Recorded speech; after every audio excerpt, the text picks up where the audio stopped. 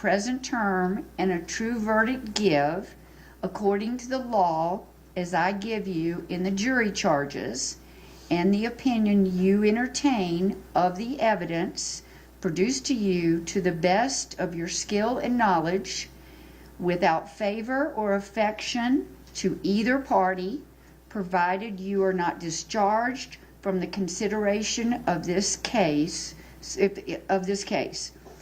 If so, say, I swear. I swear. Thank you. Please be seated.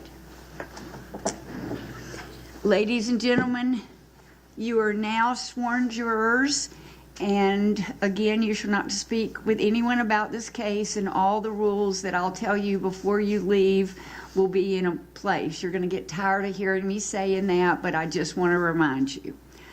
I gave you my office phone number yesterday before you left so that you could give any family members that need to get you for an emergency.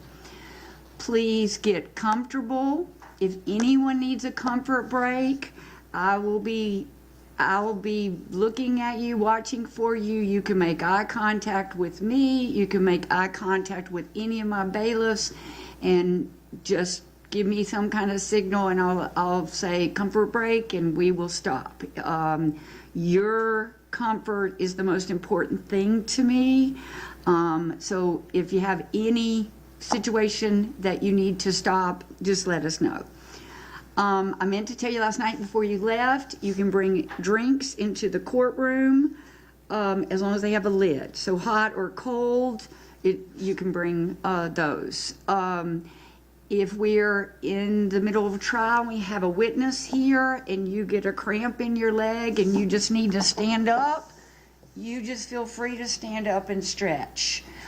If you get a cramp in your leg and you need us to stop, just make contact with the bailiffs and I'll take a break. But feel free to stand up if you need to. Eddie, my bailiff, has given you pens and pads for your use during the trial. The first thing I want you to do is on the top page of those pads, write your name. Now, if you'll write your name now on the very front page. And then if you decide to take notes, I want you to always start on the second page. The reason being is because we leave the notepads here during breaks and overnights, and I don't want you not to share your notes with anyone. You leave them in your seat, and so the only thing we can see is the top page with your name on it. It keeps it confidential. Let me give you a couple of directions about if you want to take notes. You may take notes if you wish, but you would start on the second page. If you decide to take notes, please don't let note-taking distract you from paying full attention to the evidence and the witnesses. You may not share or discuss your notes with anyone until you start deliberation at the end of this case. Your notes are not evidence. They are simply memory aids. They are not more important than your own impression or memory of what the evidence may have been. You may consider in your deliberation another juror's notes to refresh your memory. You should rely on your own memory of the proceedings. Don't be influenced by the notes of other jurors unless their notes help you in determining your own independent memory in deliberations. You must leave your notes in the jury room except when you are in the courtroom, and at the end of deliberations, they will be destroyed by Gwinnett County. You will not get a transcript of any witness that testifies in this trial. So you must remember, in the best way that works for you individually, what the witness says on the witness stand. I think that I saw y'all in your jury conference room. It's right next to my office.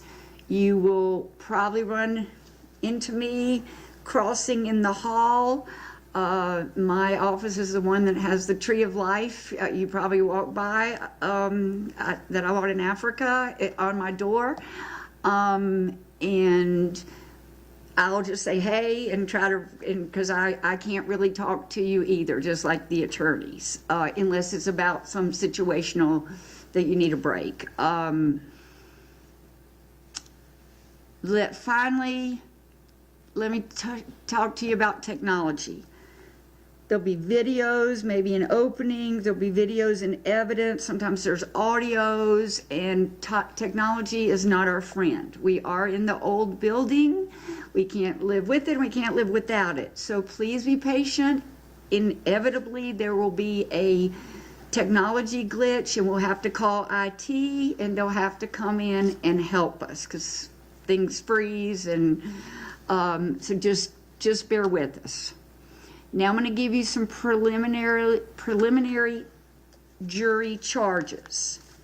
You'll hear these at the end, but I like to give some preliminary ones so you kind of have a framework before we get started on the trial. Before we start with the openings, I'm going to cover some basic principles of criminal law. I'm also going to explain my role, your role, and the lawyer's roles. Finally, I'm going to tell you how the trial will proceed, because many of you haven't served on a jury, you don't know what to expect.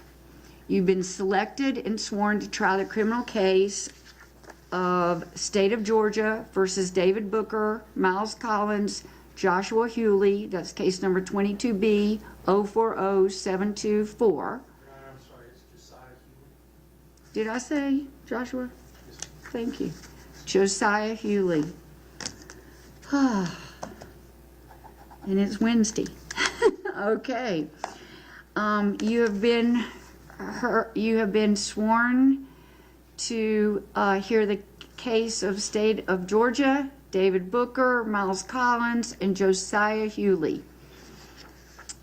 The Gwinnett County Grand Jury has indicted the defendants on count 1, felony murder, count 2, violation of Street Gang Terrorism and Prevention Act, count 3, violation of Street Gang Terrorist and Prevention Act, count 4, aggravated assault, count 5, violation of Street Gang Terrorism and Prevention Act, count 6, violation of Street Gang Terrorism and Prevention Act, count 7, felony murder, count 8, violation of Street Gang Terrorism and Prevention Act, count 9, violation of Street Gang Terrorism and Prevention Act, count 10, hijacking a motor vehicle, count 11, violation of Street Gang Terrorism and Prevention Act, count 12, violation of Street Gang Terrorism and Prevention Act, count 13, possession of a firearm during the commission of a felony, count 14, violation of Street Gang Terrorism and Prevention Act,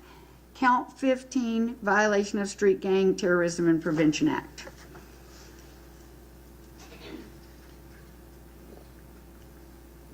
The defendants have pled not guilty. They deny every charge. The defendants are presumed to be innocent until proven guilty. The defendants begin this trial with a presumption of innocence in their favor, and that presumption stays with each one and cloaks him until it is overcome by the state with evidence that convinces you beyond a reasonable doubt that the defendant or defendants are guilty of the crimes charged. You may not convict a defendant of any crime unless each element of the crime is proved beyond a reasonable doubt. The burden of proof is on the state to prove every essential element of the crimes charged in this indictment beyond a reasonable doubt. The defendant has no burden of proof at all, and the burden never shifts to the defendant to prove his innocence. However, the state is not required to prove the guilt of the defendant, of any defendant, beyond all doubt or to a mathematical certainty. A reasonable doubt means just what it says. It is a doubt based on a common sense, based on your common sense and reason. It does not mean a vague or arbitrary doubt, but it is a doubt for which you can give a reason based on a consideration of the evidence or lack of evidence, a conflict in the evidence, or any combination of these. After considering all the facts and circumstances of this case, if your minds are wavering, unsettled, or unsatisfied, then that is a doubt of the law, and you must find the defendant for that charge not guilty. But if you have no reasonable doubt that exists on your mind about a defendant's guilt to any charge, then you may convict that defendant.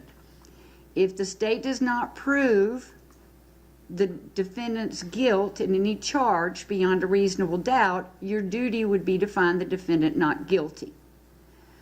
My role is to determine the law that applies to this case. Then I will instruct you on the law that you must apply to the facts in reaching a verdict. I'm giving you some of those instructions now. You'll hear them again. I'll give you much more detailed instructions about each charge at the end of the trial. You, the jury, have a very important role. You determine the facts of this case from the evidence presented, and then I give you the law to apply to those facts, and you, as the jurors, have the very important job of applying that law to the facts. Evidence is how a fact is proved or disproved. Evidence can be either testimonial, here in the witness box, or it can be by exhibits. Testimony is what you hear from people who take the witness stand and they swear to tell the truth. However, the questions that the lawyers ask the witnesses are not evidence. Exhibits are documents, photographs, and other physical items that are admitted during the trial. The object of this trial and your duty is to discover the truth. During the trial, I will admit evidence according to the rules of evidence that are the laws of Georgia that I have to apply to a piece of evidence.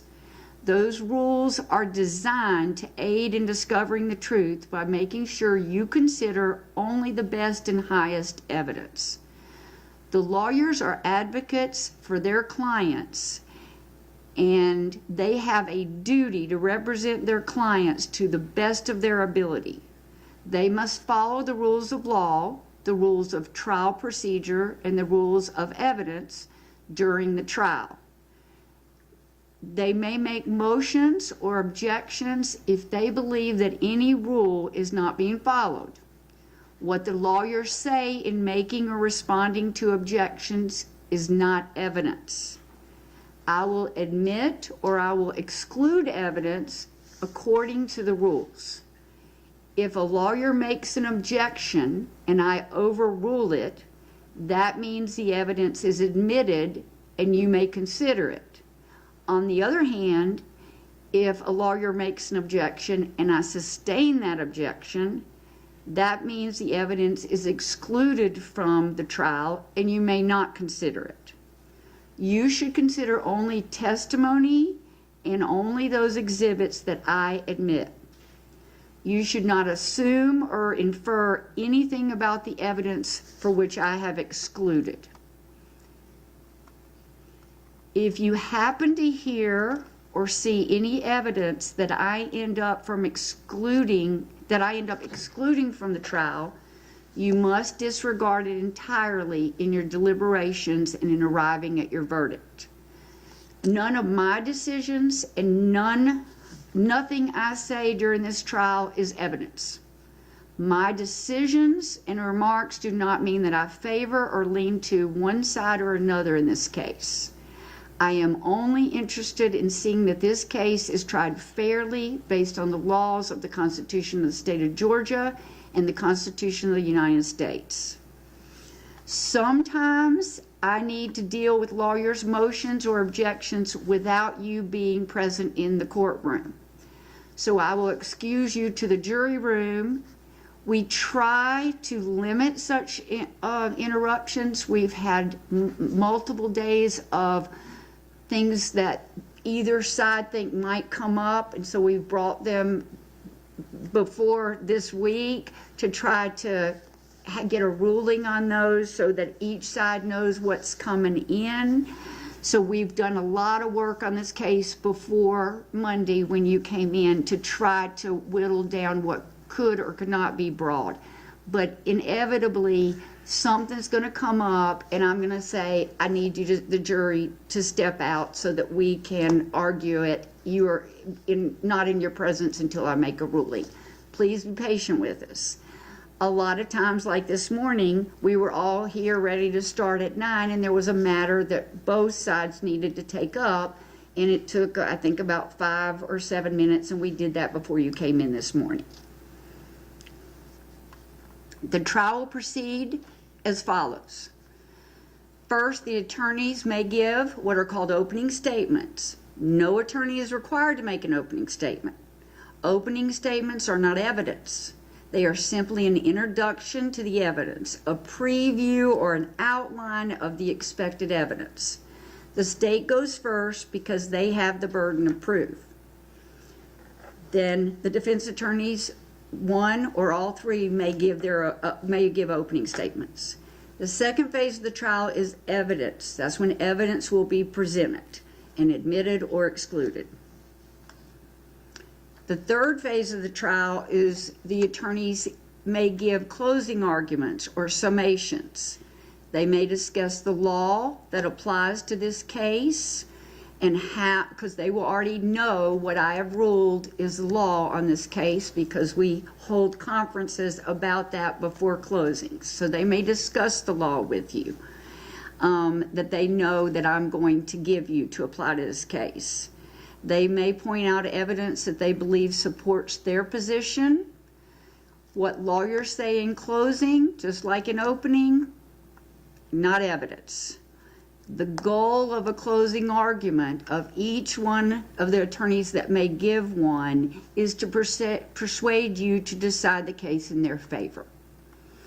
The fourth phase of the trial is I will explain to you the specific law that applies to this case. And it's called giving you jury charges. I will have met with both sides. They have proposed what charges, what that law they think applies. We will have had a conference, and I will make rulings of what law applies, and then I will read those to you. It is very important that you pay close attention during this trial. If at any time someone can't see something on the video, you can't hear a witness, let me know.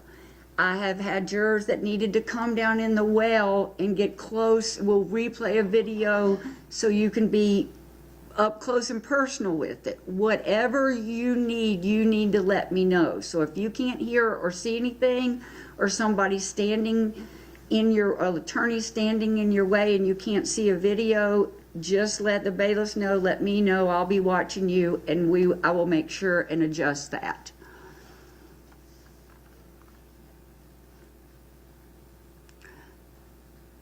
I want you to consider the evidence that you hear with an open mind. I want you to not reach any final conclusions until the trial is over, meaning evidence is closed. Do not jump to conclusions before all evidence is presented. At this time, the parties may choose to make opening statements before we begin the trial. Does the state wish to make an opening statement? We do, Your Honor. All right.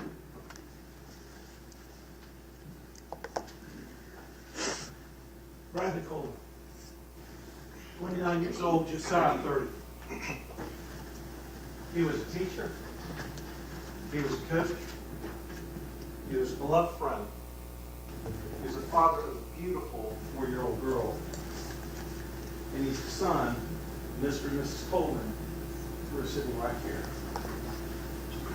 July 10th, 2022, the last face that he saw was his. Last thing that he felt was a bullet. Went through bone, brain, came out of his neck. The last breaths that he took, choking on his own blood. Why?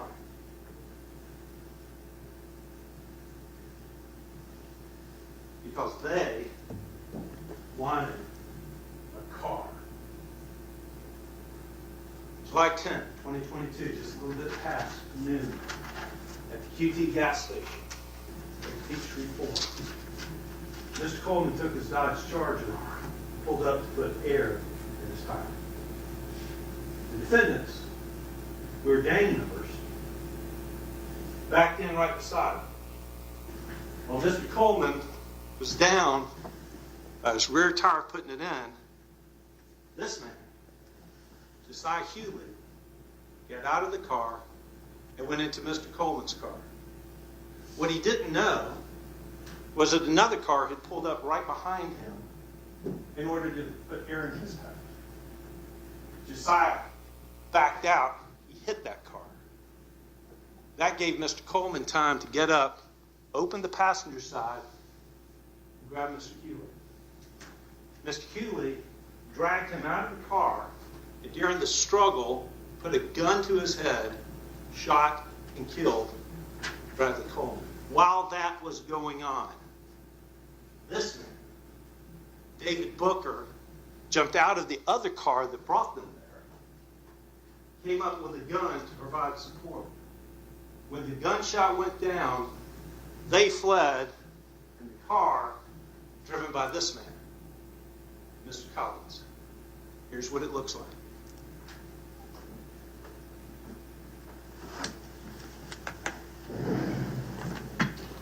Mr. Coleman's car.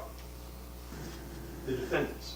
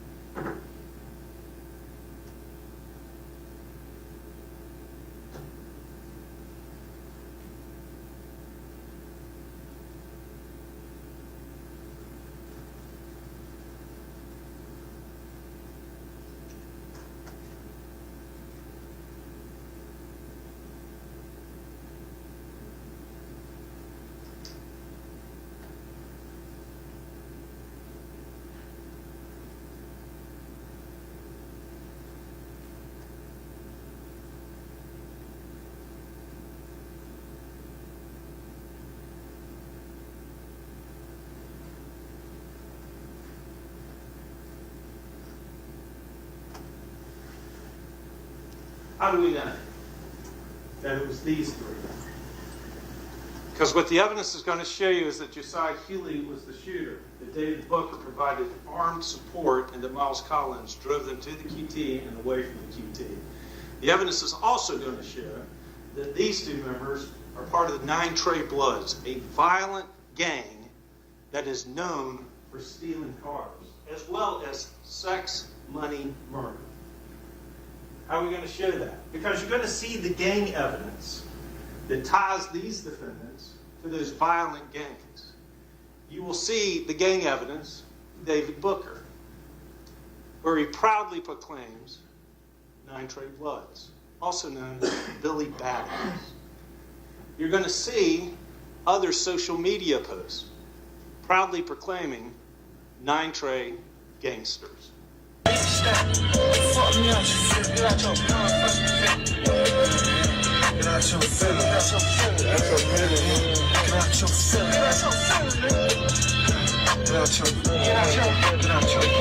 Okay, trying to geek up on the boat. Niggas don't pop, so they start. I sit there and watch them niggas clap, but baby Drew remain the same. niggas mad, I gotta change, but fuck this thing lame. Mama, I ain't have a dime on now, I can break the bank. Sparrow busting out my pocket, only need no wallet. Put it on my turn, the light on me, so I can find it. Pocket brother said I'm hard, it made me smile. Now I'm feeling cocky. When I get them ends, I'm putting M in all I need. I got all news, nigga, y'all across the light. Can't bring back my dog, but I can trust to kill it and make it right. I got some murderers, I'm not shit, this shit up like a batch. 1, 2, 1, 2, I'm like, I be shit around my nigga, running mine into my chest with a strip. I busted bitch and got smacked. To my chances with the stick, I rolled it down and got away. To my chances with the wood, I hit the road and got away. To my chances with your bitch, I fucked the hoe and paid them fake. Niggas sit on pockets, so they startin' to hate. I sit there, watch them niggas pop up, baby, dream remain the same. Some niggas mad, I gotta change. Fuck this thing lame. Remember, I ain't have a dime on now, I can break the brain. Water sparrow bustin' out my pocket, only need no wallet. Put it on my turn, the light on me, so I can find a topic. Mother said I'm hard, it made me smile. Now I'm feeling cocky. When I get them ends, I'm putting M in all my niggas. I need a ball and they have out. If one gang get one side, we gon' here for the money. It's time to cross over. Whoever thought that I'd be in a position that don't know. Niggas acting like they dollar riding me, don't want me to win. Screaming, fuck the come around with that hate shit like Bush. Did you come for it? You'll see the significance of the tattoos, including the ones not hidden behind bow ties or shirts zipped up. You're going to see it for David Booker. You're going to see Miles Collins. Billy gang shit. Yeah, real Billy gang shit. But guess what? I never get them street laws. Nigga, mind your business, get money, and shut the fuck up, nigga. Facts, nigga. Fuck you talking about? You're going to see the gang evidence of Josiah Healy, the shooter, all over his body, and the hand signs, proudly proclaiming on social media his membership in a violent and deadly gang. You're going to see other evidence, too, that among the crimes of nitrate bloods and sex money murder, they steal cars. And you're going to see the defendants, each and every one, has stolen cars before. Because of gang members. Or violent. And on July 10th, 2022, they did it again. But this time, somebody had to die. And that was Bradley Coleman. The evidence is going to show that as they fled the scene, the car that they rented had its license plates captured on a license plate reader. The vehicle movements were tracked, showing that as that car fled the scene, they went back to their neighborhood. The owner was located, the car was a rental, and it was rented by David Booker and Miles Collins on July 8th, just 2 days before they murdered Bradley Coleman. You're going to see the cell phone evidence that received since search warrant, showing that those photographs and those IDs came from their cell phones. You're going to see that David Booker provided his Georgia ID, but he wasn't 21. So Miles Collins provided his driver's license. John, next slide, please. Quick. Oh, I'm sorry. Can you go back to the slide? Yes, sir. Thanks. In addition, you're going to see the text between Miles Collins, his girlfriend Jamira Pledger, actually sent payment for that automobile. That's this defendant.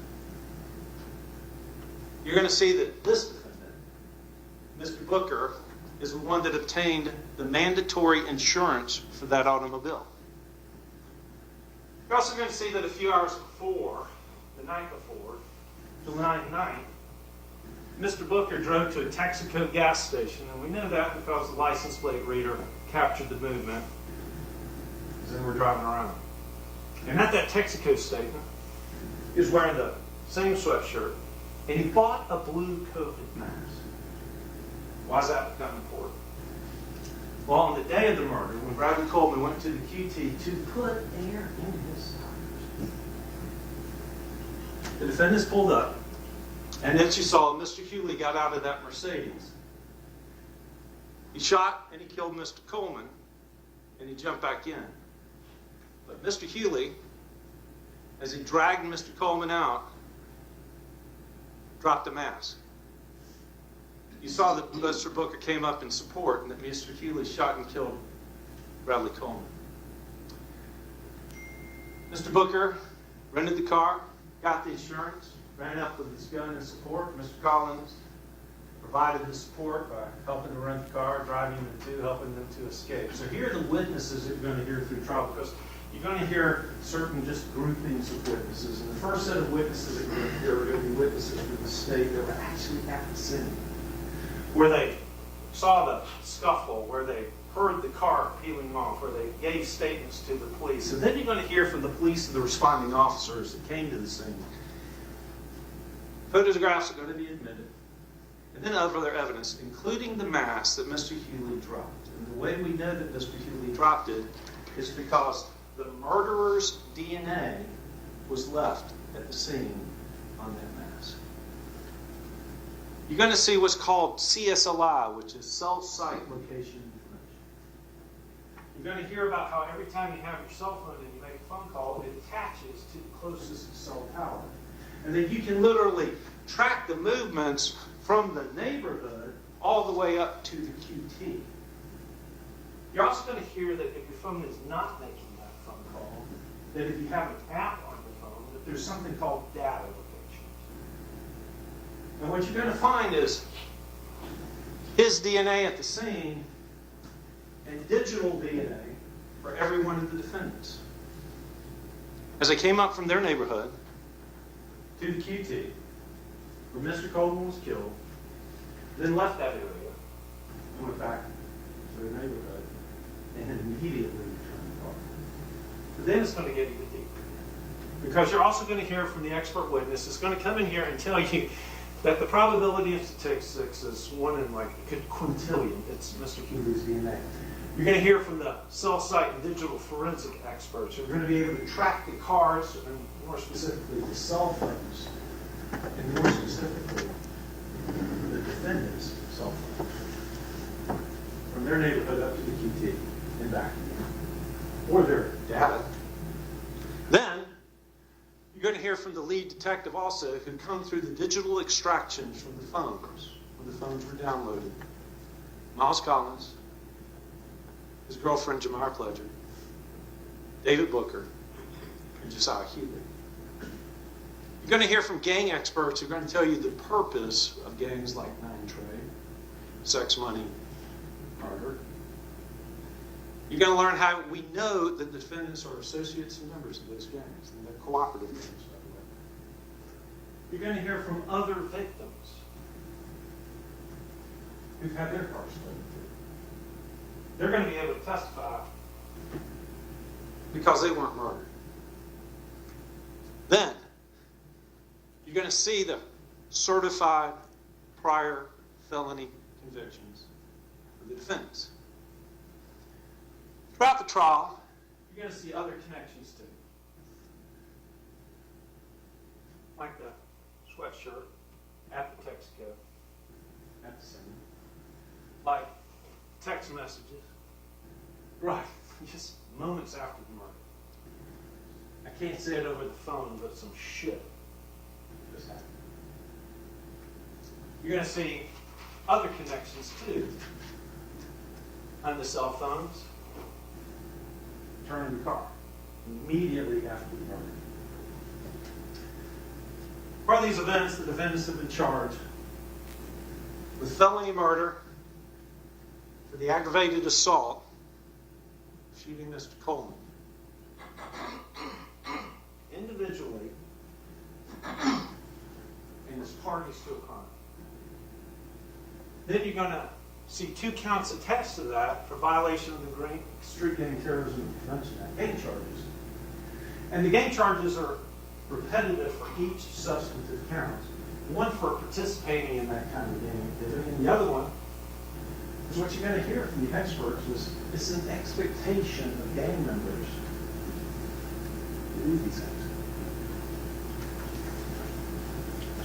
for the gunshot individually and as parties to a crime. Felony murder based on the hijacking of the motor vehicle. And gang charges attached to that. The substantive charge of hijacking the motor vehicle, and then possession of firearms during the commission of murder. The defendants are all represented by very good defense counsel.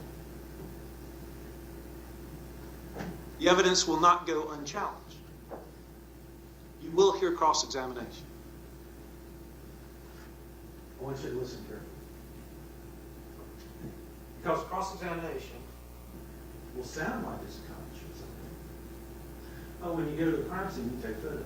And when you take photos, you put them in markers. When you put them markers, you put them beside the important piece of evidence. It'll be cross-examination.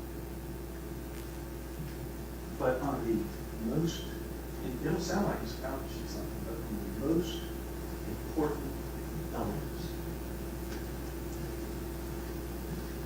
his DNA, his cell phone, his text, his data location, their memberships in gangs. There's not going to be one cross-examination question that creates even a moment of hesitancy in your mind. And at the end of the day, I'm going to come back and I'm going to ask you to return a verdict of guilty because this county lost teacher, coach, father of a beautiful young lady, son, for a dead young car. Thank you. Thank you, Mr. Miller. Mr. Lewis, do you wish to make an opening statement Yes, thank for you. Mr. Booker?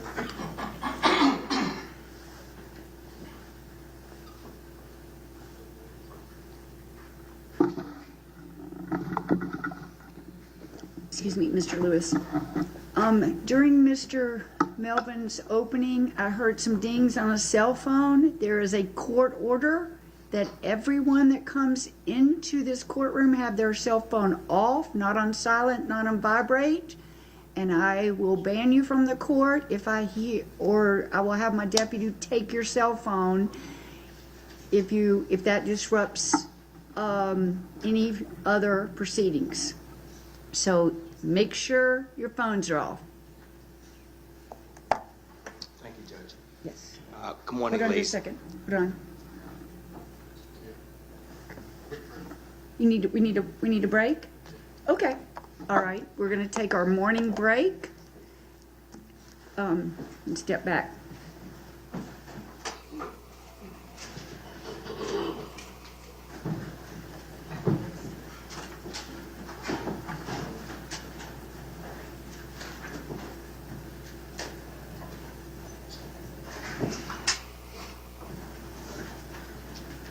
I'm going to get her.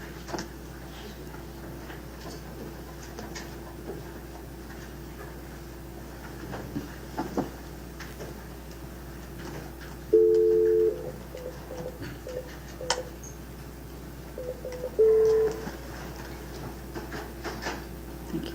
I need to get Hyatt in here. We're taking a morning break because the jurors needed it. Thanks. Sorry, Mr. Lewis. No, it's no problem. Go ahead and start. Do you have another clip share? Yes, right here. Thank you. All John, right. 10 minutes, Jeff? 10 minutes. Ladies and gentlemen that are in the courtroom, before you leave, everybody look at me. If you come in and out, those doors swing and they're very, very loud. And I want to make sure that each sides have fair trial. So you need to make sure that you hold those doors and they don't slam. And you are not to have your cell phone on unless you want to lose it to my deputy or be banned from the courtroom. So I just want you to understand that. You're welcome to be here, but you have to comport with my rules. Thank you. Judge, how long? 5 minutes? Let's say 10 minutes. I'm concerned about the loss of the juror with the dentist. Yes, ma'am. I'm sorry? I'm concerned about the loss of the juror with the dentist appointment. She was Oh. crying. She was the one who asked for a break. She was crying. But You I just saw that. I mean, after when Melvin was speaking, she's the one who asked for the break. I have no idea why she's crying. Yeah, but I thought it was because of that. Hyatt's on the way, Tracy.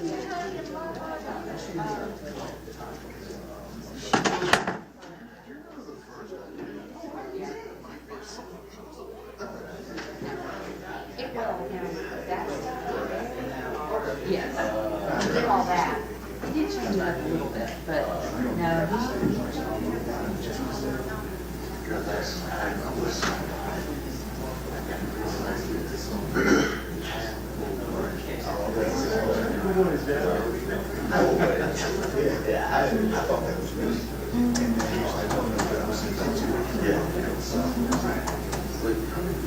I don't even know where to begin to tell you to take it easy.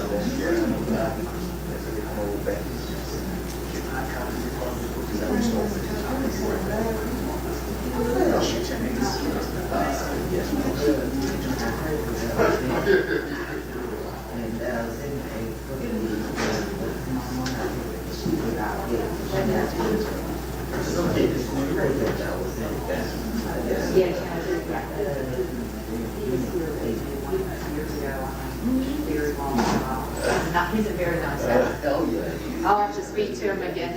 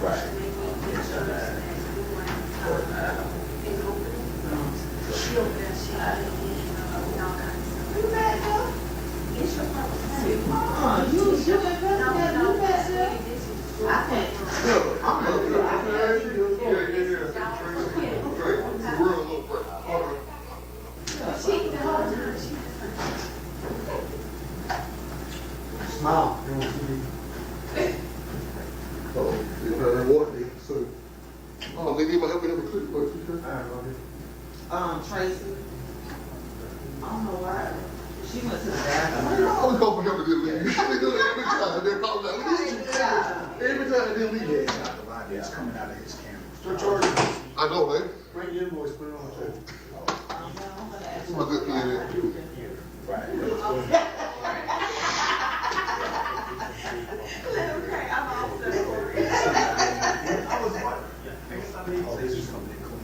Yeah, that's what you're I don't think a lot has it.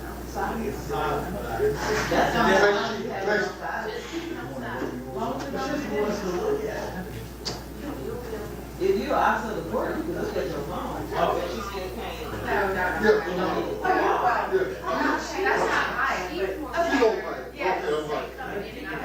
I just need to get my computer hooked on, and I wasn't sure which one I should do.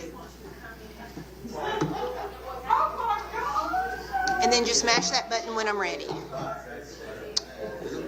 Awesome. Thank you so much. You just press it. You don't have to hold it. Okay. Yeah, you just click it, and then just like your car. Awesome. Thank you so much.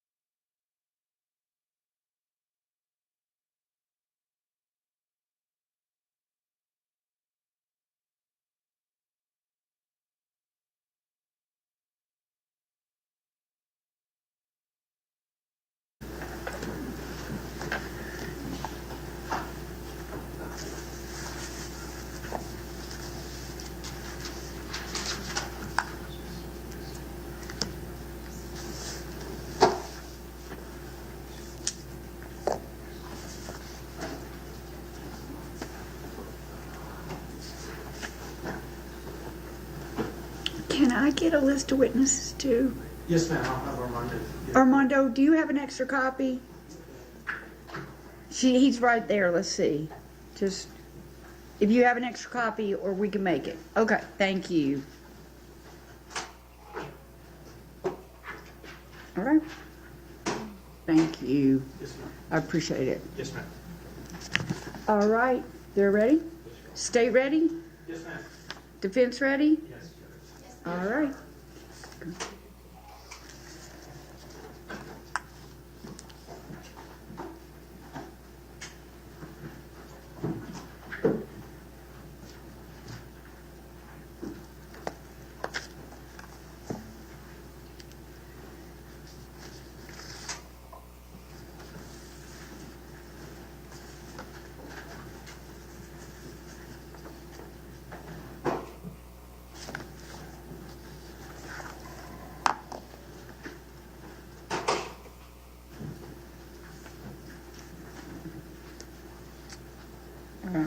Thank you.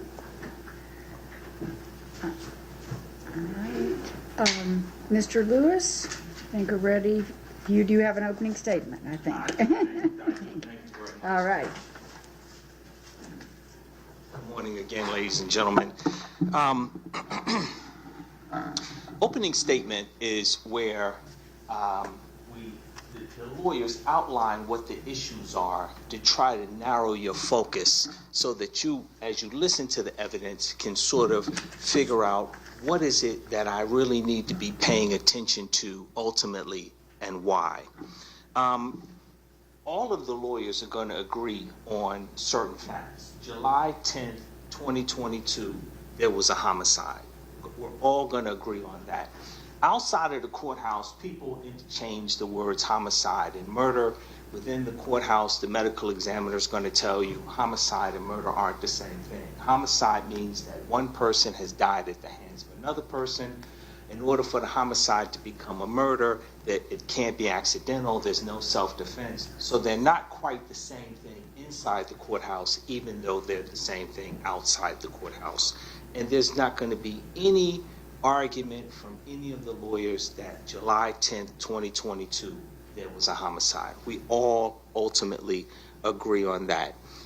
We also don't really have any doubt about what occurred because it's captured on QT video, and there are witnesses who stayed around and told the police officers what they knew, and they're going to come in and testify. And what they're going to testify to is going to be basically corroborated by the QT video. Mr. Coleman came in. It appears that he's getting air in his tire because he's by the air machine. A vehicle that appears to be a Mercedes pulls in next to him. One of the occupants gets out. There's a struggle, and the person that initially gets out of the vehicle that's struggling with Mr. Coleman ultimately shoots Mr. Coleman. So there's not going to be any disagreement ultimately about what happened. Who shot Mr. Coleman? Ultimately, I think the evidence is going to show Josiah Hughley shot Mr. Coleman. I think the evidence is going to show that. So why is David Booker sitting here? Well, David Booker's sitting here because he has a connection to a Mercedes, and a Mercedes was used as the getaway vehicle at QT. That's ultimately why he's sitting here. So that's going to bring you, in regards to Mr. David Booker, to the first issue. The first issue that you have to decide. Is the Mercedes at the QT the same Mercedes that David Booker is associated with a day and a half earlier at the Texaco in Atlanta? David Booker has a connection to the Mercedes that you see, that you saw in the opening statement where they have the tag. That Mercedes is found in about a 1 mile radius of the QT. Here's where we get to the magical language. The state says that Mercedes is fleeing. So he puts the Mercedes that you have the tag for at the QT, but no one else does. There's not going to be any QT video that you look at where you can look and see that's the tag.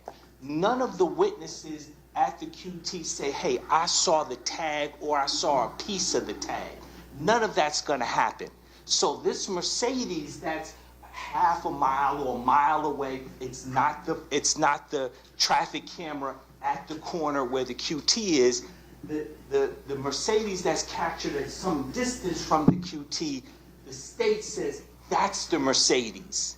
And then from the statement, that's the Mercedes, they go backwards and say, that's why David Booker's involved. There's no one that's going to testify to the tag of the Mercedes that you saw on the flock camera.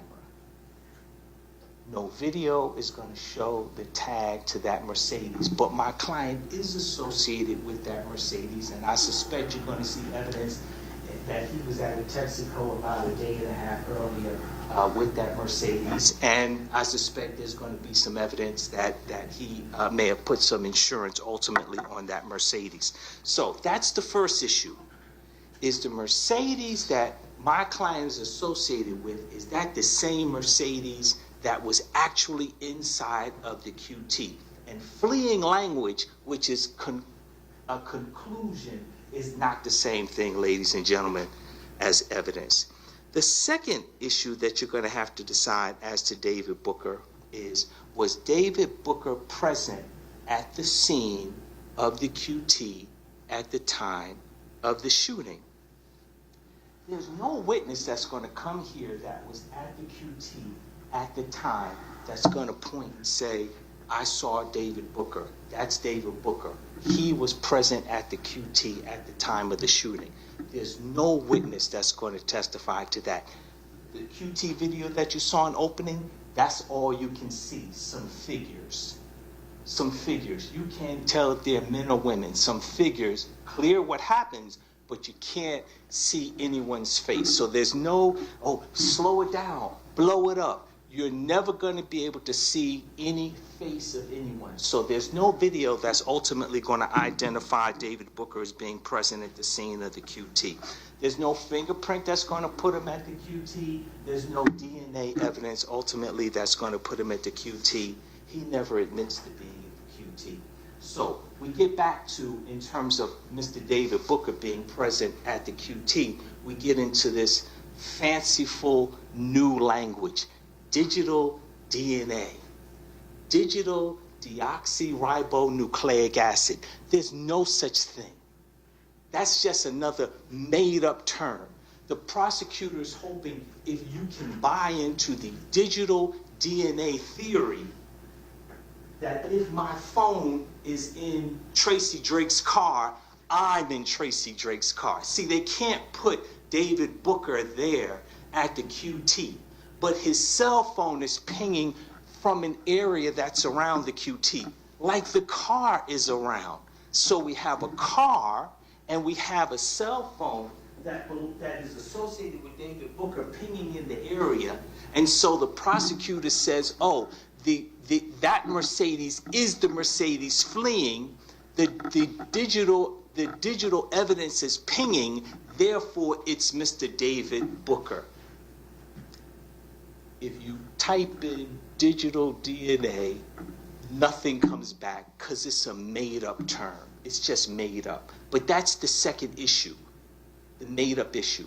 The second issue is, can the state put Mr. David Booker ultimately at the scene, at the QT at the time of the shooting? So the first issue, you've already got a conclusion that the state has made, that the Mercedes is fleeing. And now you've got this made-up magical language, digital DNA, as it relates to the second issue with Mr. David Booker being present or not present at the QT. The third issue, obviously, is the gang charges. You should already know why, in opening my client on the video, that was actually longer than the QT video. You should be able to know that. He's hoping that he can prejudice you. The prosecutor's hoping that you'll look past his conclusions about fleeing and digital evidence and say he's not a good person. If you need to write that down, you can write it down. David Booker is not a good person. You're not here to decide that. You're here to decide if the state's evidence is enough for you to determine that David Booker is guilty beyond a reasonable doubt. It doesn't matter if he's guilty or not. I always tell jurors, it doesn't matter. I believe one of the good people in the world is Mother Teresa.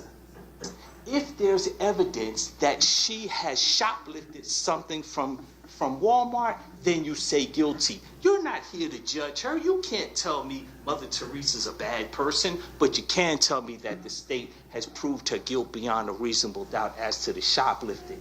We're not here to determine good or bad.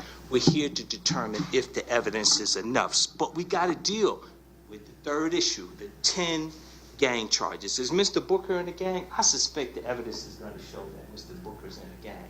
I suspect the evidence is going to show Mr. Booker's not a good person. I'm not worried about you liking Mr. Booker.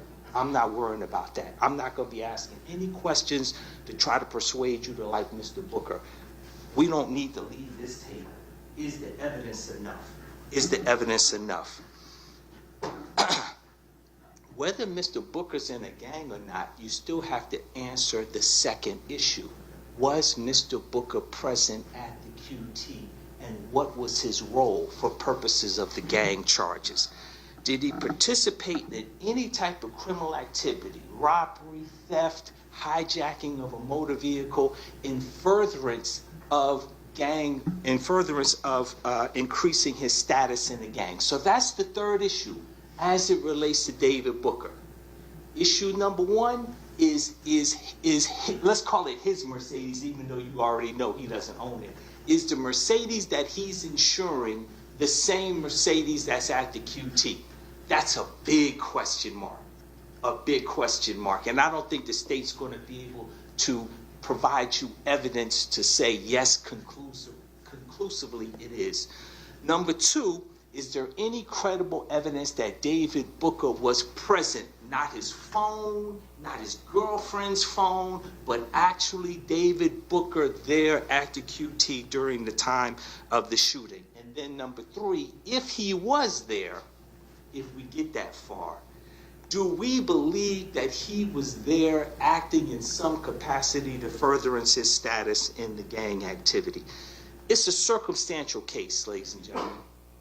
We know what happened. We've got to try to figure out, after the shooter, did the other two gentlemen play any role in this whole thing? And that's why there's so many witnesses, and there's gonna be so much evidence, videos and things of that nature, because it is a circumstantial case.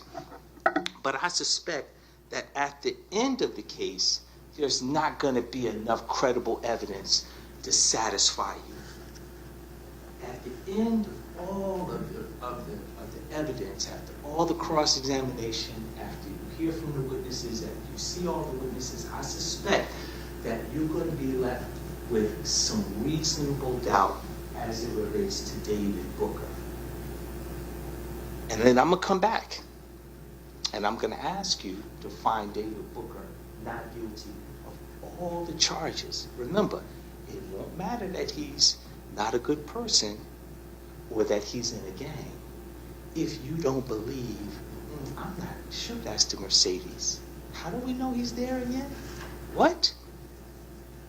And I'm going to expect you then to follow your oath and find David Booker not guilty of all the charges. Thank you very much. Thank you, Judge. Thank you, Mr. Lewis. Mr. Clegg, do you have an opening on behalf of Mr. Collins? Yes, Your Honor. Thank you very much. Thank you. Good morning, ladies and gentlemen. As I introduced myself to you yesterday, my name is Tom Clegg. I'm an attorney. I have been practicing law for, believe it or not, I guess 48 and a half years now. And I have the opportunity, well, first of all, I have the privilege of representing Mr. Miles Collins. Okay? I'm not going to stand up here and tell you that Miles Collins is not a good person. He is a good person. Okay? But I'm here to give you what is called an opening statement at this point. And as Mr. Lewis alluded to the fact, an opening statement is simply a coming attraction of what we expect the evidence to show. In closing argument, all of the attorneys will have the opportunity to stand up and try to connect one fact up with another and ask you to draw conclusions. I'm not asking you to draw conclusions. I'm simply here to discuss what it is that the evidence is going to show, and more importantly, what the evidence is not going to show in regard to Miles Collins. Understand, each of us, all three of the attorneys, represent our individual clients. I am here on behalf of Mr. Collins. I am not here on behalf of Mr. Hewlett. I am not here on behalf of Mr. Booker. I am not going to be attempting to assist the prosecution in convicting those two individuals, but I am here focused on Mr. Collins and what the state can show, and quite frankly, what the state cannot show. Now, there are essentially 45 counts of the indictment. You have heard 15 of them read. There are 15, but 15 times 3, because there are 3 defendants, is 45. So ultimately, in resolving this case, when you deliberate, you will have to issue a verdict 45 different times.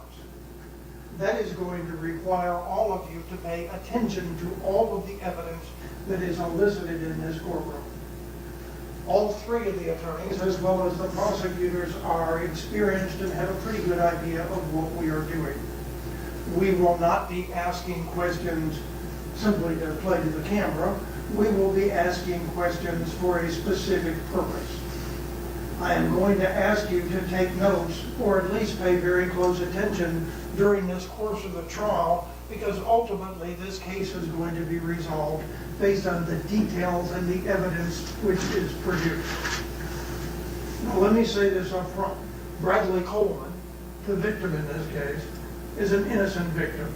He was doing nothing wrong back on July the 10th of 2022. He was at a QuikTrip at about 12:38 in the afternoon on a nice sunny day, putting air in his tires. This is in Peachtree Corners, a relatively nice area of Gwinnett County. He was minding his own business. Someone attempted to steal his car. Because of a confluence of events, because things went wrong, somehow or another, that did not happen. He became aware of the fact that someone was attempting to steal his car. He sought to intervene. A struggle ensued, and he wound up being shot. He was shot 1 time. There was one individual who fired the shot, one individual who fired only that one shot. Again, I am not here to assist the prosecution, but I can tell you beyond all doubt, and this is even beyond the reasonable doubt, that my client, Miles Collins, had nothing to do with the actual shooting of Bradley Coleman. The state will introduce absolutely no evidence to suggest or even argue that he had anything to do with possessing a gun, with getting out of a car, or with firing a shot which killed the victim. Now, understand this. We expect the evidence is going to show that the intent of whoever was in the car was to steal another person's car, to get Mr. Coleman's car.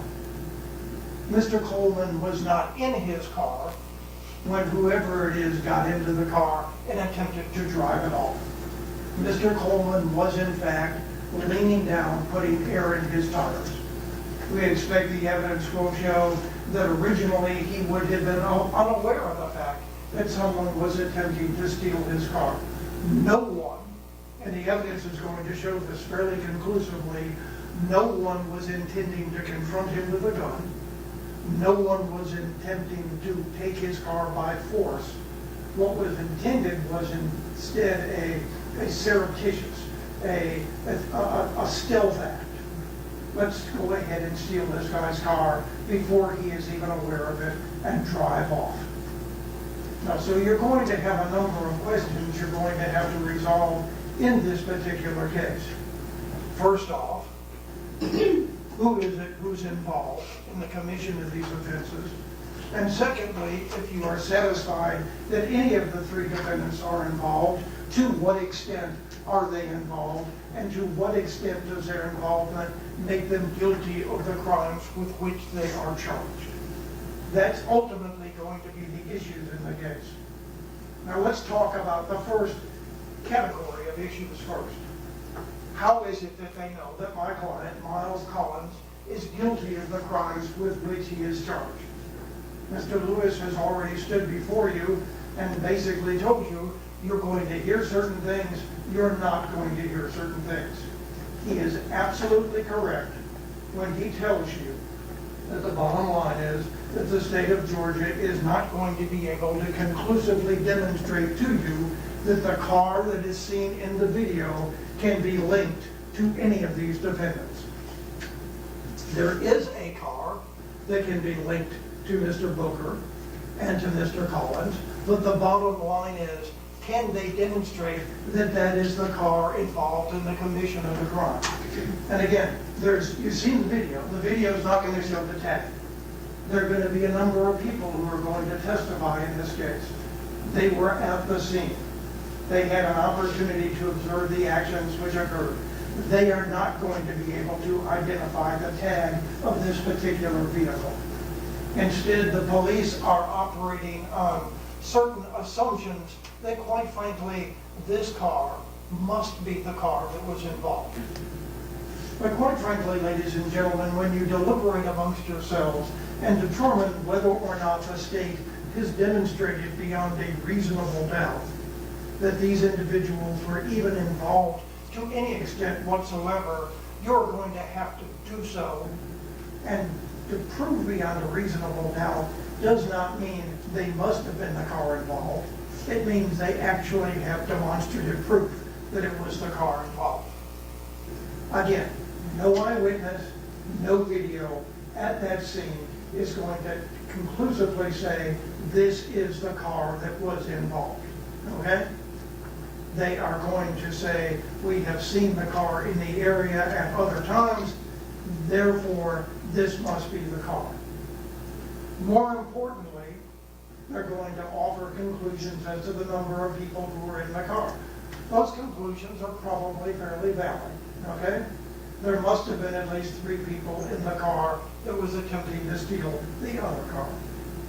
There was a driver, there was the person who got out of the car and into the Charger, and then there was the other person who got out of the passenger side of the car and apparently attempted to intervene when things went south. You have seen the video. Again, as Mr. Lewis said, the video is not going to be able to make you able to draw any conclusions specifically as to the identity of the individuals. At no point during the course of this trial, at no point whatsoever, will anyone come into this courtroom, look at Miles Collins, be asked to identify him and say, was Miles Collins the person at the scene? No one will make that testimony. No one will make that identification. The conclusion of the state, it must be, will be that Miles Collins was the driver of the car. Listen to the testimony of the individuals who were present. Listen to what they say about whether or not they are able to offer an opinion as to the ethnicity, as to the sex, as to the age of the physical characteristics of the individual who was driving the car. There will be virtually nothing. The video will not show it. No individual will show it. There will be nothing to show that Miles Collins was at that scene. Is there any identification? The answer is pure and simple. No, there is not. Now, that's what they got. There will be an individual, there will be some testimony to suggest that someone was able to catch a glimpse of the tag. Although they were unable to get the tag number, they concluded it was from an out-of-state car. Okay? The car that the link to the defendants was rented from I will say a rental car agency, but it's not like Avis or Hertz. It's somebody who owned a couple of cars and had a relative go ahead or some friends go ahead and rent them kind of on the side. Okay? And the evidence will show that my client and Mr. Booker, in fact, did rent such a vehicle. That's it. Can they link that car conclusively to the scene? No. Now, the second issue you're going to have to resolve is what exactly transpired when things went south, because they clearly did. I mean, as I indicated to you, this was not an intent to cause anyone any sort of injury.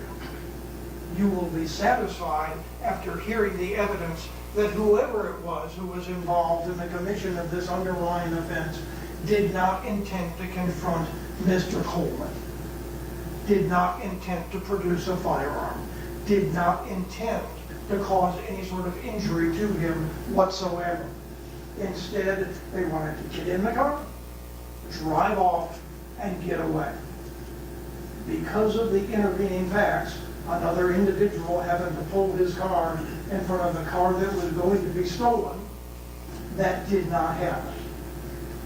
That, and there was I think there was an actual collision between Mr. Coleman's Charger and his third car. That alerted Mr. Coleman, and Mr. Coleman, being aware of the fact of what was transpiring, went ahead and reacted. He is certainly entitled to react in that manner. As I have said, I am not suggesting in any way, shape, or form that Mr. Coleman is anything other than an innocent victim. He's putting air in his tires, for God's sake, at a QuikTrip in the middle of the afternoon. But the bottom line is, because there is that brief collision between these two vehicles, Mr. Coleman sees what's happening, gets into his car, and begins to struggle with the individual who is trying to steal his car. Mr. Coleman is not shot in his car. Mr. Coleman has a gun of his own.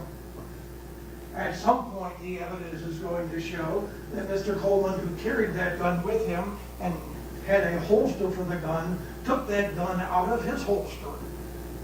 And in doing so, to some extent, upped the ante of the circumstances. The bottom line is, there was a struggle inside the car, but no shots were fired inside the car. At some point, one of the issues you will have to resolve amongst yourselves in deciding this case is who produced a gun first. Was it Mr. Coleman, or was it the individual who shot him?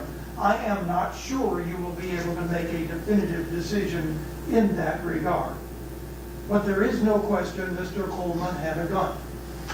Now, the state stood up in its opening statement and suggested to you that whoever got into the car pulled Mr. Coleman out of the car and then summarily executed him.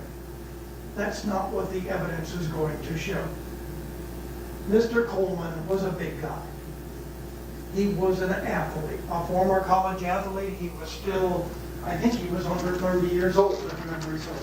If he might have been 30, I think he was in his late 20s, but he was 6'5" at least, 210 pounds at least, and you saw the picture of him seated there in the state's opening. He was an athletic guy, he was a strong guy, he had played college sports. He was not capable of being pulled out of the car. I believe the evidence is going to show that Mr. Coleman, when he got out of the car, after the struggle, was actually pursuing whoever had been in the car. Whoever got in the car, when confronted by Mr. Coleman, was trying to get away. He was trying to flee the scene. Mr. Coleman was trying to prevent him from fleeing the scene. Mr. Coleman was not dragged out of the car. Mr. Coleman got out of the car. Mr. Coleman had his gun, and then when they were outside of the automobile, the two individuals, one with a gun, Mr. Coleman, the other, the guy who got in the car, who happened to have a gun himself, wound up exhibiting the guns to each other, and a shot got fired. This was a non-intended act. Now, in ultimately deliberating this case, you will have to resolve certain issues. You will have to resolve amongst yourselves who is it who fired the shot. The state has stood up before you and said it's Mr. Hughley. I think the evidence is going to support that inference of the three. But the bottom line, also what you're going to have to decide is whether or not anyone else who was involved in the commission of that incident, of that intent to steal a car, is involved in the actual shooting of Mr. Coleman. You will be charged with the law on what is a party to a crime. But the bottom line is, This is a situation where because Mr. Coleman intervened, because Mr. Coleman happened to have a gun, because he interjected the gun, he wound up getting shot. Is that, under those circumstances, the unique circumstances of this case, enough for you to determine that anyone else involved in the commission of the offense who did not actually get out of the car, who did not necessarily possess a gun, is guilty of a homicide? That's one of the issues you will have to decide. So the bottom line is, first off, you got to be satisfied that Miles Collins did something, that he was there, that he was identified at the scene. And secondly, you're going to have to be satisfied that he was in fact guilty of all of the crimes that are alleged. Now, there are the gang charges. Mr. Melvin, in his excellent opening statement, basically made reference to the fact that they are repetitive. I am presuming you all know that by now. It is tedious to listen to the indictment. You basically heard 10 counts when there are 2 gang charges. Who's fooling who? They were repeated 5 times each. They are identical. One of the things you will have to decide is this. Wait to hear the evidence of the gang. I mean, are these guys members of a gang? I don't have a clue. But the bottom line is, they've got to connect up the fact that they are a member of a gang with the commission of these offenses. A number of the counts allege specifically that the offenses were done for the purpose of enhancing their position and status in the gang. Ask yourself, who is it exactly who's granting that status? Ask yourself, who is bestowing a position? Ask yourself specific details about the gang, about how they know this was a gang-related offense, any number of things, because you will hear from quote-unquote gang experts. These people are, quite frankly, deliberately vague. There's a gang, there's a crime, therefore it's a gang-related crime. You're going to have something more than that, ladies and gentlemen. So there are going to be a lot of details that you're going to have to pay attention to during the course of this trial. Okay? Some of you take notes, some of you don't. If you're taking notes, make sure to continue to listen while questions are being asked, and more importantly, while answers are being given. Okay? You're going to have to pay attention to virtually everything that is said during the course of this trial. If you do so, and if you do so in the spirit of keeping an open mind and holding the state to their burden of proof, I am confident that at the conclusion of this trial, when I ask you to find Miles Collins not guilty of each and every one of the offenses that he is charged with, you will return a verdict pure and simple, consistent with that simple truth. The state of Georgia will make an attempt to convict Miles Collins. The state of Georgia ultimately will fail, and your verdict at the conclusion of your deliberations should reflect that simple fact. Thank you for your attention. Thank you, Mr. Clegg. Ms. Drake, do you wish to make an opening statement on behalf of Mr. Hewley? Yes, ma'am. Thank you.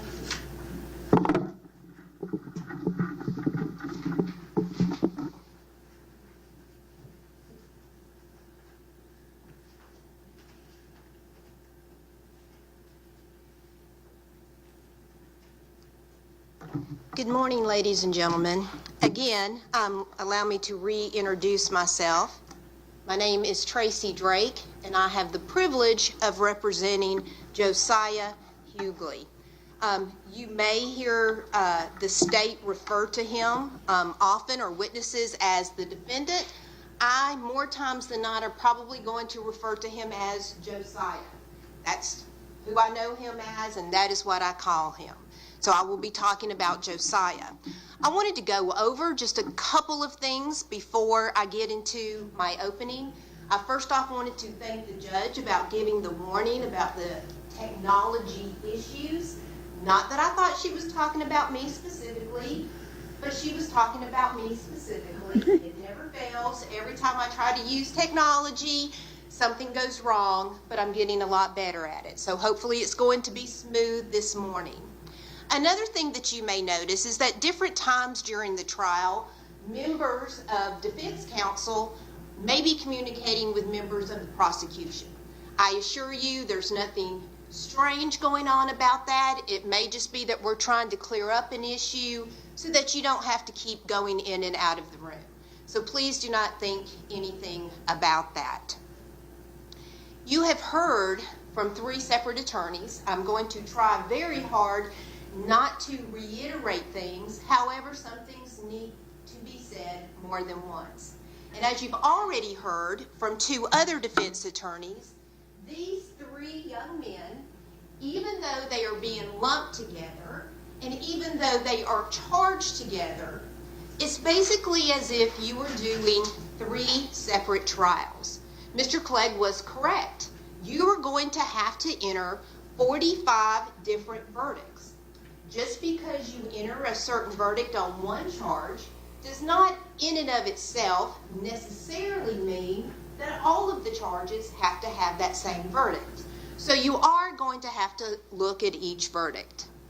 This is actually, I believe, in my 20-something years, almost 30 years, that I've ever done a PowerPoint during the opening. The reason why I wanted to do a PowerPoint during the opening is because, as Mr. Clegg and I believe Mr. Lewis said, when the indictment is read, it was very hard for me to even stay focused and follow. And I'm sure it was for you. My undergrad degrees are in middle grades math and science, so as a teacher, I like to accommodate everyone. Some people are visual learners, some people are auditory learners, some people like to feel things. It was kind of funny because my PowerPoint is going to be very similar in some respects to Mr. Melvin's PowerPoint, and I did warn him that I was going to mention his mother in my opening. She was a state teacher of the year and a national teacher of the year, so he comes by it honestly, because that is exactly something I would expect a teacher to do, is to try to explain things and break it down. So, as you've already heard, you basically have 5 main charges with 2 gang charges that are attached to each of those separate crimes. But let's talk about, I want to explain these to you a little bit more so that you'll kind of know more of what you're looking for. Up to this point, everyone's just said felony murder based upon aggravated assault. But I want to show you a little bit more about what the indictment actually says so that you'll know some key points that you need to follow during the trial. So felony murder, which is in the first count, is cause the death in the commission of a felony, which is aggravated assault by shooting. That one seems pretty straightforward. The first gang charge is that Josiah was a member, which the state just told you that the evidence was going to show he was a member, not merely an associate, but was a member or associated with a criminal street gang, specifically the Bloods, and that they conducted and participated in criminal gang activity. And these are all things the state is going to have to prove to you in their evidence by committing felony murder. And as you've already been told, so I may go through some of these a little bit fast because I know that your time is valuable as well.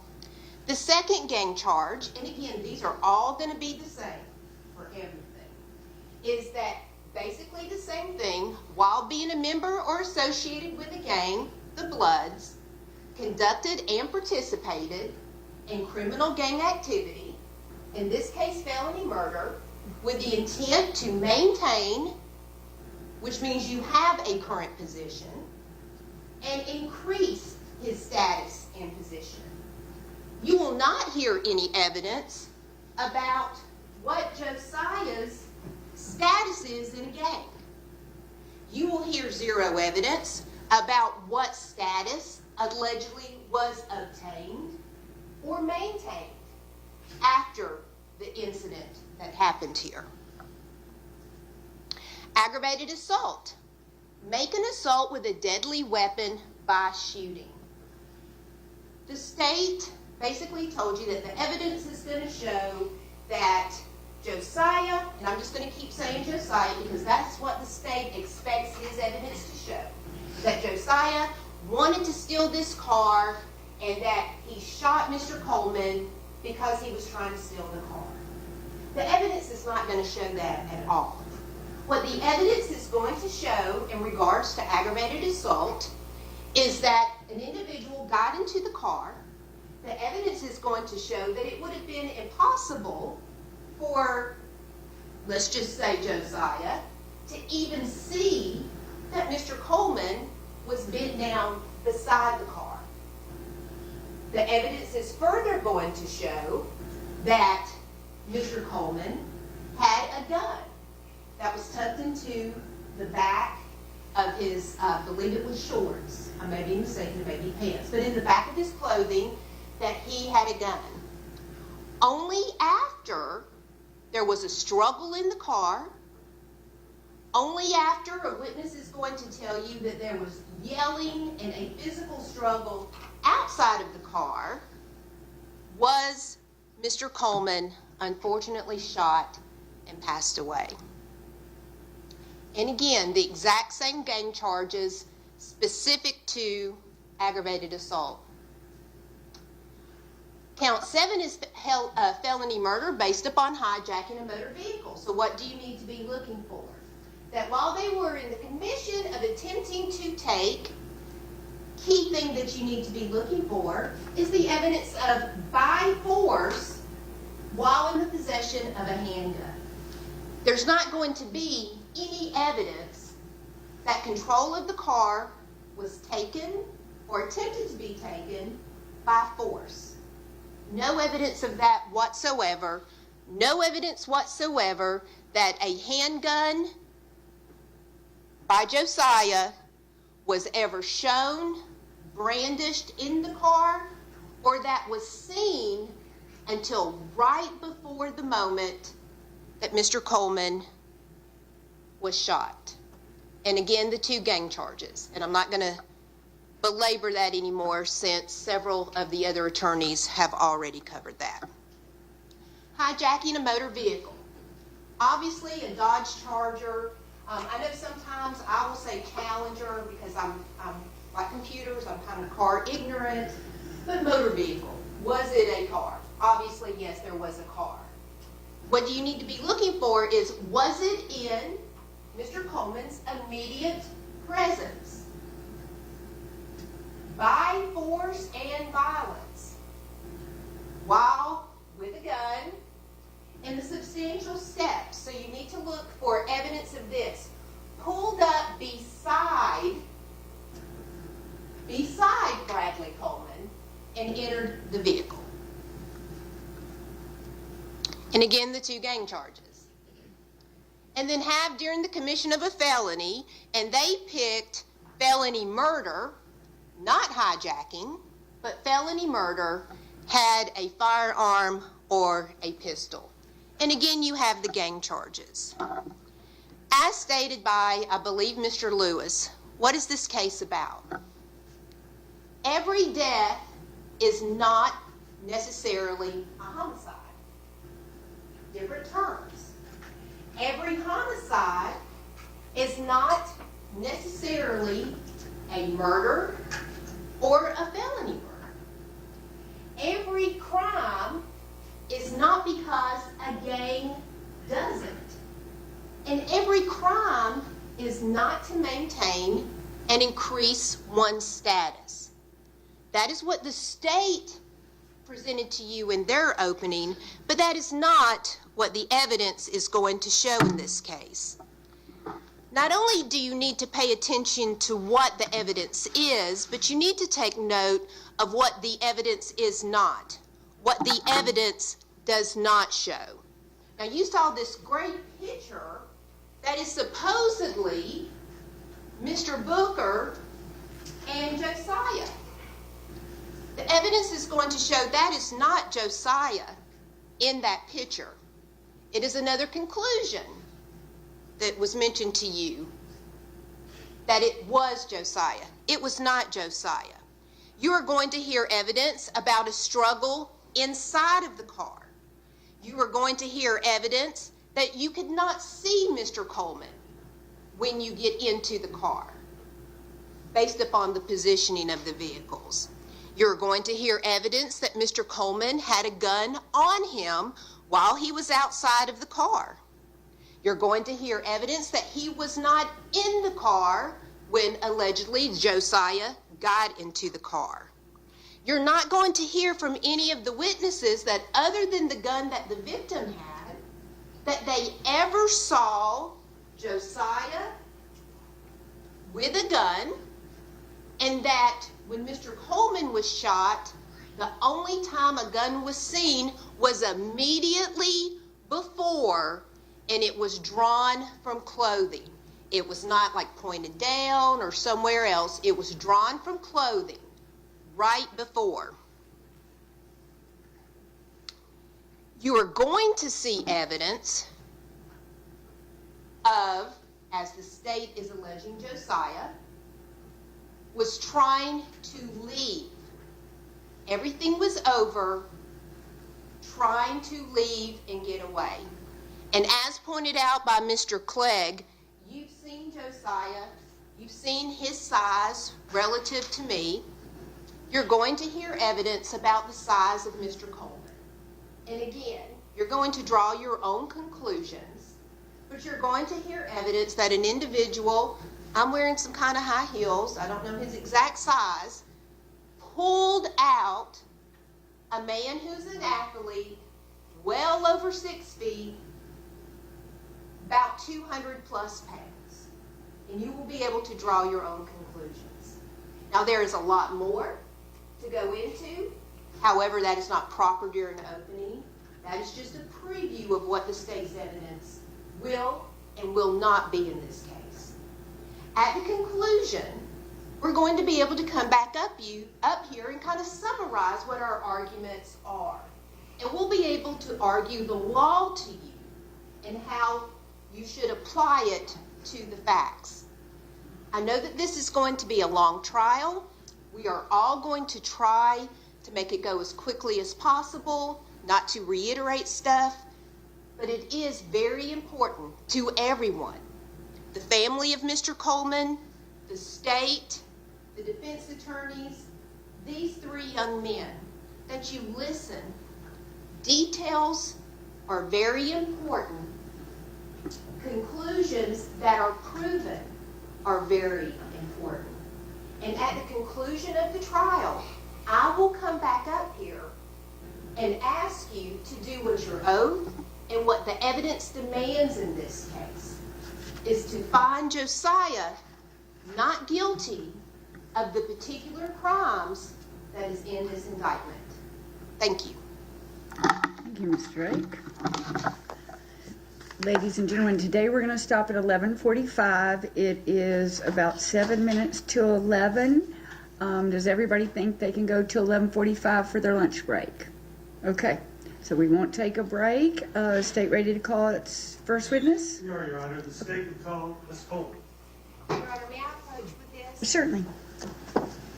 Thank you. Thank you.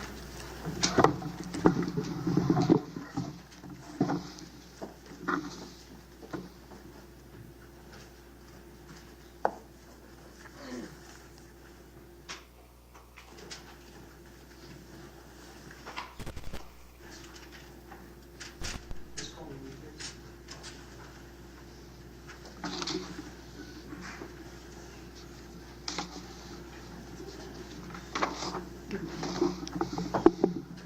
Just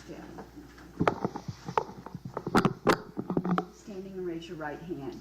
Do you swear or affirm to tell the truth, the whole truth, and nothing but the truth in this case? Yes, I do. Thank you very much. Please be seated. Good morning, Ms. Coleman. How are you? I'm doing great, thank you. For the record, could you state your name? Sure, it's Venetia Coleman, And could you spell your first name for the court reporter? Benetia. You live in Gwinnett County, Ms. Coleman? Yes, I do. How long have you lived here? About 35 years. And do you work? I'm an educator. I have a daycare center. How long you been doing that? about 30 years. Is that here in Gwinnett County too? Yes, it is. How many children do you have? Currently, I have one child. How many children have you had?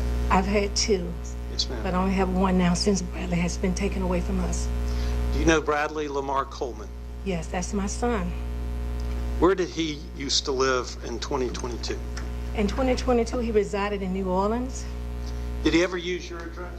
all the time. Did Mr. Coleman have any children? Yes, he did. Could you tell us about her? He had one daughter. Her name is Amira Giselle Guillory Coleman, and right now she's 8 years old. But when this happened, she was 5 years old.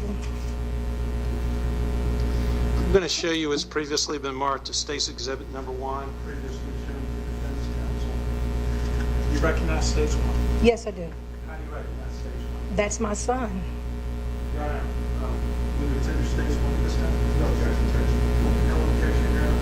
No objection. State's Exhibit 1 is admitted without objection. Permission to publish? Certainly. John, would you publish Stage 1, please? Now I'm going to show your attention. When was that photo taken, more or less? A few years, I believe, before he passed away. Bradley looks kind of tall. How tall was he? He was 6'9", but he was slender built. Did he play sports? Yes, he played football in high school and college. What college? He went to Southern University. Let me ask you a couple of questions about Bradley's lifestyle. In July of 2022, was he visiting you here in Gwinnett County? Yes, he was. Can you tell us about that? Yeah, he would often bring his daughter home to visit my husband and I because Bradley wasn't married, and he would always say, Mom, you and Dad were great parents to me. And he said, right now I don't have an example for that for my daughter. So it's important for me to bring her around people that are working, that are building together, that's been together for over 40 years. He wanted this stability for his daughter, but at that time he wasn't married, but he wanted to show his daughter the same type of lifestyle that he had. So July of 2022, he was staying with you? Pardon me? Was he staying with you July of 2022? Yes, he was visiting, yes. When he visited with you, at the time, did he own a firearm? Yes, he did. I'm going to show you what's been previously marked as State's Exhibit Number 2. You recognize States 2? Yes, I do. How do you recognize it? That's Bradley's gun. Your Honor, we would tender States 2 at this time? No objection, Your Honor. No objection. Okay, States 2 is admitted without objection. Permission to publish? Yes, sir. John, would you publish States 2?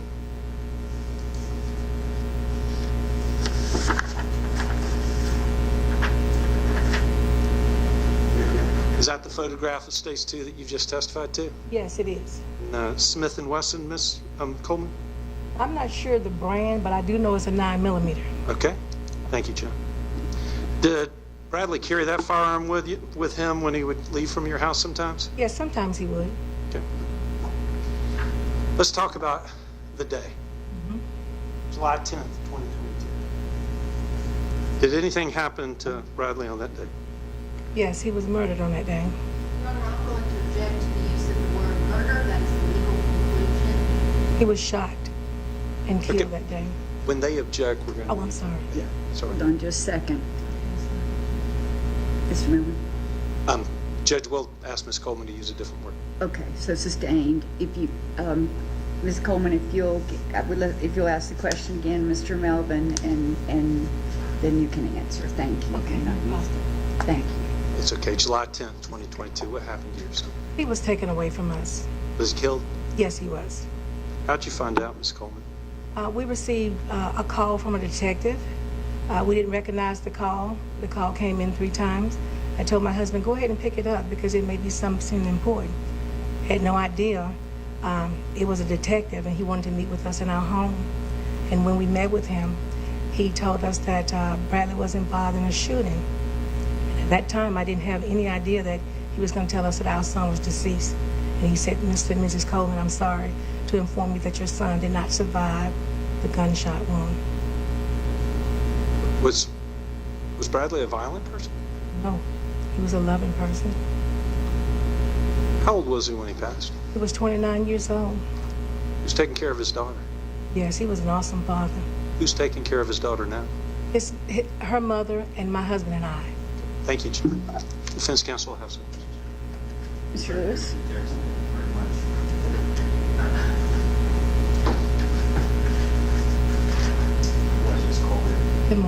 sorry we have to meet under these circumstances.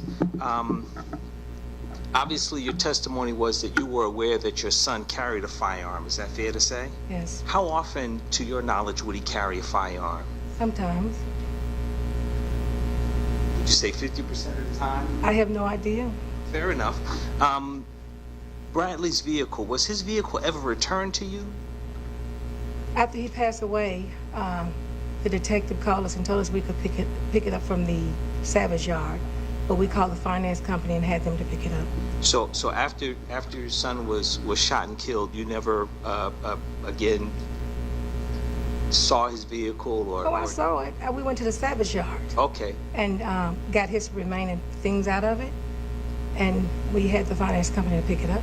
And that's my real question. When you retrieved all of Bradley's things out of the vehicle, at no point in time did you ever find his firearm. Is that fair to say? That's correct. Did law enforcement ever tell you in and around July 10th of 2022 that they had located his firearm? Up until today, has anyone in the district attorney's office or law enforcement ever informed you that they located your son's firearm? Not to my knowledge. Thank you very much, ma'am. No further questions. Mr. Clare? Yes, thank you. Coleman, allow me to express my condolences for the death of your son. Thank you. Your son had a gun, correct? Pardon me? Your son had a gun, correct? Yes. How long had he had that gun? I have no idea. And if you could, I have no idea. I'm not sure. Fair enough. He actually lived in New Orleans, correct? Yes. And at the time, back on July 10th of 2022, he was visiting Gwinnett County, correct? Correct. How long had he been in Gwinnett County at the time he was shot? He had came and stayed for a couple of days and brought his daughter. And then he left and went back. And I believe 1 or 2 days before he was shot, he returned back. And did he bring his gun with him when he came from New Orleans? I'm sure he did, yes. Did he drive or did he walk? He drove. And I'm presuming he would have driven the truck, correct? Correct. Now, we have seen a photograph, State Exhibit number 2, of that firearm. He described it as a 9mm, correct? Yes. And that was the gun that you recognized to be your son, correct? Yes. Do you know, and if you don't, that's fine, but do you know where it is that that photograph was taken? No. Do you know when that photograph was taken? Do I know when the photo? Yes. If you don't, that's perfectly fine. Do I know what? Wait, say that again. I'm sorry. The photograph, I'm going to put that with the photograph, State Exhibit number 2 will put on. Uh-huh. Do you know when that photograph was taken? I don't know when the photograph was taken, no. When he came back from New Orleans for that brief period of time prior to his being shot, had you seen the gun? No. But you did know him to carry the gun? Yes. Normally, he did not bring the gun, or do you know if he had brought the gun into the house, your house? I'm sure he did because when he would bring it, he would always bring it in the house and he would carry it. Was there a holster that was associated with it? Yes. Now, this is going to be a silly question, but just so we're all on the same page. A holster is something you put the gun in, right? Correct.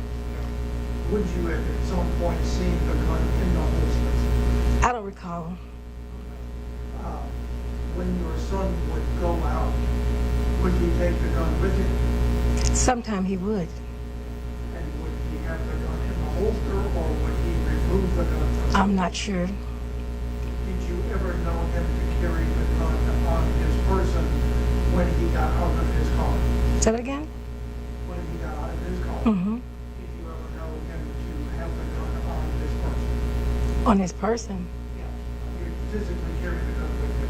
Oh, yes.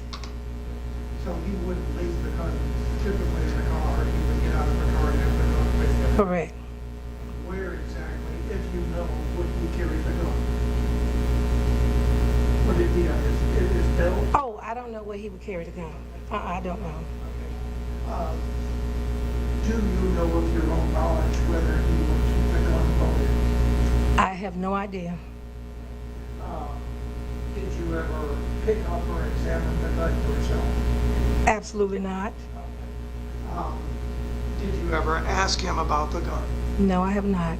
So you would never have asked him why it was necessary for him to carry the gun, correct? Excuse me, he did express to me, I have to take that answer back. He did express to me that he had bought a gun, and the reason he had bought a gun for his protection. He did tell me that. When did he tell you that? I'm not sure when, but he did. I had that conversation with him. Now, your son was a good athlete, correct? When he played college football and basketball, yes. And high school ball, yes. He played both sports in college? Yes. No, in college he only played football. In high school he played basketball and football. When he was in college playing football, do you recall what position he was playing? He was a receiver. A receiver. You said he was, I believe, 6'9", is that? Yes, slender built. So he's a tall guy, right? Yes. And he is a strong individual, correct? He was slender built. Slender built. I don't know his strength. Okay. All right.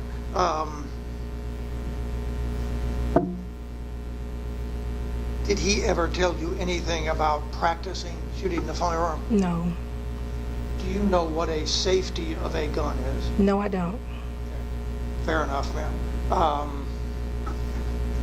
Did you ever see any ammunition for the gun? No. Do you know what a clip is for a gun? I know what a clip is. Clip is what goes in the butt of a Mm-hmm. Yes, I know what a clip is. Did you ever see an actual clip that he inserted in? I don't recall. On the occasions when you would have seen would the clip have been in the gun? I don't recall.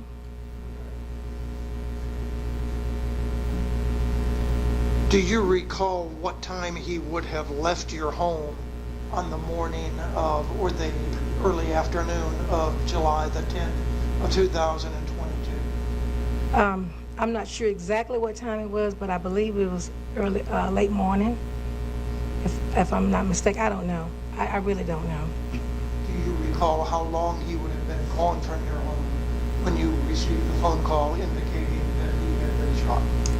Well, when we got the call, it probably was around 3-something, if I'm not mistaken.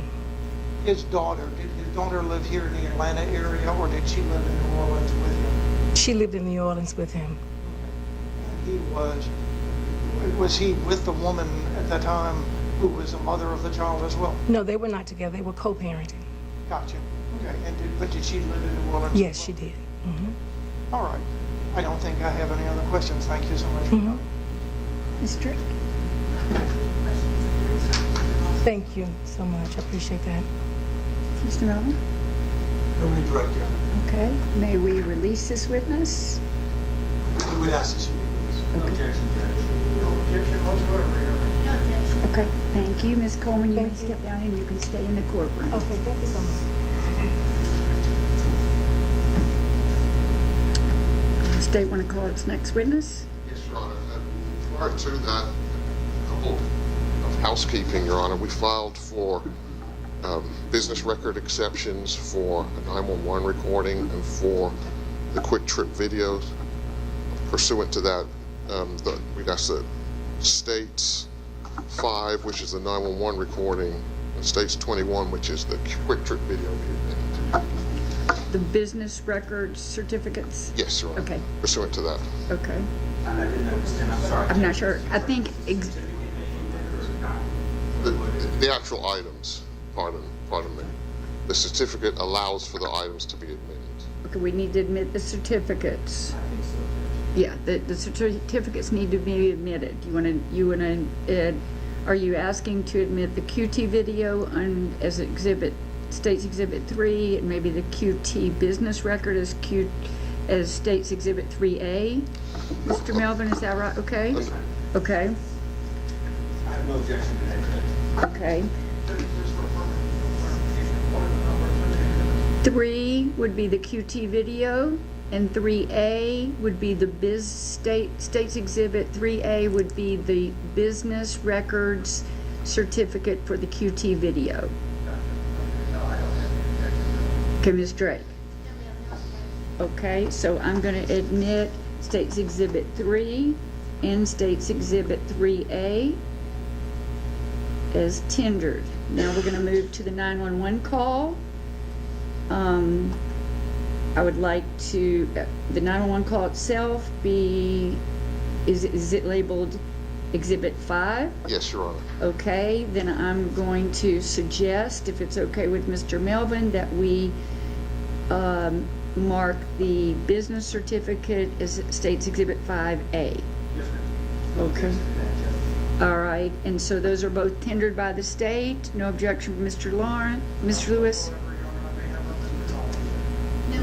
Okay, so I'm going to admit Exhibit 5, which is the 911 call, and Exhibit 5A as tendered, without objection.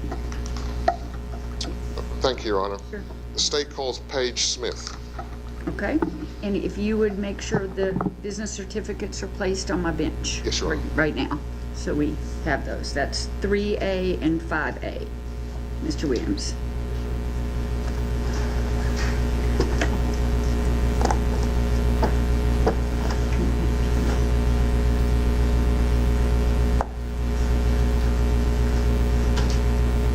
Good morning. If you'll remain standing and raise your right hand. Do you swear or affirm the testimony you're about to give in this case is the truth, the whole truth, and nothing but the truth? I do. Thank you. Please be seated. Ms. Smith, correct? Correct. My court reporter's taken everything down, and so the attorney's going to ask you some questions. If you'll wait till they finish the questions to answer, so that two people aren't talking, because you can't take down if two people are talking. And she unfortunately does not have eyes in the back of her head or a camera to see if you're nodding or shaking your head no. And if you say I may say, is that a yes? Because we're just trying to get a really perfect record, okay? I understand. All right, thank you so much. Go ahead, Mr. Williams. And the witness has been sworn? Or? I swore her. Thank you so much, Judge. Please tell us your name for the record. Andrea Paige Smith. And where do you work? I work at the U.S. Government Accountability Office, which is an independent, nonpartisan agency that works for Congress. Now, do you remember the incident that you're here for, the incident that happened at the QT at the forum? Definitely. It was very memorable. When somebody's murdered and you're that close to it. Response? If you could. No, response to me. Oh. You want her to rephrase? Yes, please. Okay. Is it Miss Smith or Miss? Miss Smith. Yeah, okay, Miss Smith. Yeah, I want to make sure.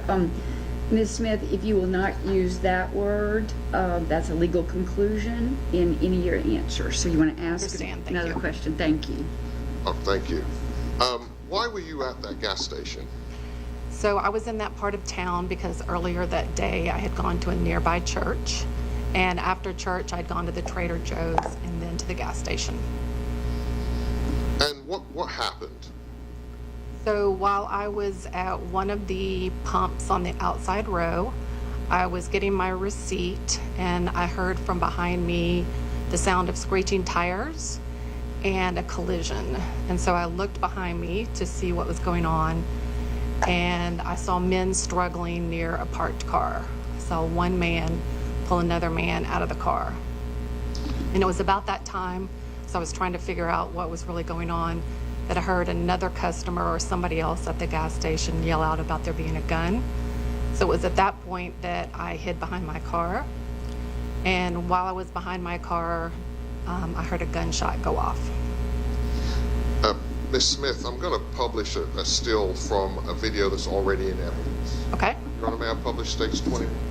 States 21? Yes, Your Honor. Oh, No, sorry. 21 is not in evidence, Mr. States Williams. 3. States 3, sorry. State 3 is a QT video. Yes, Your Honor. And it's a photo from that video. Is the state representing that, Mr. Melvin? No, it's going to be the actual portion of the video. It's not going to be a photograph. No, we're going to start at 12:34. Okay. Thank you, Mr. Melvin. Miss Smith, You have a monitor right here you can watch, right over here.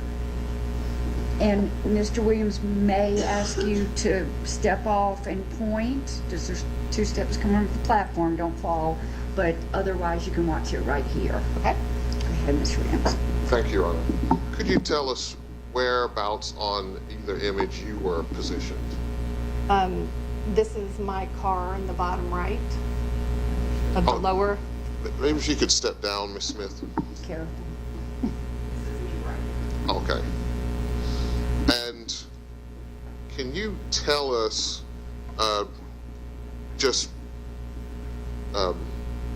is the gas pump where would that be located? So we can't see the gas pump in that video. Okay, thank you. Okay. Now we're going to publish the video, Your Honor, and if you could just watch it for us, Miss Smith. The video? Yes. You can watch it right. We're going to play it.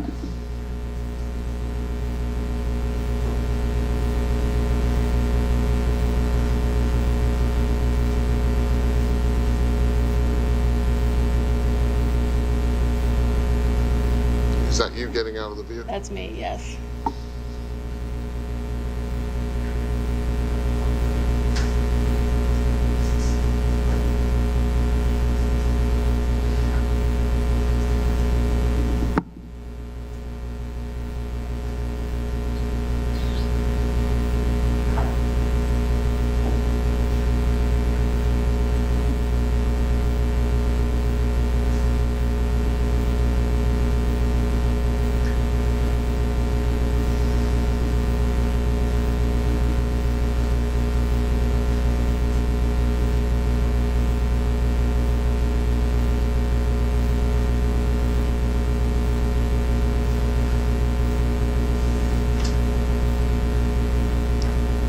Why did you back up there?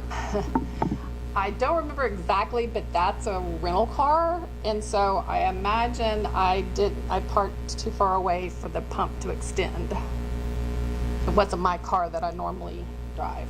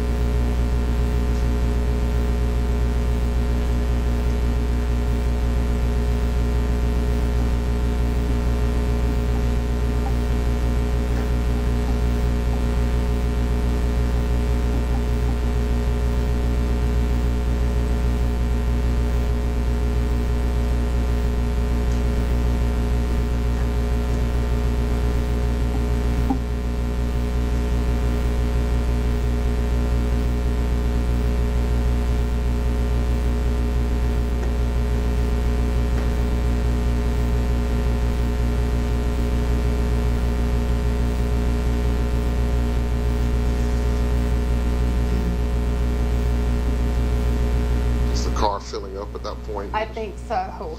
And I think I must not have wanted to step over the pump for whatever I was doing, so I took the long way around.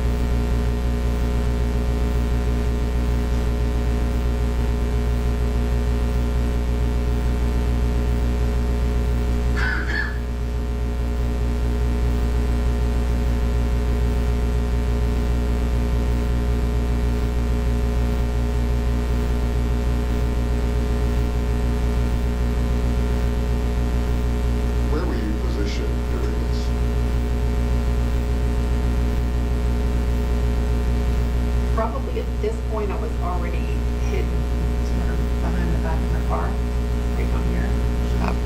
Yes, please. Back to the back of my car, hiding down here. Did you see any weapons yourself, Miss Smith? I did not. I just heard somebody say that they had seen a gun and heard the gunshot from behind the car. Thank you, Your Honor. What did you see and hear? So I did see the struggle near the car that I talked about. I heard somebody warn about a gun. So I did hear the gunshot from behind the car. And that's pretty much, I waited behind my car for a while until it felt like it was safe to come out.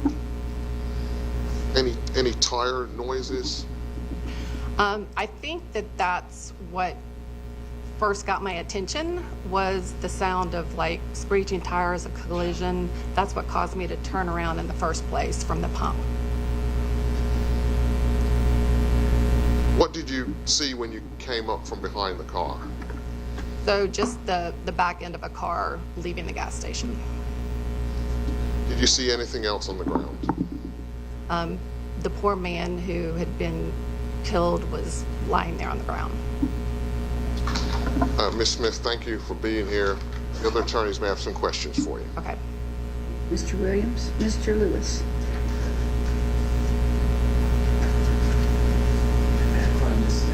Sure.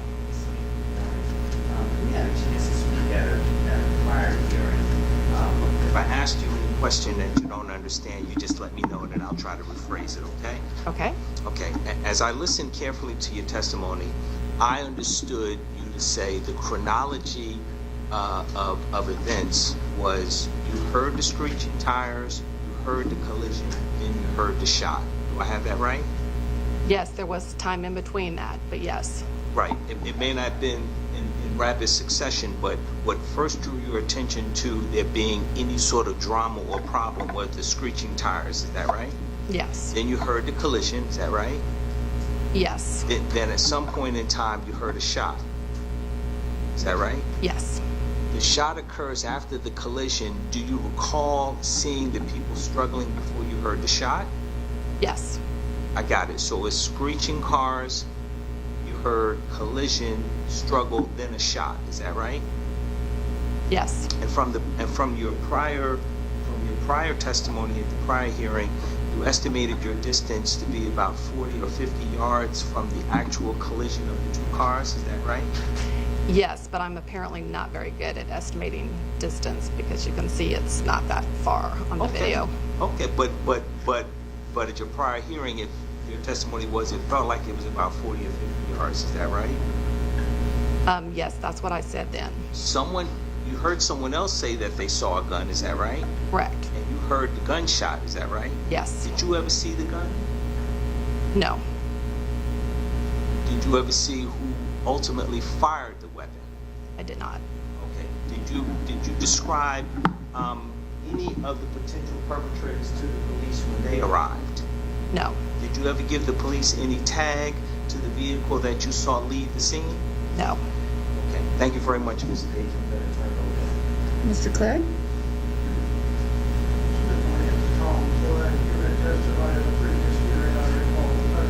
Correct. And you had stopped at the QuikTrip to get some gas, right? Yes, You had a rental vehicle, did you not? I did.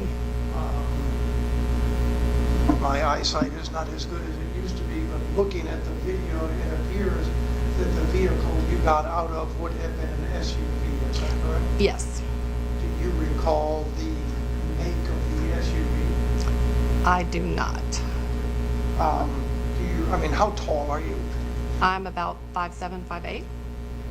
And how tall was the vehicle, the SUV? I really couldn't say. I really couldn't say.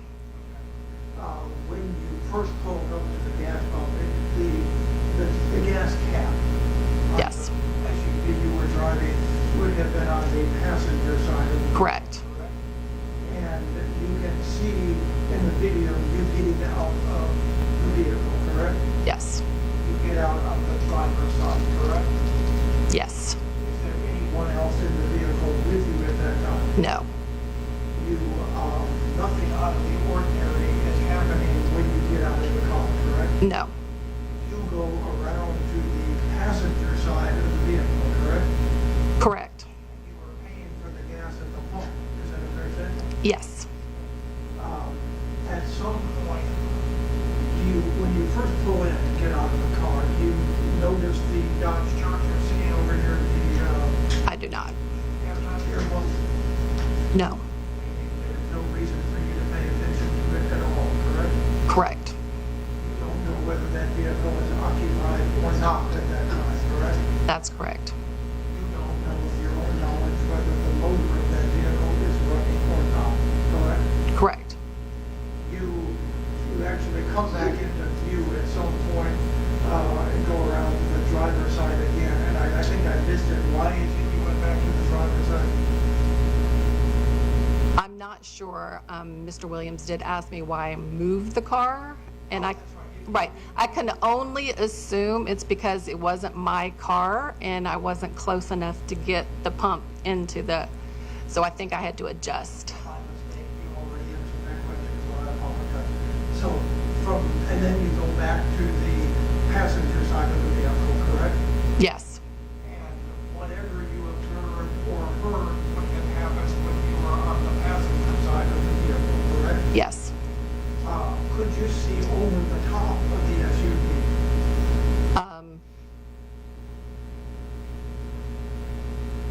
I think I was at the part of the pump where I was getting the receipt, so I think it was the front of the car that I was seeing over, but probably could not see over the middle part of the SUV. And you will concede that at least once you go to the passenger side of the vehicle to put the gas in, it is difficult to see, correct? Yes. From the video, we can see you on the driver's side of the car. We cannot see you on the passenger side of the car, correct? Correct. At some point, is it a collision that you hear first? Yes, there's some sort of noise from that area. Yeah, like a collision that gets my attention. You immediately direct your attention to the vehicle. Yes. Okay. And so at that point, how long do you watch what transpires? It's hard to say, but maybe 30 seconds to a minute. And do you see anyone get into the driver's side of the vehicle that has been backing up? No. Do you see anyone get into the passenger side of the vehicle that has been backing up? No. But you do see signs of a struggle inside the vehicle, correct? And around the vehicle, yes. And around the vehicle, like there was somebody outside that was part of the struggle, so it wasn't just inside the car. My specific question at this time is, do you see a struggle take place inside the vehicle? No. Do you ever see two people inside the vehicle? No. Do you know the vehicle? When I say the vehicle, I'm talking about the Dodge Charger. When you direct your attention to the Charger, do you recall that the driver's side door is open? I think it is open. How about the passenger side door? Do you recall that? I don't recall, but I don't think it was open. Now, you heard a shot, correct? Yes. You heard one shot. Yes. Was that shot from inside the vehicle or was it from outside of the vehicle? I'm not sure I could say. I assumed it was from outside the vehicle. What was the basis of your assumption? Because it was very loud. Okay. And you did not see anyone with a gun, correct? Correct. Did you see at the time, you had heard someone say, he's got a gun, or words to that effect, correct? Yes. And at that point, you ducked down, correct? Correct. You were concerned about your own well-being and safety as well as you should be, correct? Correct. So at that point, you did not actually see what transpired, correct? That's correct. You did not see one individual shoot the other, correct? Correct. You cannot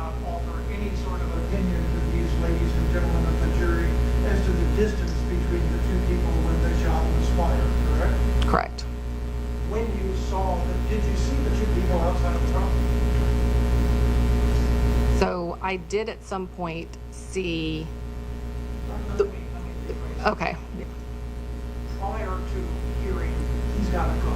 okay. Did you see the two people outside the car? I saw one man pull the other guy out of the car, so they were both outside of the car. And were they both standing at that time? Yes. Okay, and was one noticeably taller than the other? I don't think I could say. You said you're 5'7", 5'8" or so. I think I'm 5'8" on a good day. Did you notice anyone who appeared to be 6'9" or 6'5"? No. And again, you saw no one with a gun, correct? Correct. Did you see any other individuals involved in the situation other than the two people you saw? I think there was a third person around the car. Did you see that person with a gun? No. Again, you were crouched down. How far? After this, yes. How far down the driving are you? I mean, I'm down by the wheel well. Yes. You're not wanting to see anything. You're concerned about your safety, right? Yes. Did you see that there was a car that backed in? We've seen on the video a car that backed in next to the Charger, correct? Yes, I saw that on the video. Did you actually, of your own knowledge, see anyone get out of that car? No. Did you see the driver of that car? No. Is it fair to say that based on your observation, first off, you weren't focused on that car, were you? No. You were focused on the two people struggling, correct? Yes. And then once you heard someone say, he's got a gun, you were not focused on anything other than your own safety, right? Yes. Do you know who said he's got a gun? I do not. Do you know the direction from which that voice came, saying he's got a gun? If I had to say, it was from the right and behind me. But I don't know precisely. I don't know who said it or precisely where they were. Okay. You never had a chance to confer with that person, right? No. We were told not to talk to one another afterwards. So, but going back to the driver of the car that the individual apparently got out of, that we saw back into the spot, you cannot offer an opinion as to the gender of that person, can you? No. You cannot offer an opinion as to the race of that individual, can you? No. You cannot offer any sort of opinion as to individual characteristics of that person, can you? No. You don't have any idea as to the age of that individual, do you? No. There was another car, obviously the Charger backed into another car, right? Yes. That occurred before the tussle, correct? Yes. That occurred before hearing someone say he's got a gun, correct? Yes. That occurred before the shot, correct? Yes. That car would have been between you and the individuals who were near the Charger, right? I actually don't remember seeing that car when I saw the struggle. I was pretty locked in on what was going on right there. Okay, so you directed your attention when you first heard the collision, correct? Mm-hmm. You have to answer. Yes. Thank you, thank you. The court reporter has to take everything. Yes. And even though you directed your attention to the collision, you do not recall seeing the two cars that were involved in the collision, did you? What I mainly recall is the struggle around the car. But I mean, you did not see the other car involved in the collision, fair enough? Or you don't recall it? I did eventually because that car pulled around near my car. Okay. But that would have, to some extent, blocked your ability to observe the two individuals in the tussle, correct? Well, I felt like I saw that pretty clearly. Now, my question, did that other car to some extent block your view of the individuals involved in the I don't remember seeing that car. Okay. Describe what you saw when you saw the struggle. So literally I just saw the man outside the car pull the man that was in the car out. And then they were struggling outside the car. Okay. This was again prior to any shot, right? Correct. When they were struggling, how far were they from one another? Right next to each other. So they walk forward. Try to duplicate that. We'll come down on the witness stand, just stand right there if you can. Okay. I'm going to walk toward you in order to duplicate the distance between those two folks who just want to show me here. Right here. Right here. Face to face. Face to face. Okay, good, thank you. Can you have a seat back up on the witness stand?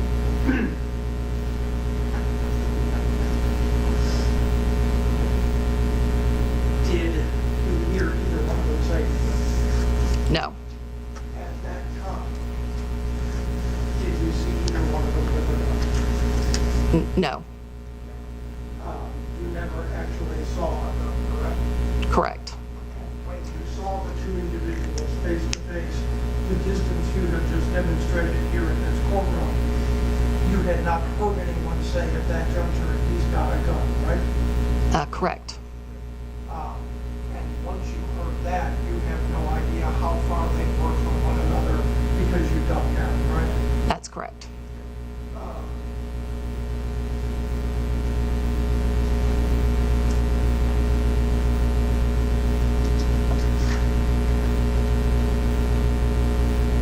You didn't get a tag number of the car that left the scene, did you? I did not. You didn't offer a description of the car to the police when they arrived at the scene, did you? The car that left the scene. Right. I think they asked me about that, and all I could say is that it was a dark colored car. So what was the last sentence? All I could say, they asked me about that, the police. All I could say was that it was that I thought it was a dark color. I mean, I know you didn't get a tag number, but did you even get a glimpse of the license plate? No. Okay. And can you say how many people would have been in that car? No. Okay. Other than the car that intervened, the car that was involved in the collision that you don't recall seeing, was there were three people, there were two people involved in the struggle, right? Correct. There was a third person close to the struggle, correct? Yes. Did you see anybody else closer to the two people who were struggling and a third person other than yourself? No. Fair enough, ma'am. I appreciate you coming. Thank you very much. Thank you. Ms. Drake, do you have any questions for Ms. Smith? Okay. Now, in the video we just saw, other than you getting in and out of your car and walking around, there is no video of you physically at the pump that we've seen thus far. Would that be a fair statement? Yes. And the make and model of the second car that was involved in the collision, wreck, whatever you want to call it, with the Charger, do you know the make and model of that? Not for sure, no. Okay. And would it also be safe to say that you don't know the make and model of the vehicle that you saw leave? Correct. And I believe you said whenever you heard the he's got a gun, you thought it was behind you to the right? Yes.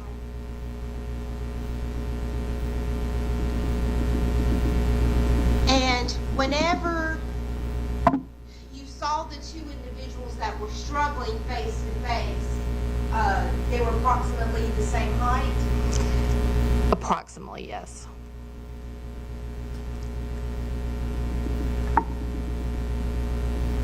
That's all I have. Thank you. Mr. Williams, any reader? No, Your Honor. All right, wait, does the state want to release Ms. Smith? Yes, sir. All right, defense? Okay, Ms. Smith, thank you for being here. You are released. You can stay in the courtroom or go wherever you need to go. Thank you very much. Ladies and gentlemen, at this time, we're going to take our lunch. Eddie, I understand the jury dining room is still open, so we're good to go today. We're going to start court back at 1, so just stay with your bailiffs. Leave your notepads in your chair or on the bar is fine.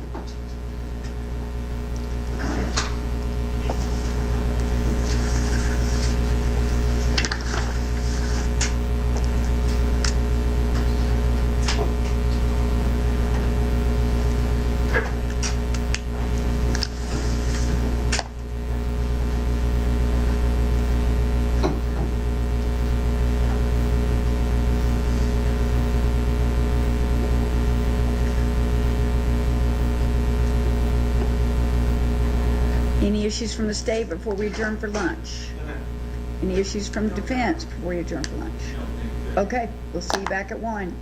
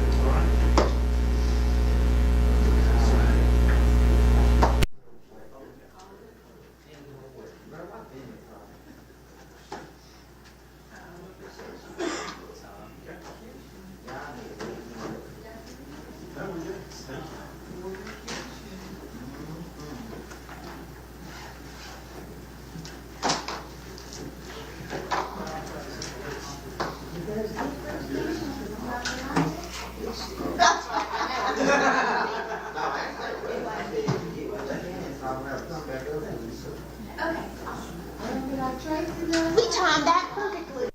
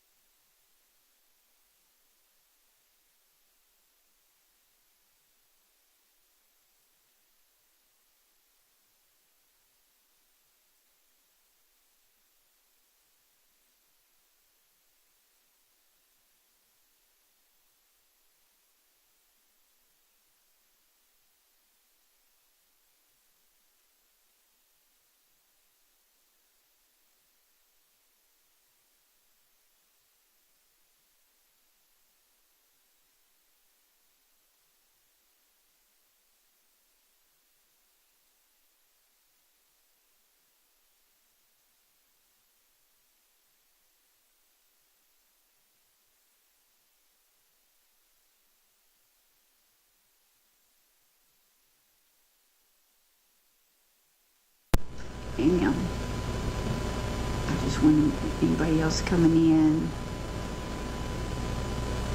No, you're fine. Did you see anybody else coming in? Okay, we think we might be good. Okay. All right, state ready? And defense ready? Yes, Okay.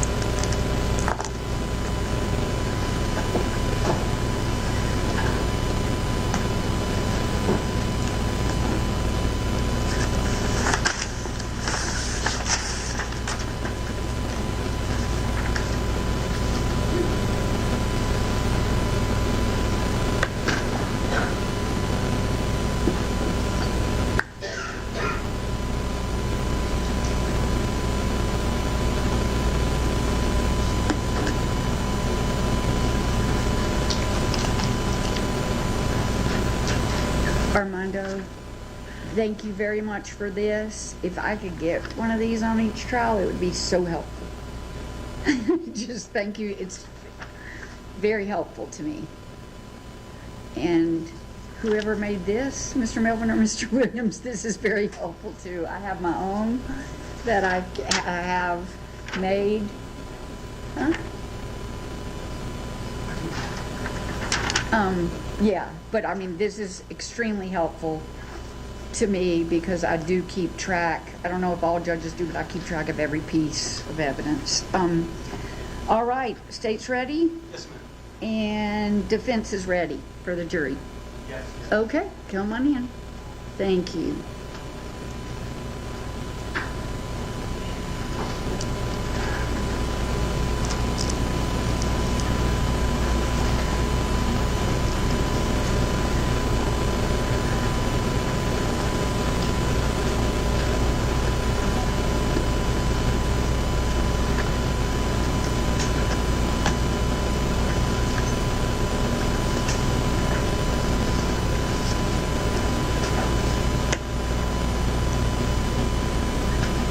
I hope y'all enjoyed your lunch. I know we had you back at 1, but this time it's my fault. I was back here at 1, but I had a legal issue that I needed to talk to the attorneys about, and it took me a few minutes to do that. So I'm sorry we didn't get you right back in here at 1. It's on me. I think we were with the state's case. State, call its next witness, please. Mr. Owen Waits. Okay.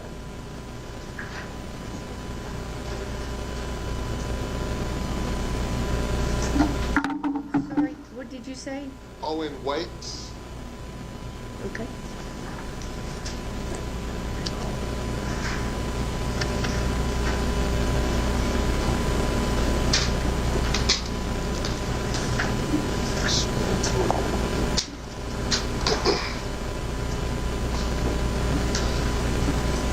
Good afternoon. I'm sorry. When you don't have windows sometimes, you know. If you'll remain standing for just a moment and raise your right hand. Do you swear or affirm that the testimony you're about to give in this case is the truth, the whole truth, and nothing but the truth? I do. Thank you very much. If you'll please be seated. Mr. Waits, correct? Okay. Mr. Waits, thank you for being here. Where do you live? I live in Gwinnett County. And do you remember July 10th, 2022? I do.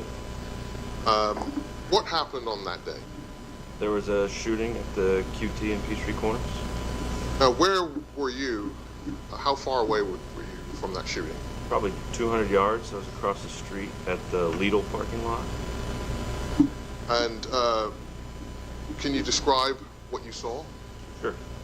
So as I witnessed the scene, I was across the street, across Peachtree Parkway. I saw what drew my attention, the verbal altercation that I heard between the defendants and Mr. Coleman.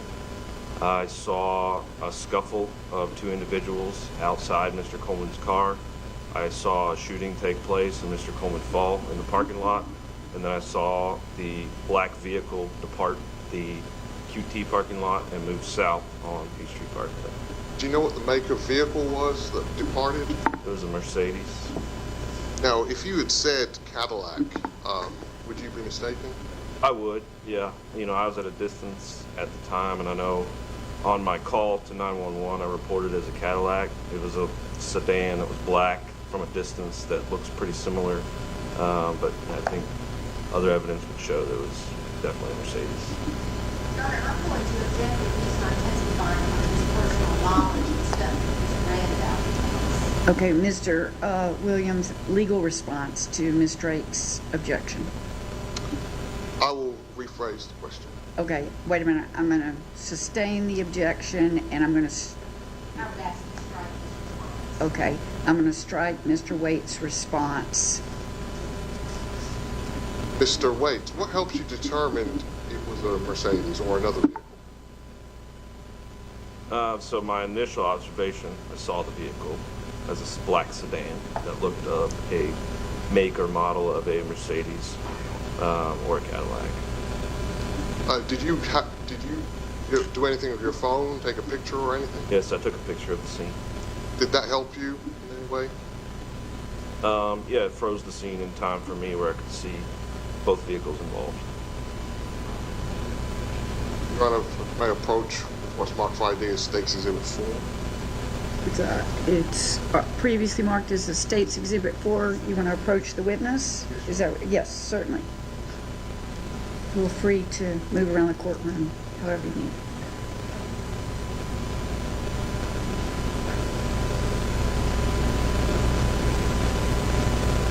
Mr. Waite, I'm showing you the State's Exhibit 4. Can you tell us what that is, if you recognize that? Yes, that's the picture I took on my cell phone.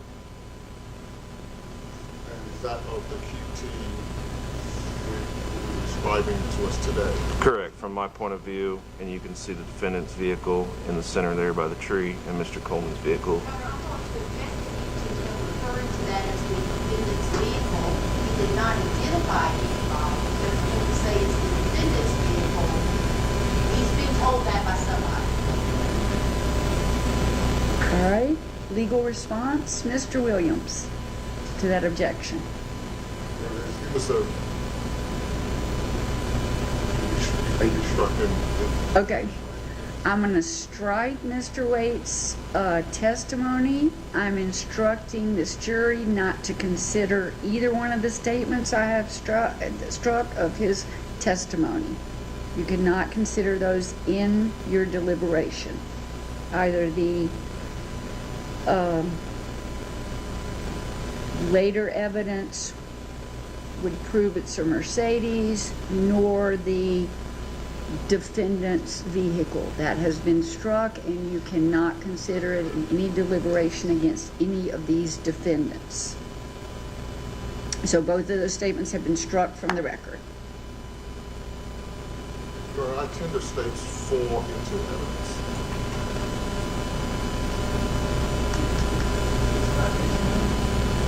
Do you have an objection?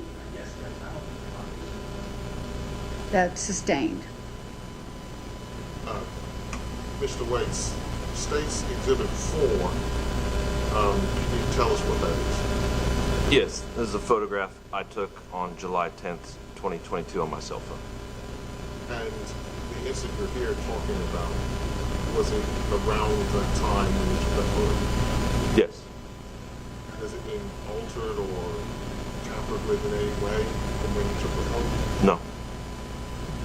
Truly and accurately represent what you saw on that? Yes, sir. Your Honor, I tender State's Exhibit 4 into evidence. State's Exhibit 4 is admitted without objection. Your Honor, I publish 4? Certainly, Mr. Williams.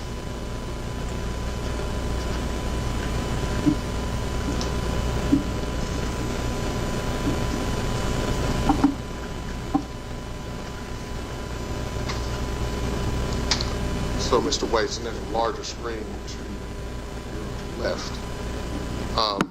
So you're And not... there's a monitor. Mr. Waits, there's a monitor right here that if you can see it better, whichever's more comfortable. So you're not even in the QT itself, is that correct? That is correct, sir. But did it, what drew your attention to what was going on over there? The verbal altercation in the parking lot that I heard, people shouting at each other, right under that tree, as you can see in the middle of the photo there. Pretty uncommon for Peachtree Corners. You don't hear people shouting at each other very often. So I was just loading groceries in my car, and I heard the shouts initially was what drew my attention. And the vehicle that you've described that went away, can you get up and point to that vehicle? Sure. Yeah, that's this black vehicle right here. Thank you. And did you call 911? I did, yes. And if you listened to that 911 call? I have, yes. Your Honor, at this time, state publish what's already in evidence as states have been filed. It's a 3-minute 911. Okay.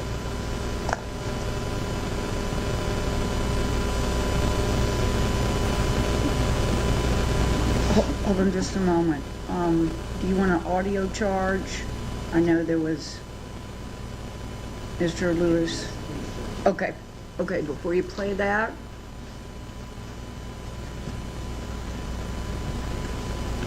ladies and gentlemen of the jury, you're about to listen to an audio. There may be parts of the audio that I have directed to remove for presentation, as they are not to unnecessarily extend the duration of this trial. Removed portions may include periods of dead time or matters bearing no relations to the case before you, or for specific legal reasons that are not proper for your consideration. You're not to draw any inference or for or against either party based on the removal of portions of this audio, if there are any, by this court. As you listen to the audio, you may hear officers, 911 operators who work for law enforcement make certain statements to this witness. I caution you that the declarations or statements of any law enforcement or anyone on this call are not evidence, and you should not consider such statements as evidence unless such statements are proven to you by other competent evidence. All right, go ahead, Mr. Williams.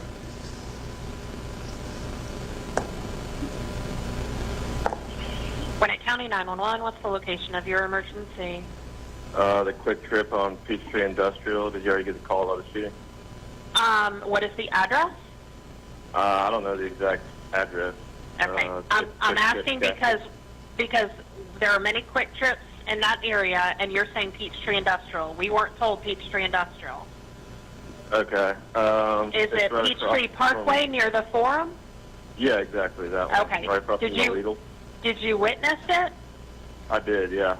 Okay, and where's the person that shot at someone? They took off in a black car and went south on Peachtree Industrial. Do you know what kind of car? It was a black Cadillac, but I was too far away. I'm across the street, but I saw it was like a black Cadillac sedan.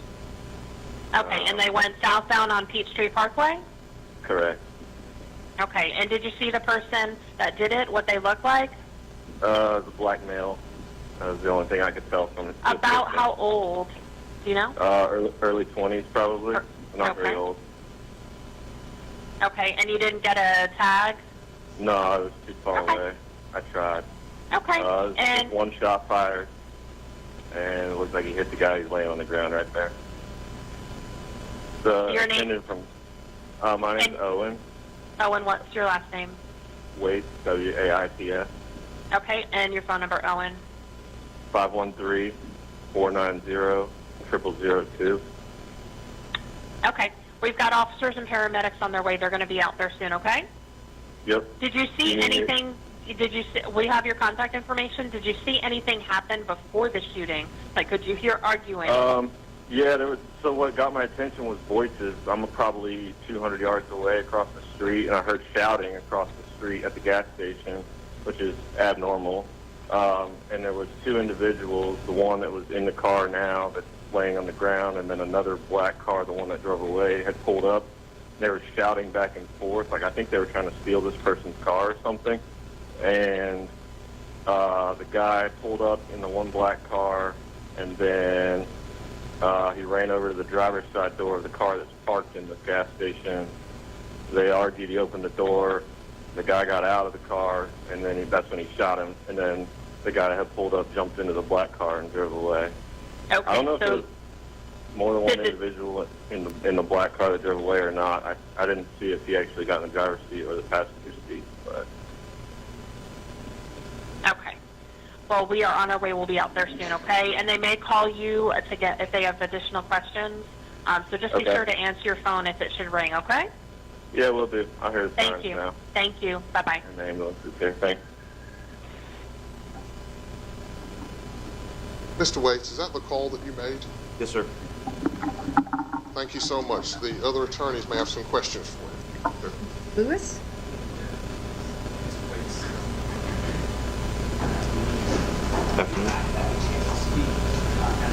Prior hearing, is that fair to say? Yes. Fantastic. I don't know if you recall that, but if I ask you a question you don't understand, you just let me know, and I'll try to rephrase it so that we're all on the same page. Okay? Yes, sir.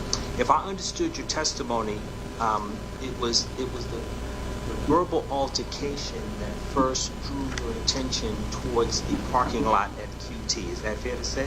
Yes, sir. And at the time when you looked towards the QT, you were in the parking lot of a store across the street. Is that right? Yes, sir. I got you. You hear some arguing, then you hear a shot, then you see the person that shot jump into a vehicle. Is that right? Yes, sir. Okay. You snap a picture, and I'm assuming you snapped the picture before you call 911. Is that fair to say? Yes. Okay. In terms of estimating a time, and a range is fine. The time between the time you snap the picture and you call 911, is that less than a minute? Yes. Okay, good. On the 911 call, you called the vehicle a Cadillac. Is that right? Yes.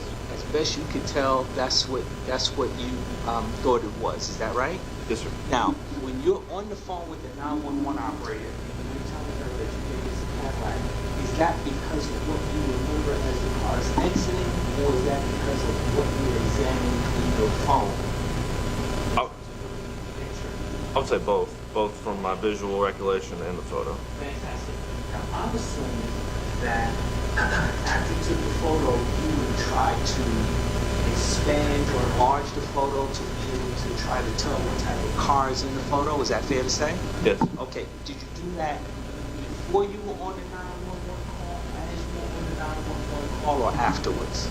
Right before. Okay.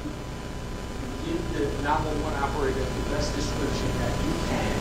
And what is the time in between the time you call 911 and the police arrive? Approximately 3 minutes. 3 minutes. In that 3 minutes, are you continuing to try to manipulate the photo that you've taken of the vehicle to try to see if you can determine anything additional from the photo? After I hung up with 911, yes. Fair enough. Are you trying to see if there's any tag that you can see in the vehicle or get a better description of the vehicle? Correct, yes. From your vantage point, when you took the photo, were you able to see how many individuals were in the vehicle? No. I got you. So there's about 3 minutes, and you're trying to manipulate the photo to try to give a better description. Are you making your way towards the QT at the same time that you're doing that? Not at the same time. It was Okay. a few minutes afterwards. So after the police and the ambulance arrived, I drove over to the QT. Okay, Speak with good. the officers.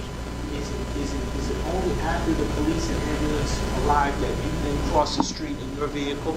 Correct. All right. At that point in time, you get some officer's attention to indicate that you've got some information. Is that fair to say? Yes, sir.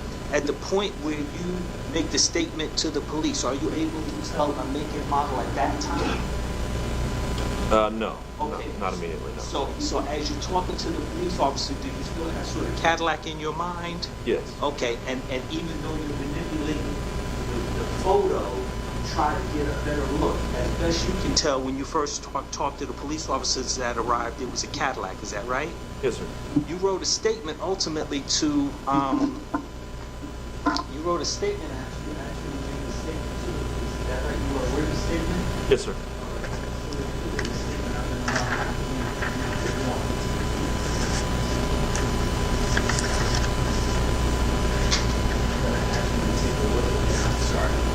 As you take a look at D1. Sure. Is that the statement that you made? Yes, sir. It's a photocopy of the statement that you made, is that right? Correct. That's in your handwriting? Yes. Okay, good. And this this written statement was written how long after you spoke to the officer, the first officer that you spoke to? Within the hour, I would say. Within the hour. Yeah, it says 12:58 p.m. So. What time did you first recall calling 911? Do you recall that? I don't know exactly what time. It'll be on the tape. Okay, it would somewhere between a half an hour to an hour after you called 911, you wrote the statement. Is that fair to say? That's fair. Fantastic. In the statement, you described the vehicle that's pulling out of the QT as a black sedan. Is that fair to say? Yes, sir. You didn't call it a Cadillac, and you didn't call it a Mercedes. Is that fair to say? Yes, sir. Okay. This morning, you indicated that the vehicle may have been a Mercedes. Is that right? Correct. Okay. Is that from information that you received from a press release? Publicly available information, yes. I got you. And that's the same way when you testify to the jury when you call Mr. Coleman's name. Correct. That you didn't know Mr. Coleman at the time. Is that fair to say? That's fair. No relationship to him. Is that fair to say? Yes, sir. As a result of speaking to the police or later press releases, you learned that the person who was shot, that his name was Mr. Coleman. Is that right? Yes, sir. I got you.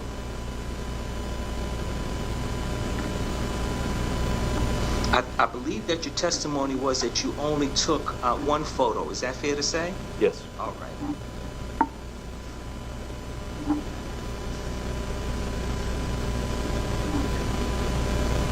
Those are all the questions that I have. Thank you very much. All right, Mr. Clegg, do you have any questions for Mr. Waits? Wait, my name is Tom Clegg. I just have a few questions. If you need me to repeat a question, please feel free to ask me. I have hearing aids in, so lean into the microphone and don't be afraid to project a little bit, okay? Yes, sir. Accommodate me, okay. If I'm understanding correct, how long had you been out of work? Were you in the process of putting your groceries in your car when you heard the initial verbal altercation? 5 minutes. How long was I in the parking lot? Yeah. Probably less than 5 minutes. Were you in the process of still putting the groceries in the car? Yes. When you heard, so you were outside of your car? Correct. At the tailgate, You yes. had not gotten into your car to drive away, correct? No, sir. And the first thing that directed your attention across the street was the verbal altercation, correct? Yes, sir. When you looked across the street, you were able to see two individuals, correct? Yes, sir. Both of those individuals were outside of their car, right? Yes. Both of those individuals were standing up, correct? Yes. And both of those individuals were in close proximity to one another, correct? Yes. Can you estimate, for the benefit of these fine folks here on the jury, how far the two individuals who were engaging in the verbal altercation would have been from one another? 2 feet or less. 2 feet or less? Could you tell from your vantage point whether both of them were arguing? Yes, they're arguing with each other. And both of them were raising their voice, is that correct? Yes. And if you could speak up just again. Sure. And were you able to hear anything specifically anything they had to say? Nothing specifically, no. When you first directed your attention to the individuals, did you see either one of them in possession of any sort of firearm? No. How long did the argument go on for before it escalated? Less than a minute. Less than 1 minute. Now, there had been apparently, well, let me ask you this, did you hear anything that would have been consistent with one vehicle striking another vehicle in the parking lot? No. Did you see one vehicle strike another vehicle in the parking lot? No. Did you ever hear anyone from across the street yell out, "He's got a gun"? No. You never heard anything of that sort whatsoever? No, sir. In the parking lot, you can, from your vantage point, you can see, I guess if you're standing on Peachtree Parkway, you're looking at the QT, the incident would have happened on the left side of the parking lot, correct? Yes, as you look at the QT. In the left side of that parking lot, do you see any other people other than the two people engaging in the argument? Exhibit 4 shows you what I saw. There are other vehicles in the photos, so. But of the two individuals, those are the only two people I saw. People outside of their car, you did not see anyone else, correct? Correct. Did you see a woman looking over an SUV? No. Did you see a woman crouching down behind an SUV? No. Did you see a second individual approach the two people who were arguing with one another? No. Did you see anyone actually get out of the black sedan as you described it in your original statement to the police, correct? Yes. You actually did see someone get out? No, I'm saying I'm confirming the black sedan, yes. But no, I did not see someone get out. He was already out of the vehicle and my attention was drawn. Yes, sir. Did you see somebody get out of the black sedan? No. No. Did you see a gun produced at some point during the course of the argument? Yes. And which individual produced the gun? The shooter, obviously, right? Yes. The shooter on the left side from my point of view. How far would the shooter have been from the individual who was shot at the time that the gun was produced? Less than 3 feet. Less than 2 feet? Less than 3 feet, probably. And at that point again, you heard nothing whatsoever about he's got a gun, correct? Correct. And then you heard the shot, right? Correct. The victim went down almost instantaneously, correct? Yes, sir. This was well away from the Dodge Charger at the scene, right? Right next to it. Was the doors of the Dodge Charger open or not, if you recall? The driver's door was open. Did you know that at the time when this happened, or did you know it after you drove across the street to observe? I could see it at the time. All right.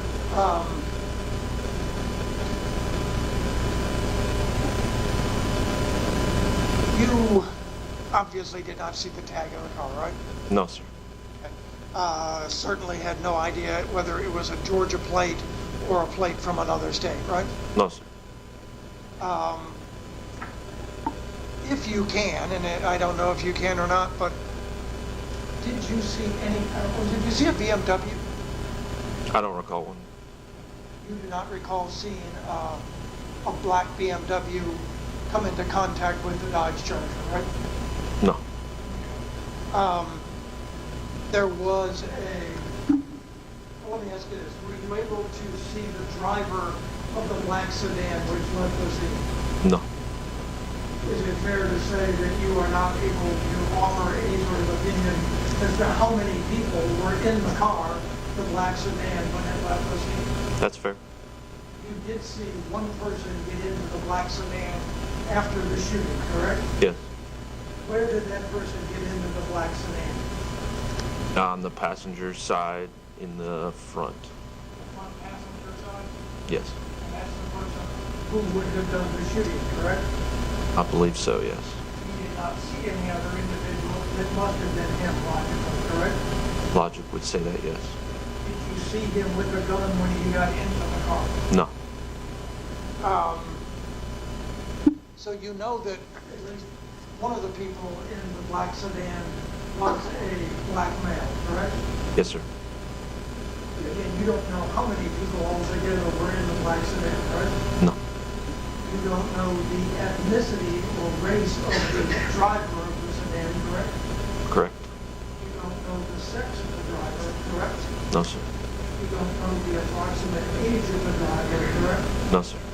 You cannot offer any evidence whatsoever concerning individual characteristics of the driver, correct? Correct. Fair enough, sir.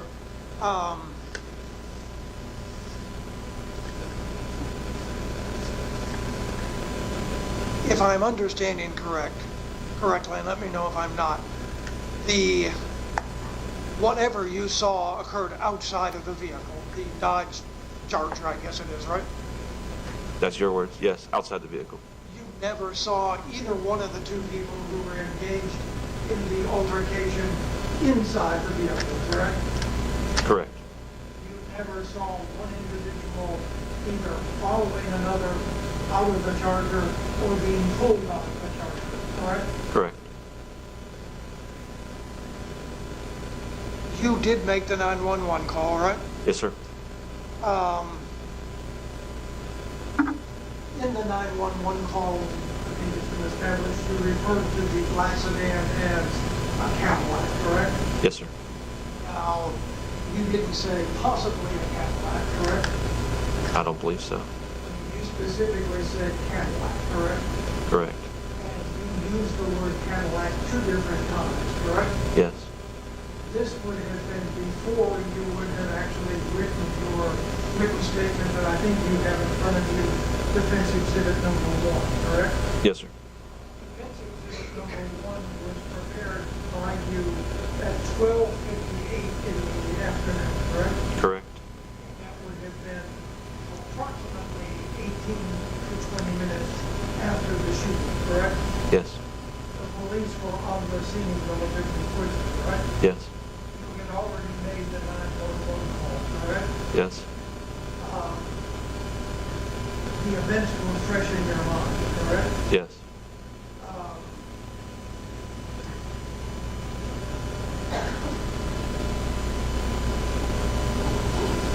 You went from initially describing the vehicle as being a Cadillac to simply describing it as a black sedan. Was there a reason why you did not identify the specific make of the vehicle at the time that you made your written statement? Yeah, I had a doubt as to what the exact vehicle type was. Honestly, you simply did not know, correct? Correct. And even though you had had a chance to observe the photograph of the vehicle prior to making that written statement, correct? Correct. So if I'm understanding correctly, when you wrote that statement describing the vehicle as a sedan, you had, 1, observed the shooting, correct? Yes. 2, seen the black sedan leave the location, Yes. correct? Yes. 3, taken a picture of the black sedan, correct? Yes. 4, in an opportunity to actually look at the photograph of the black sedan, correct? Yes, sir. Even after having done all of that, you were not comfortable writing on your written statement what kind of car it was, correct? Correct. Let me take a look and see my notes. Let me ask you this. The individual who got shot, prior to the shot being fired, did you ever see him on the ground? No. Were you able to offer any sort of opinion as to the relative height of the two individuals who were engaged in the verbal altercation? I mean, no. I mean, roughly the same height, if you want to give me a... How tall are you, sir? 5'9". 5'9". Can you offer, and I understand you were about 250 yards away? 200, 250? 200, yeah, roughly. Photograph pretty much shows the distance between you and the scene, correct? Correct. So, and if you can't do that, that's fine, but if you offer these folks on the jury any sort of opinion as to the height of either person engaged in the altercation compared to you, were they shorter, taller, similar? I don't want to offer speculation. I would say they're roughly my height. And did they appear, the two individuals who were in the altercation, appear to be approximately the same height? Approximately, yeah. Fair enough, sir. Okay.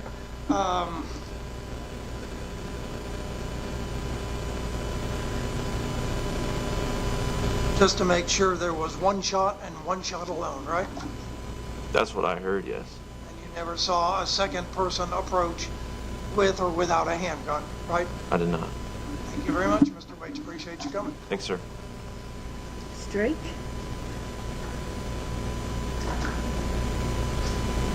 Hi, sir. How are you? I'm good, ma'am. How are you? I'm good. I'm just going to try to minimize my questions a little bit. I just want to clarify, and I know you've already said this, but I just want to make sure that I heard. You did not see anybody get out of the car when you looked, both individuals were already out of the car. Yes, ma'am. And what originally drew your attention was that you heard loud voices. Yes. And isn't it true you also saw them physically struggling? Yes. And prior to the individual being shot, did you see either of them with a gun? No. Did you see where the gun came from? The shooter produced it from somewhere in their general body area. Did they produce it from their pants, from their back, or do you recall? I don't recall exactly where. And was that immediately prior to the shooting? In my view, yes. And how long do you think that the struggle went on between these two individuals? Maybe 20 seconds. It was pretty quick. Okay, it was 20 seconds? Maybe, yeah, less than that. No more than 20 is what I would say.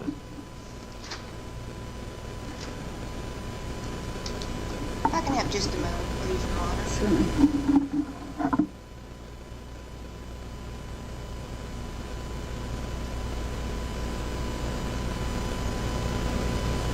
So you said 20 seconds? Of confrontation?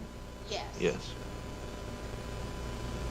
And that was before the gun was drawn? Correct. Do you remember testifying at another hearing back in October of 2023? I was here, yes. I don't know if we can reference that or not. Okay, but do you remember testifying in a hearing back in October of 2023? I do. Were you sworn in at that time? I was. Your Honor, may I approach, please? Certainly.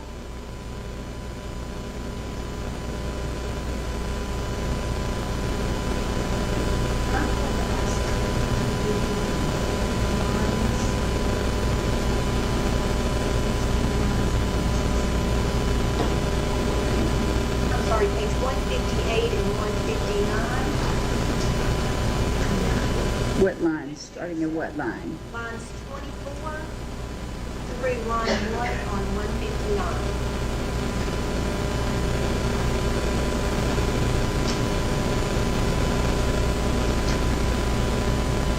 Now, you said 20 seconds. Back in October of 2023, you said it was a minute to 2 minutes, correct? That's what the record shows. Okay. Did you say that? I'm sure I did, yes. In October of 2023 is certainly closer in time to 2022 than October of than January of 2025. That is fair statement. Yes.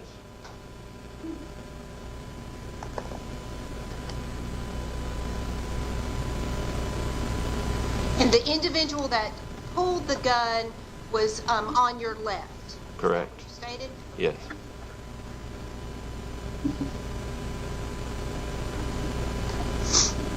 And I understand the individuals are roughly the same height. Would you describe them as average height? Yes. And would you describe yourself as average height? Yes. And you're approximately how tall? 5'9".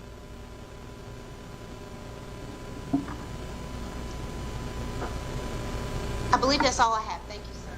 Thank you. Mr. Williams? Are you there? Mr. Waits, referring to the defense one, your written statement, you wrote that it was a black sedan that you saw, correct? Yes, sir. And did you just testify that that's because you had some doubts as to what the brand, model, make was? Correct. But you did state in that written statement it was a Challenger, the other vehicle. Is that correct? It is written there, yes. So were you more certain about that make and model?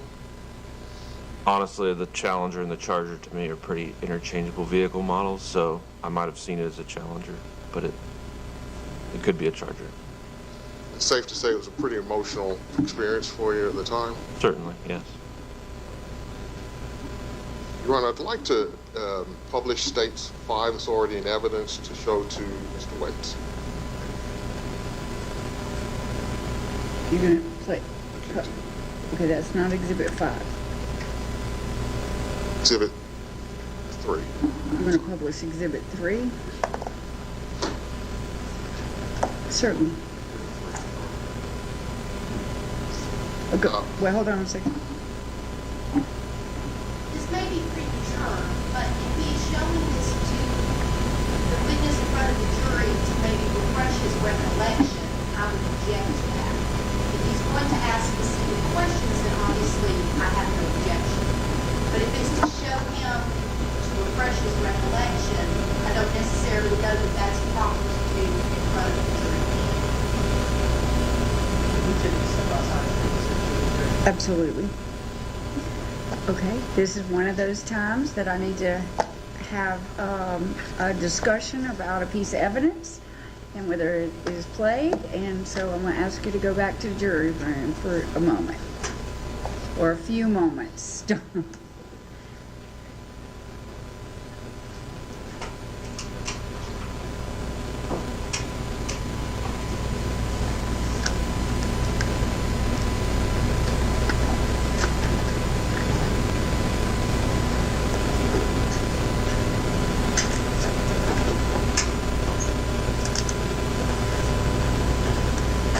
And I'm assuming we want Mr. Waits to step off the stand and be outside? Yes, okay. Mr. Waits, and if you'll not talk, you can't speak to anybody, just if you'll just wait right outside, we'll be back, have you back in just a few minutes.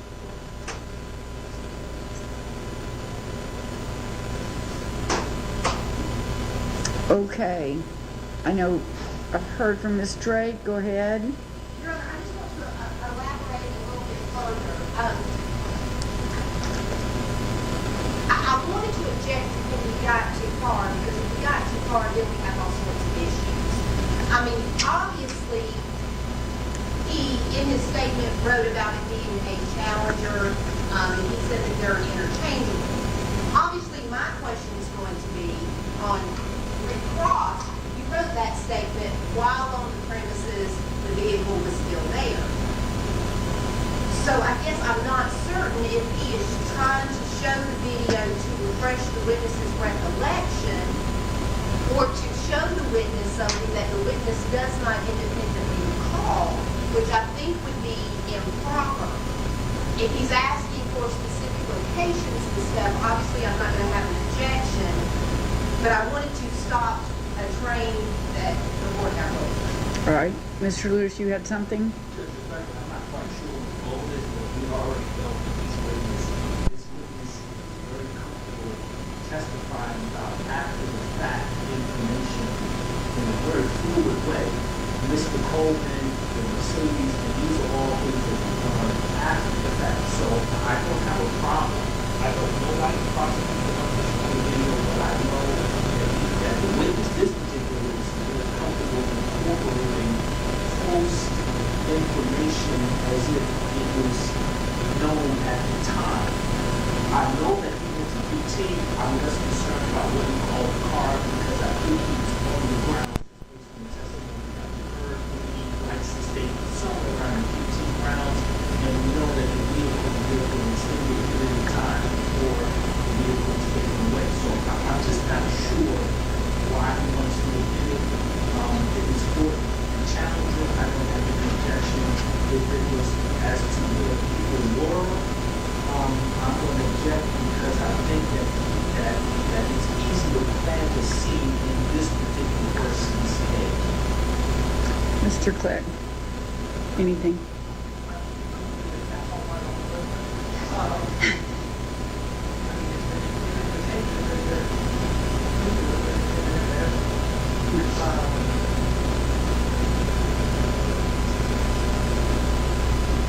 Basically, what the police defense might do is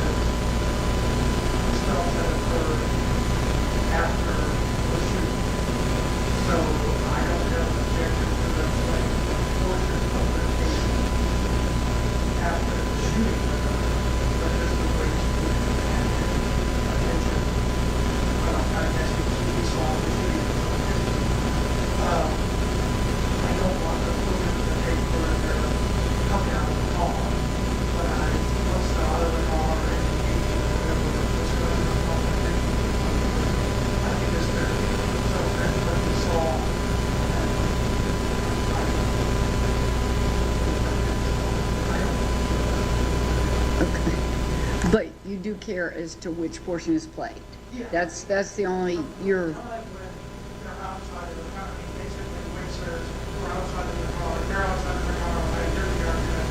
That's not correct, my opinion. That's what he can justify to, and he can see that portion of it. Anything that is transpired beforehand, no, I don't like to show it. okay. Mr. Williams? This is not to refresh recollection, it's to ask specific questions of Mr. Waits. Has not seen this video, but the video is in evidence already. So I would ask, if Okay, we could ask what, specific questions. you want to play the whole video? No, Your Honor, just seconds from when the vehicles are side by side until Mr. Coleman's pulled out and the vehicle drives off. That's it. Okay, would that be from the shouting? Oh, okay, so what's your response to Mr. Clegg's point, which is this witness has testified the shouting made him look? Why do you want anything before? What's the legal grounds for showing him something before other than to just show the video again? Well, redirect because of the vehicles. There will be a question about black sedan and Challenger Charger. We've got the two vehicles there, and this could be what he's described and testified to. Isn't that refreshing? You're trying to get him to refresh his recollection with this video to identify? I'm a little confused because we have black sedan, and if it could be, this could be included within what he wrote as black sedan, on what he was not sure about on the 911 audio as well, whether what we display, which will only be a couple seconds of the video, could be included in what he's written and then described on audio. Okay, so you're going to ask him, is that the car you saw leave? Or do you now, after seeing this, recall it to Mercedes? Could this be the vehicles? I'm not going to say if it's a Mercedes or not. Okay, could this be the vehicle you saw at QT, and could this be the vehicle you saw leaving the QT? Yes, Your Honor. Okay. Yep. Yeah. Are side by side, and it was rolling out similar to where they would have been when the picture was taken. Yeah. That's where I think the issue is. Obviously, the evidence is there, yes, but only as a human asking questions about is that the car that you saw when they're right next to each other. I don't know if that's proper. Okay. We'll start from that portion. We've got it already queued up. It's on the screen. Okay, so you wanna start from there. Yeah, I'm fine with it, Judge, because I think that's where the discovery is. If it's being younger, it's obviously because of the sound, but if it's being younger, I suspect that's where it would have been. That's where I think the discovery is. And then it would be stopped after the Mercedes leaves QT. Yes, Your Honor. Okay. Any further argument that portion, just limiting to that portion? Any objection or further argument from the defense?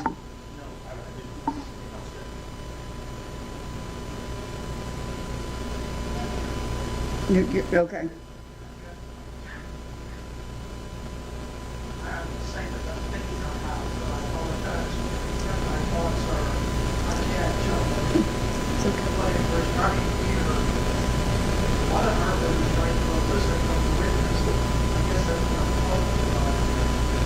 My understanding is the state wants to ask this witness, could that be the Charger that you described as Challenger, and could that be the car that you described as Cadillac? That would be speculation. Yeah, Yep. If it's asked that way. Especially if they show that vehicle leave, of course he's gonna say, well, yeah, that's what I thought. I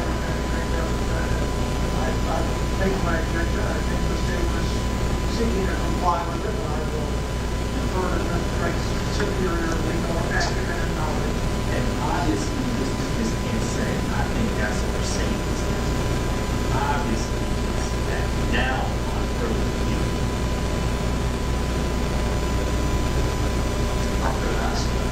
Okay, I agree with Mr. Lewis on that. So we're going to play it, and the questions are going to be limited to, could this be the car you saw leaving the QT?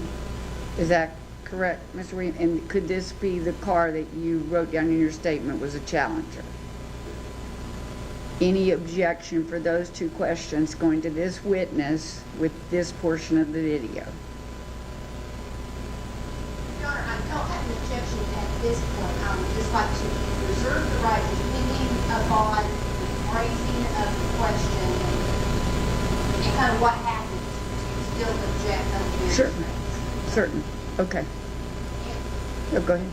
Your Honor, if I may, since the jury is already out, can we take a 30-second break since this may go for 2 minutes? The actual testimony before we bring the jury back in since you're out. Okay, you want to take a... A 30-second comfort break. Oh, a comfort break. I'm sorry. I didn't know if you needed to... No. Okay. 30 seconds? Let's give me a little bit longer. I mean, let's be realistic here. Well, you want to go ahead and take a comfort break. They're taking a comfort break. So we'll take if we can do 5-minute comfort break, that'd be great. I don't think 30 seconds is going to get anybody anywhere. Yes.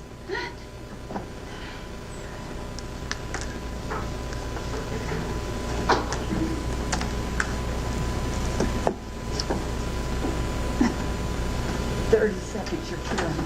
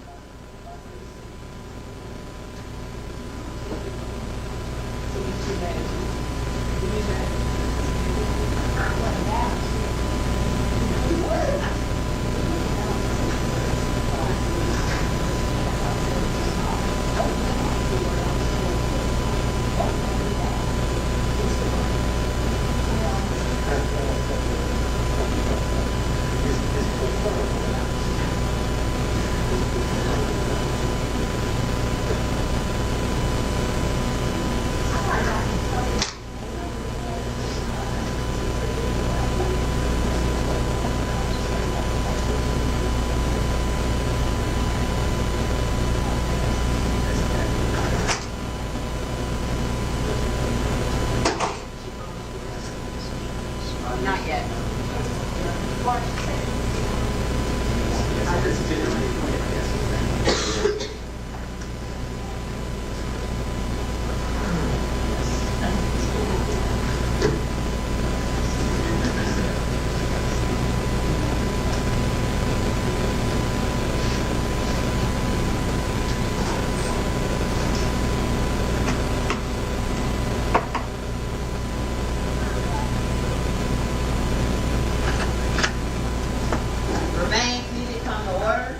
You reading the defendants out?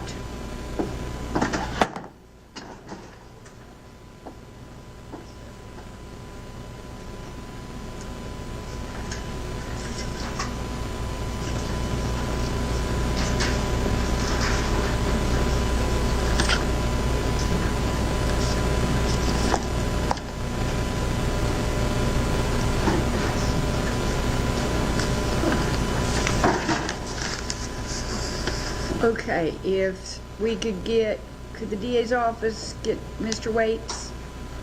Thank you. Investigator Ray, thank you.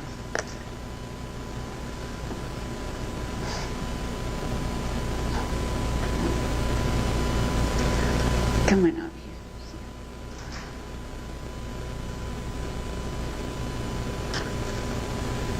Thank you.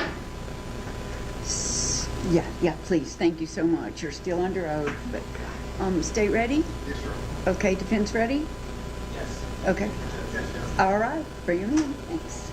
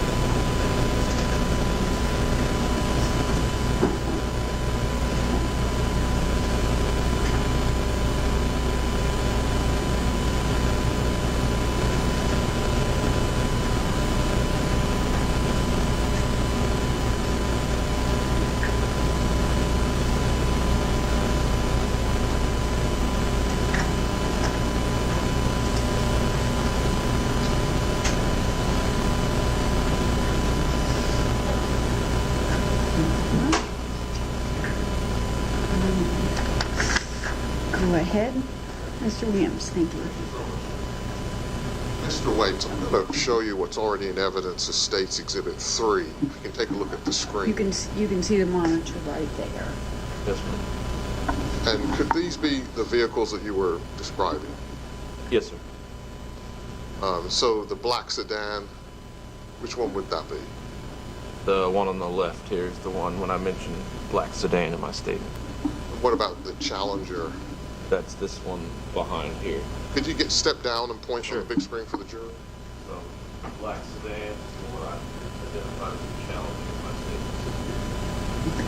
statement. And in addition, Mr. Waits, like we said, there was a lot going on. It was an emotional time. Yes, sir. And are you maybe not the best identifier of car brands? I think that's fair. The other lawyers may have some follow-up. Thank you. Oh, certainly. If you put the photo back on.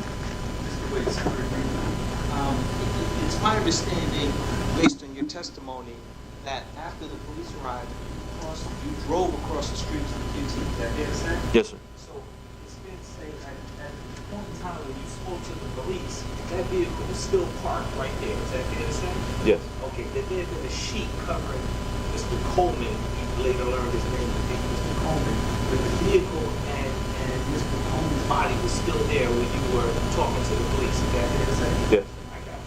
So whether it's a Challenger, Charger, that vehicle never moved. Is that right? Correct. That's all that I have. Thank you. All right. Mr. Clegg? Ms. Drake? Okay, State, may we release Mr. Waits? Yes, Your Honor, with that. Okay, and defense? Okay, Mr. Waits, thank you. Okay, that was not tendered. That's Mr. Waits' statement at the scene. Okay. D1 is admitted without objection. Mr. Waits, thank you very much for your testimony. You are released. You can stay in the courtroom or go back to your life. Thank you. All right, State call its next witness. State call also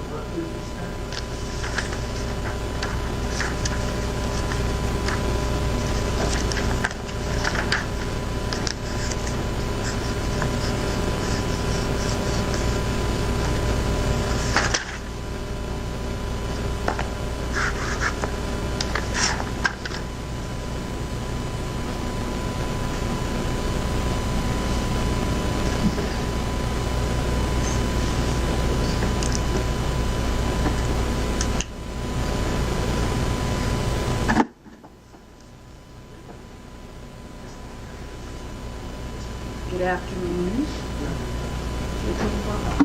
And raise your right hand. Excuse me. Do you swear or affirm that the testimony you're about to give in this case is the truth, the whole truth, and nothing but the truth? I swear. Thank you very much. Please be seated.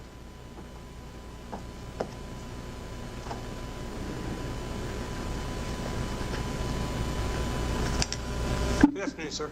Good afternoon, sir. Could you introduce yourself to the jury? My name is Officer William Merkley, Merkley. How are you employed, sir? Currently with the Gwinnett County Police Department. How long have you been with the police? I've been with Gwinnett County for 6 years. You have prior law enforcement experience? No, sir. Post certified? Yes, sir, I am.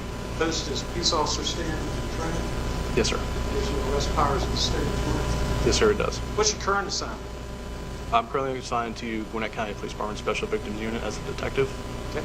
And I'm going to need you to speak up because I'm hard of hearing and one of the defense counsel. Yes, sir. Thank you. July 10th, 2022, what was your assignment, sir? I was assigned to our West Precinct as a uniform officer, working calls, responding to calls of service, working accidents, and responding to crime scenes. Does West Precinct encompass the Peachtree Corners area?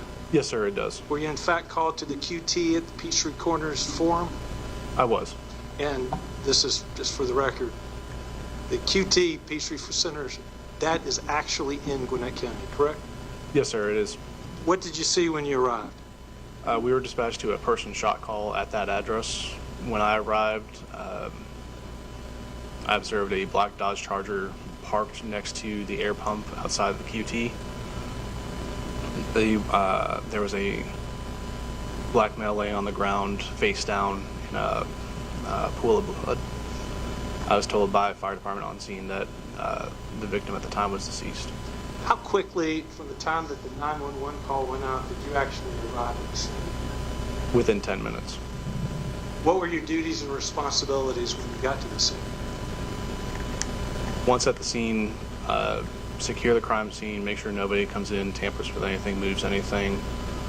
Once it was determined where the victim was deceased, start canvassing for witnesses. I checked with QT to check for any security footage they had at the scene of the incident. Were you the first responding officer? I was not. Officers had gotten there before me. Just moments before? A few minutes. Okay. And did you actually secure the scene, get the QT video, and some of the other things like that? I did, yes. And did you stay on the site for a decent amount of time? Yes, we did. Were you there when crime scene responded? Yes, sir, I was. Did you see and place evidence markers? I did. What's the purpose of evidence markers? It's to note items of importance to be documented, photographed. Usually they're either numbered or lettered to lay out how they found them and where they were on the scene. I'm going to show you what's been previously marked. Show the defense counsel States Exhibit 6 through 20. If you take a moment just to refer to States Exhibit 6 through 20.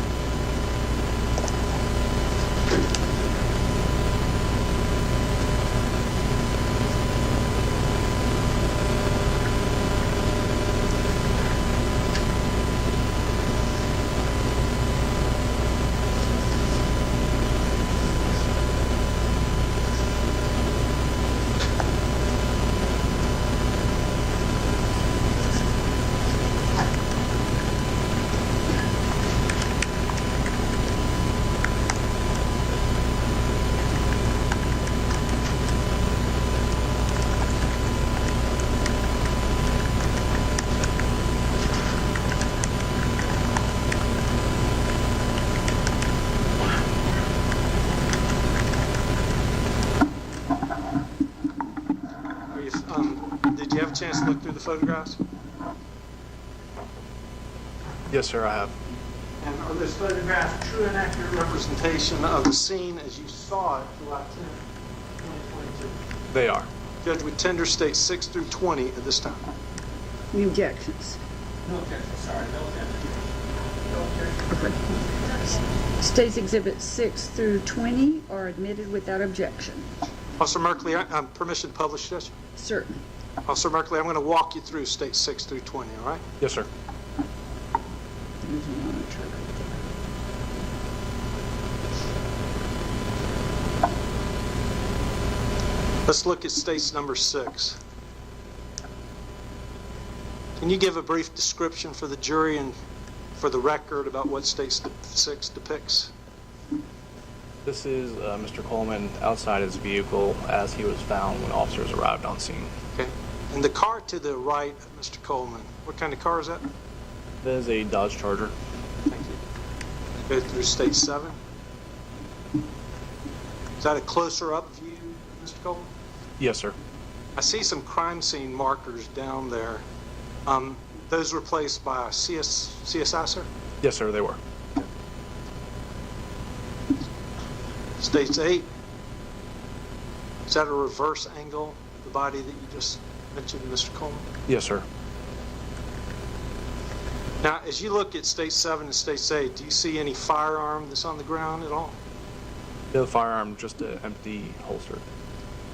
You referred to an empty holster, sir. That States 9 that's going to be coming up on the screen. Sorry.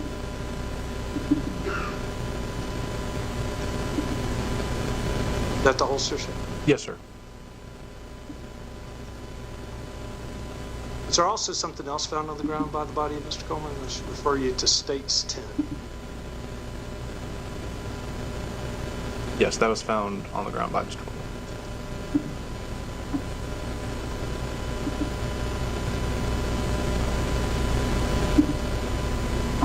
States 11. What's in States 11? It's a fired shell casing. Okay, let's talk about bullets and shell cases for just a second. For any of the jury members who might not understand the difference. Can you describe what a shell case is? as opposed to a bullet? So a bullet is an intact cartridge. It has the projectile still in it, hasn't been fired. When a bullet is fired, what's ejected out of the gun, if it's a semi-automatic handgun or any semi-automatic firearm, that shell casing that houses the primer, the powder, and the bullet itself ejects out of the gun, leaving just the cartridge behind. So you talked about a semi-automatic handgun. Is there a handgun known as a revolver? There is. What's the difference as it handles a casing between a revolver and a semi-automatic? Revolvers don't eject fired casings unless you do it manually. So, could you describe how a revolver maintains shell casing? Revolvers have a cylinder housing that loads. You have to load each individual shot into.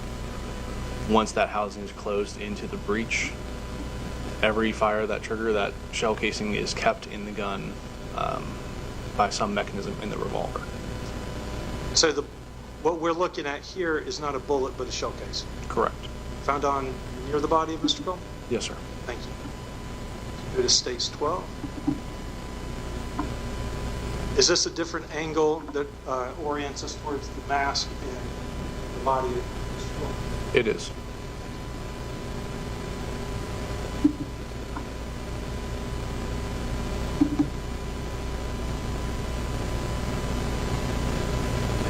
Sir, is there an air pump beside the charger that you can see? There is. You can see the hose at the. Pointed out on the TV screen. Not that stand? Yeah, please. So you can see that air hose right up here behind the trash can. Okay, thank you, sir. You can take your seat.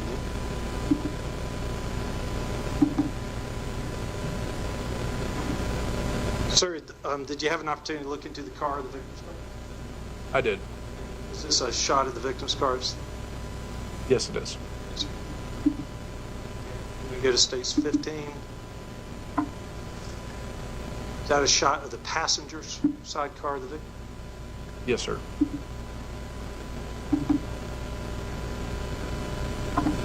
So within sight of the passenger side car, on that side, do we have a close-up on State 16? We do.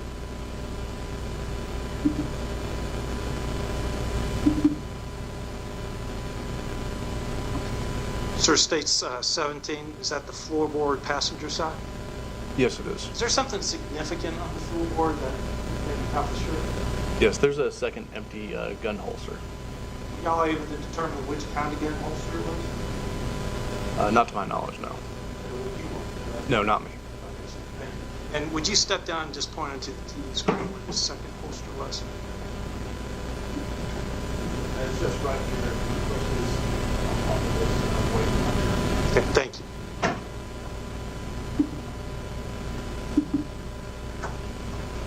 Is that a close-up of what you've just referred to? Yes, it is. States 19. Is that being held up by some hand? It is. I noticed that they're wearing gloves. Is there a reason why a crime scene would wear gloves? To keep from contaminating the evidence, we don't know if it was handled by one of the offenders on scene, that was on scene, the victim. They also observed any kind of touch DNA evidence. Now, the States 20 is the final picture of the victim's car. What's that in the back? I believe it's a booster seat. For a toddler? Yes, sir. Thank you. Sir, are you familiar with, did you have an opportunity to observe the QT video and look at the offender car? I did. Did you have a general idea of the classification of that car, what kind of car it was? Upon looking at the video at first, I couldn't tell, but after Googling, we knew it was a black Mercedes from the video. Looking at the front headlight assembly on that car, we determined it was a E350 Mercedes. Does the Mercedes E350 have a unique headlight assembly? It does. It's got two individual bulbs on top on each side, and then there's a single strip below those lights. So, knowing that you have a Mercedes E350 and knowing the general time, Were there any license plate readers or flock cameras around? There were.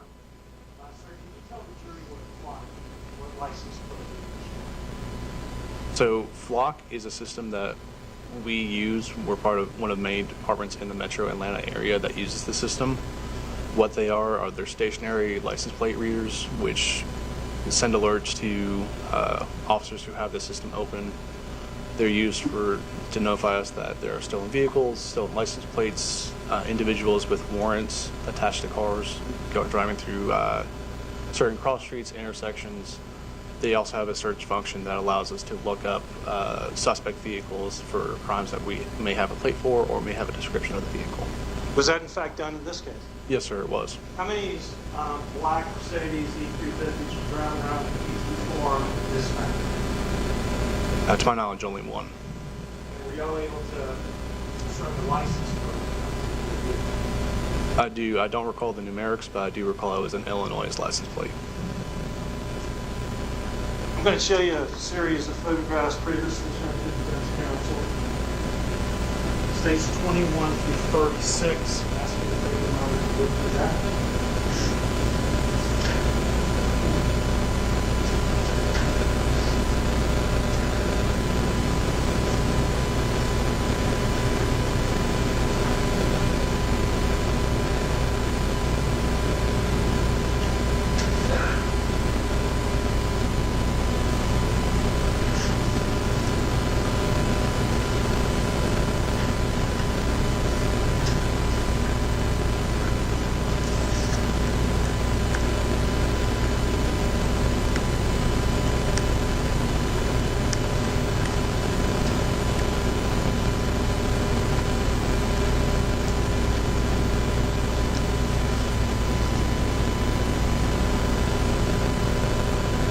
Did you have a chance to look through that?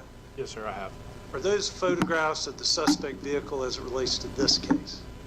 Yes, sir, it is. Is that from the Flock system? It is. Flock, does that automatically record date, times, and locations? Yes, sir, it does. Mechanically? Automatically, yes. Your Honor, at this time, tender states 21 through 36, and inside of 21 through 36 is also the business record certification. States Exhibit 21 through 36 are admitted without objection. I'm going to direct your attention to and permission to publish. Certainly. Thank you, Your Honor.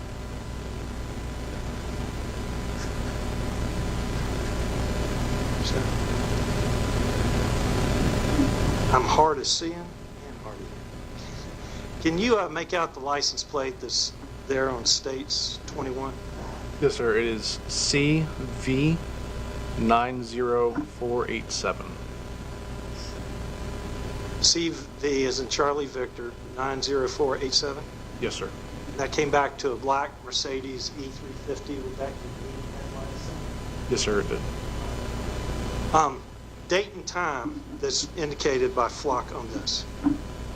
It looks like July 9th, 2022 at 22:16, which would be 10:16 in Eastern Standard Time.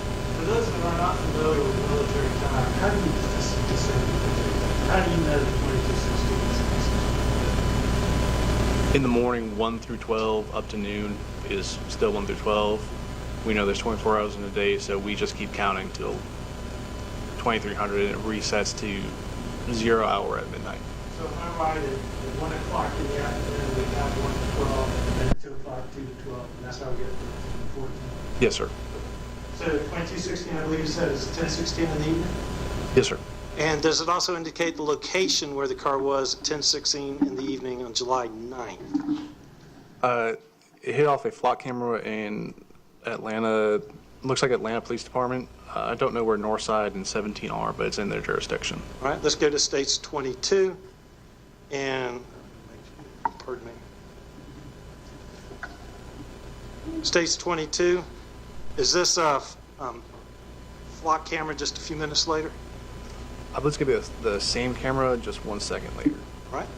And does flock sometimes catch a car more than once? Yes, sir, it does. Let's go to States 23. Could you give us the date and time on this one? This is July 10th, 2022 at 12:18 a.m. So just a little bit past midnight? Yes, sir. What's the location? Harrison Road and Redden. It's in Redan in DeKalb County. States 24, flock capture of that same license plate. Could you give us the date, time, and location? July 10th, 2022 at 12:24 in the morning. Okay. And location, sir? Within Tucker Precinct of DeKalb County Police Department.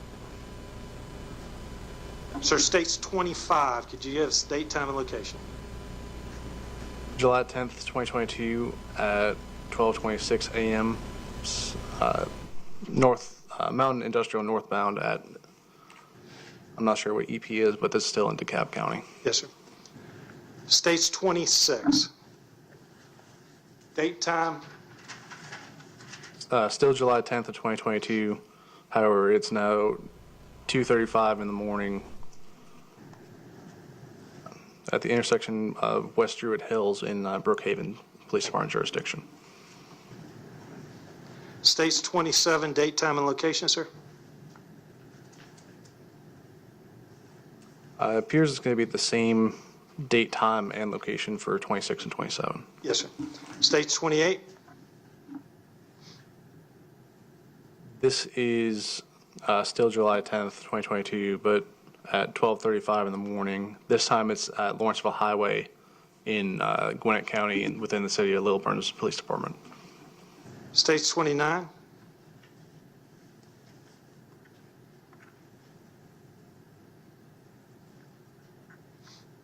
This is, again, July 10th, 2022 at 2:36 a.m. back inside Brookhaven Police Department's jurisdiction. States 30? 7/10/2022 at 2:38 a.m. I believe NDH is North Druid Hills. States 31? July 10th, 2022 at 2:38 a.m.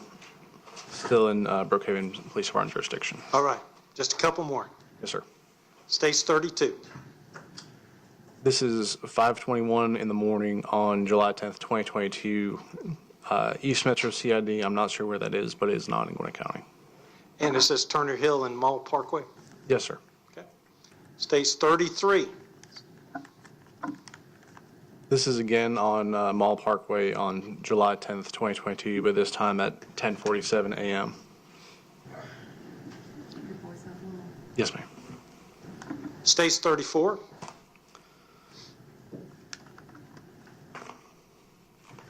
A few seconds later? A few seconds later at I believe the same location. All right. States 35? This is July 10th of 2022 at 11:26 a.m. This time entering the forum in the city of Peachtree Corners here in Gwinnett County. And that was at what time? 11:26 a.m. And finally, States 36? This is Spalding Drive in the city of Peachtree Corners on July 10th, 2022 at 11:53 a.m. That particular location going away from QT towards the campaign? I believe so, yes. So were you also involved, at some point defendants were arrested in this case. Present when Mr. Huey was arrested, I'm sorry, there when Mr. Huey was arrested, did you receive his cell phone? I did receive his phone. And I'm going to show you States 37. Do you recognize States 37? I do. How do you recognize States 37? This is Mr. Healy's iPhone, which was I gave to Detective Harrison pursuant to a search warrant. Okay. Thank you, sir. Defense counsel may have some questions. Sir.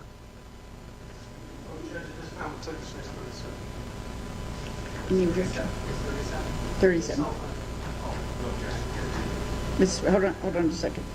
Ms. Drake? Mr. Clegg? Okay, States Exhibit 37 is admitted without objection.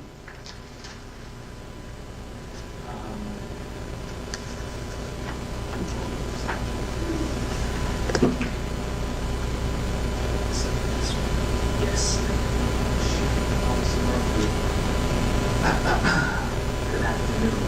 Good afternoon, Mr. Lewis. Doing well. How are you, sir? I'm doing well. Thank you very much. I understood your testimony to be you determined that the vehicle that you were looking for after the QT shooting was a Mercedes 350. Is that right? Yes, sir. I'm terrible with pronouns, so I want to understand that you. Was that when you say you, do you mean you, Officer Merkley, or someone else that's better with cars that told Officer Merkley, or was it sort of a collective, people all contributing and you come up with a Mercedes 350? No, sir. I looked on Google Photos at Mercedes sedans looking for that unique headlight assembly. Okay, so when you say you, it's you that determined it was a Mercedes 350. Is that fair to say? Yes, sir. And once you determined that it was a Mercedes 350, you plug that into the flock camera to see if any flock cameras pick up a Mercedes 350 in and around the QT. Is that fair to say? Yes, sir. Okay. Now that's the part I want to understand. When you put that information in, are you looking in a half a mile radius, 1 mile radius? What's the radius if that's how it's determined? So I'm looking at cross streets, streets that I know have flock cameras in directions that the vehicle possibly could have left in.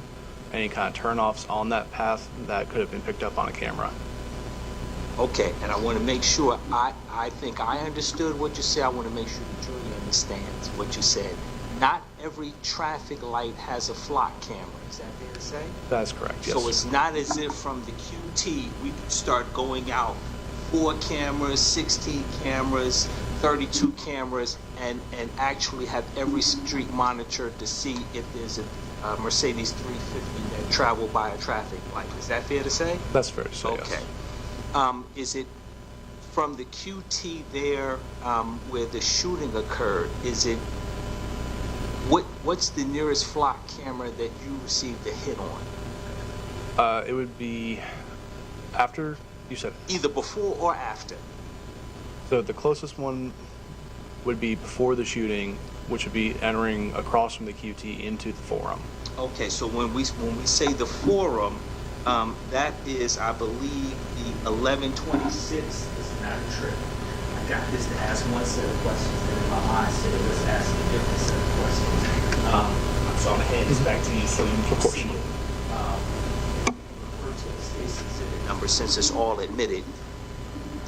I think it was at 11:26 on the morning of July 10th, 2022 that you have the Mercedes going into the forum entrance. Is that right? That's correct. Okay, good. And your testimony is that the forum entrance is directly across the street from the QT. Is that right? Yes, sir. That's correct. Do you know what time the 911 call came in? I don't have the exact time now. That's fine. But we have the Mercedes, we have the nearest camera to the QT recording the 350 Mercedes at 11:26 in the morning. Is that right? Yes, sir. Got you. The first flock camera that captures the Mercedes 350 after the shooting is where? Where's it located?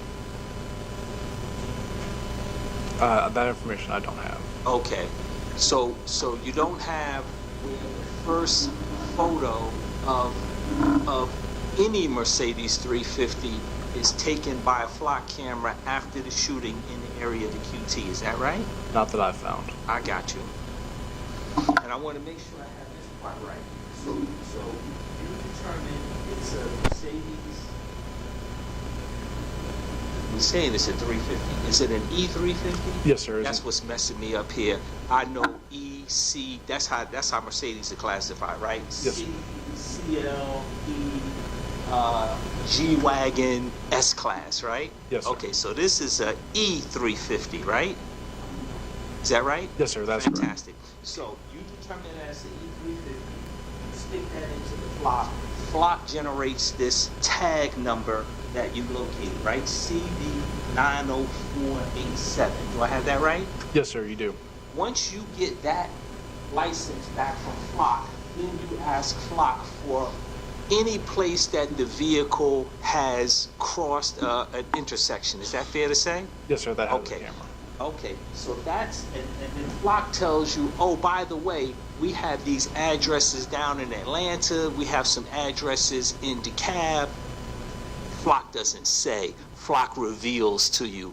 This is the other places where the E350 has traveled. Is that fair to say? Yes, sir. Okay, so so prosecutor presented it in a sort of chronological fashion from one of the earliest photos that you had before the shooting to the most recent photo that you had before the shooting. Is that right? Yes, sir. Okay, but you're only able to determine that after you get the license plate of the E350 that is closest to the QT before the shooting. Is that right?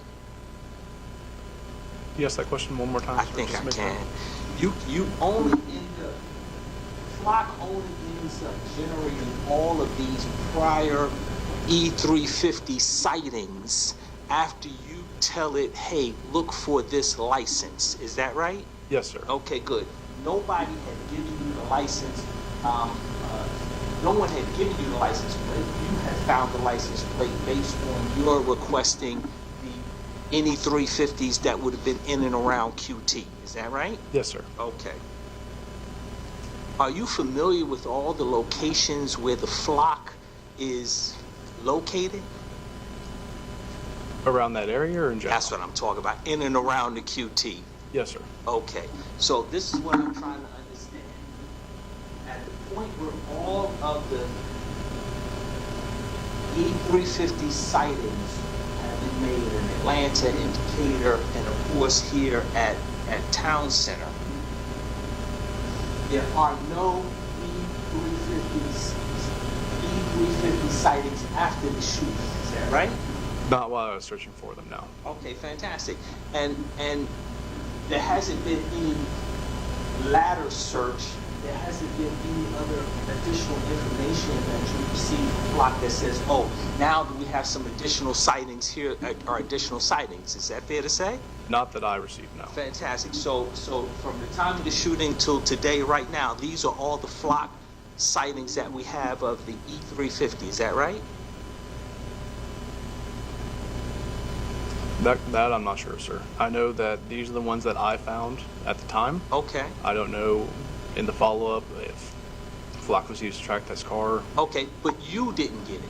Correct. Somebody else might have got it. That's fine. As far as all we have is you understand now. You didn't receive any other information about any 350 sightings after the shooting. Is that fair to say? That's fair, yes, sir. And all of those really are precursor questions, as crazy as that sounds. What I really want to know, based on your knowledge of Flock camera locations in and around the QT, what likely direction did the E350 take after the shooting such that it wasn't captured by your request for Flock photos of the E350?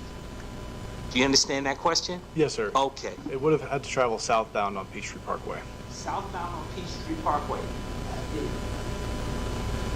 If it travels southbound on does Peachtree Parkway eventually hit Atlanta? Yes, sir. It turns into 141, which intersects with 285. Okay.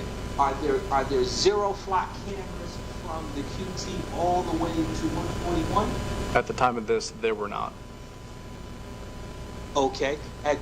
Once the vehicle goes on to 141, and that's a straight shot to 285. Is that right? Yes, sir. Are there any Flock cameras on 141 at all? Not to my knowledge. Okay. So post-shooting, as best as you can tell, it probably traveled south because there are absolutely zero Flock cameras from the QT south all the way down Peachtree Parkway 141 to 285. Is that fair to say? To my knowledge, yes, sir.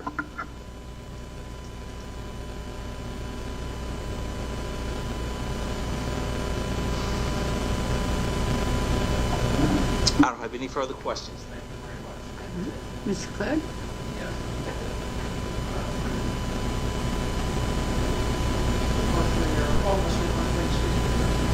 My name's Tom Clegg. I just have a street testimony for my community. officer on the scene, but you were one of the first officers on the scene. Is that correct, sir? Yes, sir, that's correct. And you were able to observe the body of the deceased, Mr. Coleman, correct? Yes, sir. You were able to see the holster outside of the vehicle, correct? Yes, sir. You were able to observe the COVID mask outside of the vehicle, correct? Yes, sir. You were able to observe a phone, I guess. Was there a phone near the body? Not that I recall. Okay, maybe I'm wrong on that, okay. But you certainly observed the shell casing, right? Yes, sir, I did.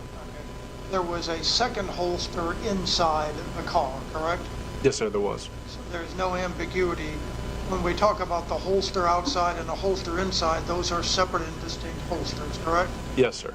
And would both of them have corresponded to a 9mm handgun? I can't tell that from just a holster. Would both of them have corresponded, if you can tell us, to a semi-automatic handgun? On the design from the holster, yes. Now, there was, inside the Charger was found a wallet and a cell phone on the passenger seat, was there not? Yes, sir, there was. And were you able to determine who the owner of those items might have been? I didn't pick up those items and look for identification. Fair enough, sir. There is a center console in the vehicle, correct? Yes, sir, there was. When I say the vehicle, I mean the Charger.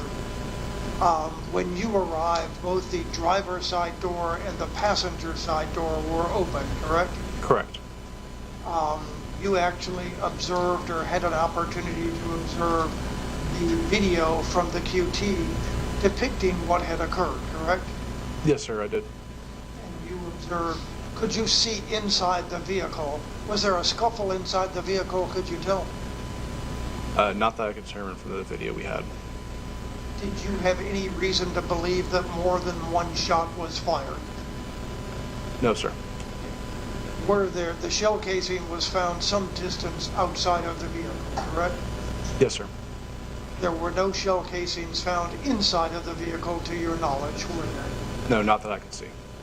There were no actual firearms found at the scene, were there? Not to my knowledge, no. Based on the fact that the shell casing was found outside of the vehicle as opposed to the inside of the vehicle, it is reasonable to infer that the shooting took place outside of the vehicle, correct? Yes, sir. You can see two individuals appearing to be in a confrontation outside the vehicle immediately before the shooting, can you not? Yes. Both of them are standing up at that time, correct? No, sir. If I remember correctly, they come tumbling out of the car. The victim never has a chance to stand before he's shot. Okay, so they were either one of them standing, or were they both on the ground, or what? One was standing, and Mr. Coleman was trying to stand at the time he was shot. Okay. And how far would they have been from one another? Do you recall? Within a couple feet. You speak up a tad. Within a couple feet, sir. A couple feet. And if you can help me out, when you say a couple feet, how far is a couple feet? 2 to 3 feet. Okay. Now, if you would come down off the witness stand very briefly. Just stand here. You are obviously significantly taller. But I'm just going to cruiser bend your knees a little so you're farther. You don't need a microphone, okay? Okay, there we go. So, did you ever see, based on what you see, the two people this close to one another in the video or face to face? Okay. And so, one of the guys is standing up, right? And is he erect? Standing all the way up? And so the other individual is face to face in the middle, right? Right. So he's up, but he's literally face to face, right? Okay, gotcha. Okay.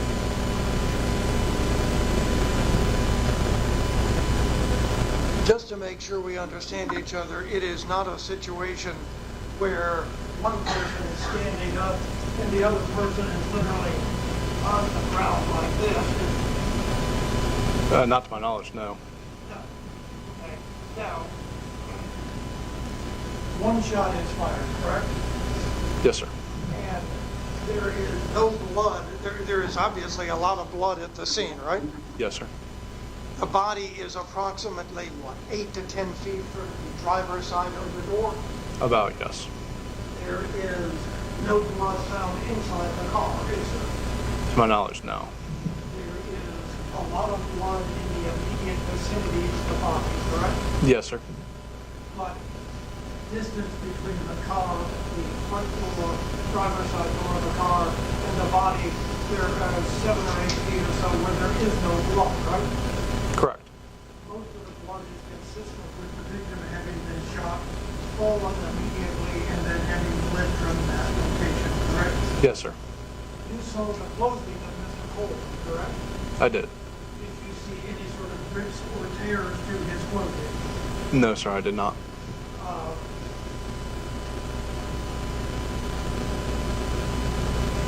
Did you collect any of the items? There's the COVID mask. Did you collect that?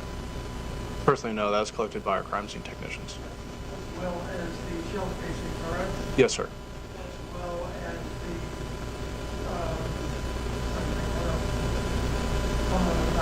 the mask, The holster? shell casing, and what else? There were 3. The holster. Okay. Were the holsters identical in one another here? They appeared similar.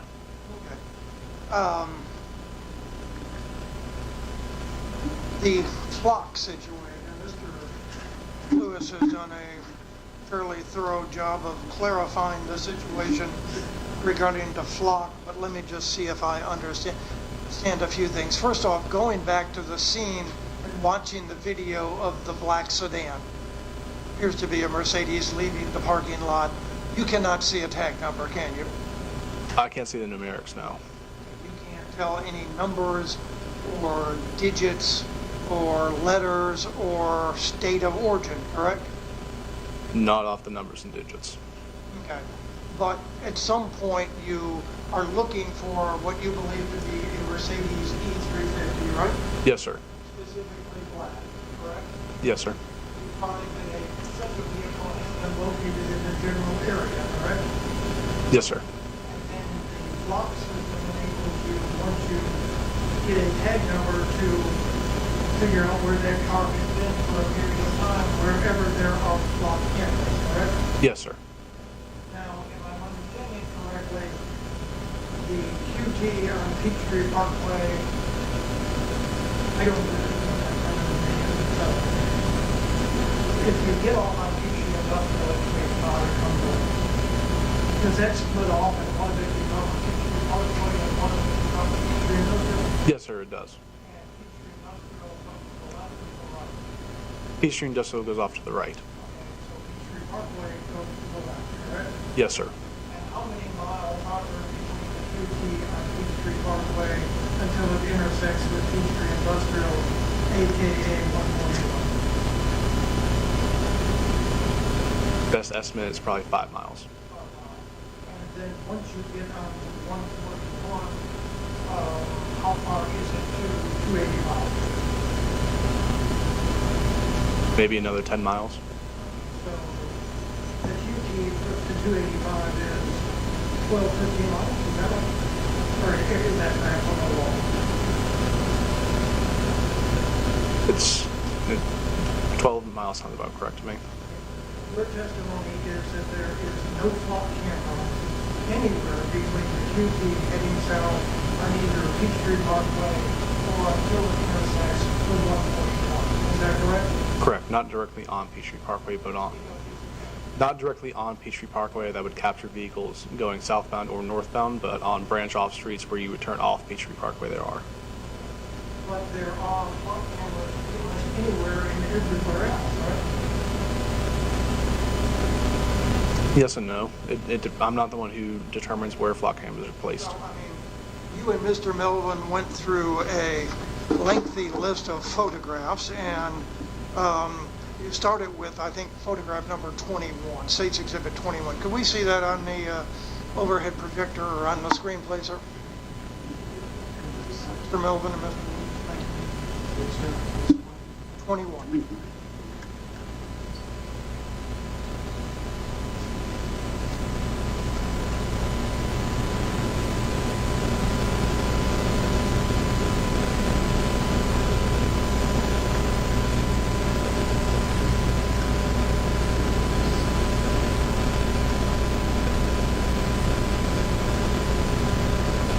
now this photograph, this is State's Exhibit 21. I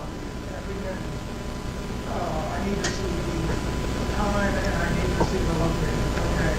This is taken at 10:16 in the evening on the 9th of July, correct? Yes, sir. The homicide occurs on the 10th of July at approximately 12:40 or so in the afternoon. Is that a fair approximation? Yes, sir. Now, this photograph is taken at Northside Drive, correct? Yes, sir. You know where Northside Drive is? I do not. Is it in the city of Atlanta as far as you know? From what the flock information states, this is the Atlanta Police flock camera. At the bottom of the photograph here, it says Atlanta Police Foundation. Is that consistent with being taken in the city of Atlanta, right? Yes, sir. Okay, now let's go to number 22.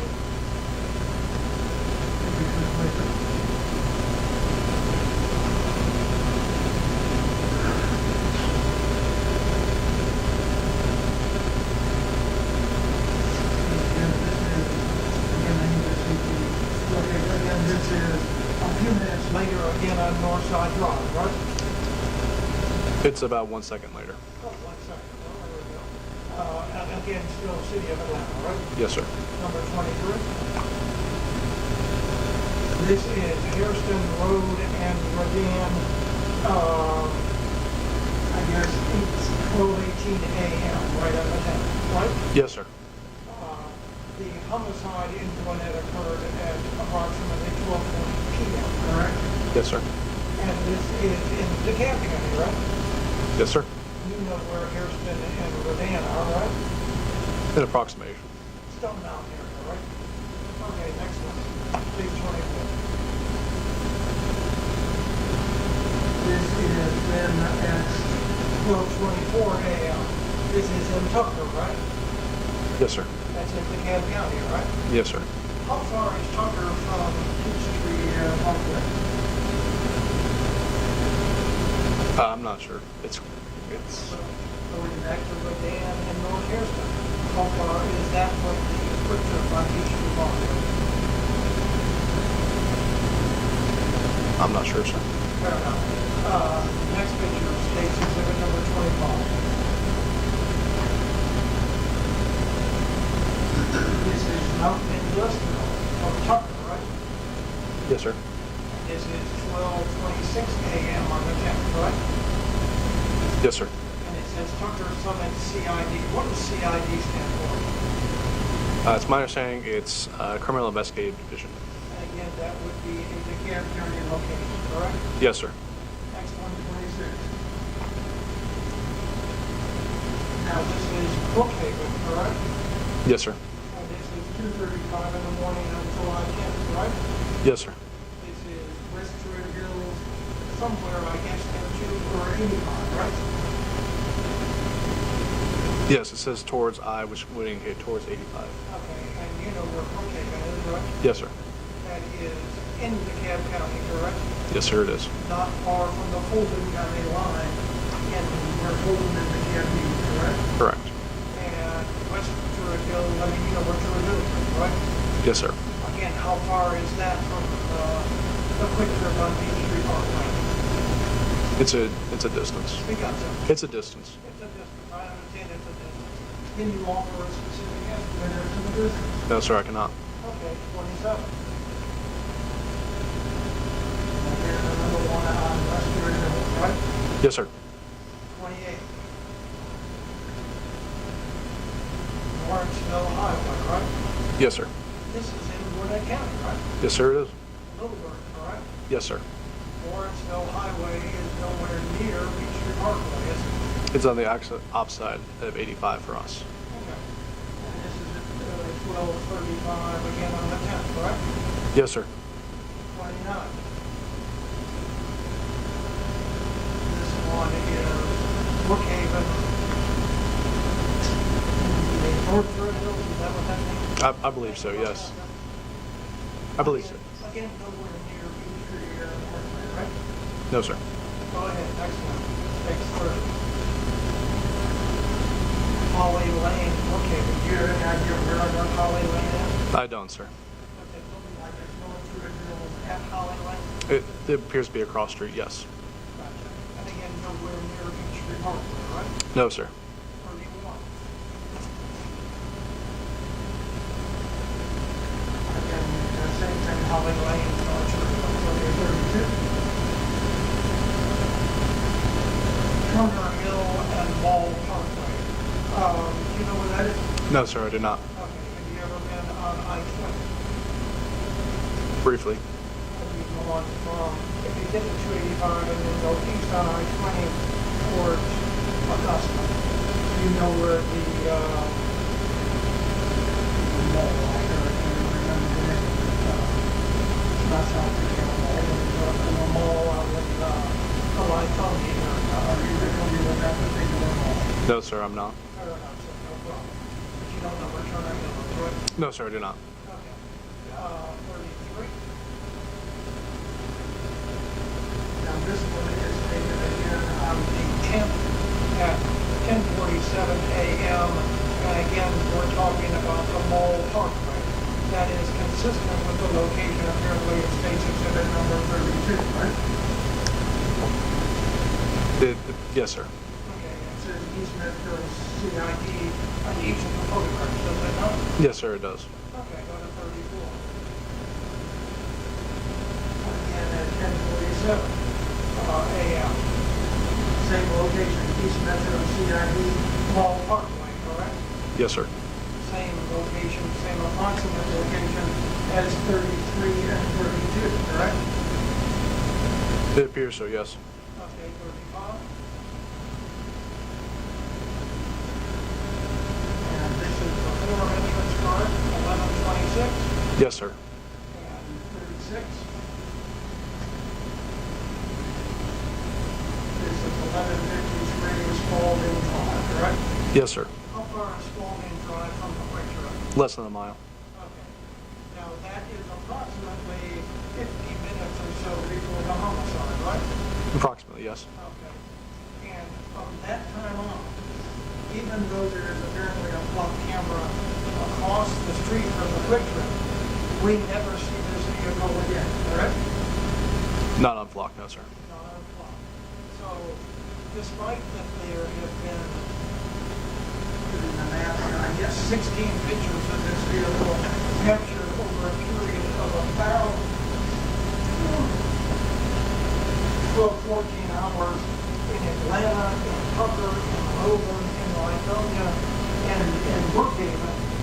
There is nothing after the fact unflocked, right? Not that I found, no, sir. Now, you are concerned not so much about where the car was beforehand, but where the car was after, right? Yes, sir. And there again, flock is supposed to be an aid to enable you to see where the car might be, right? Yes, sir. And you can see the car here, there, and everywhere in the 12 to 14 hours leading up to the homicide, right? Yes, sir. But the time when the homicide actually happens, lo and behold, flock magically is unable to capture a single photograph of that particular license plate anywhere. Is that your testimony? If it doesn't drive past the camera, we don't get a picture of it.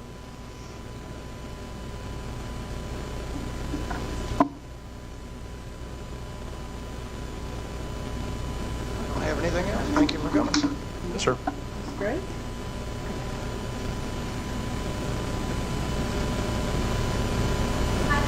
How are you? Good, how are you, Ms. Drake? I'm good. I always try to use proper titles. If I end up calling you officer, I am not trying to be disrespectful.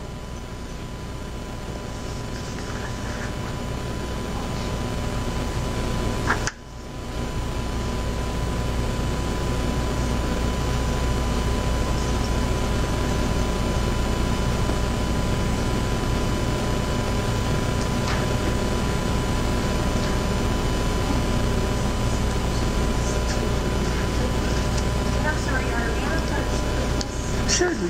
Move around the courtroom if you don't need to request that.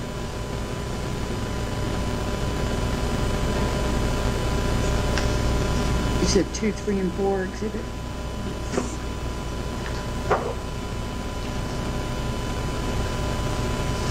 Don't worry, I'm not going to ask you a question without giving these back to you. out and then ask you about them than trying to go through. And Madam Court Reporter, may we steal these from you? Thank you. Steal's not a good word. We're going to politely.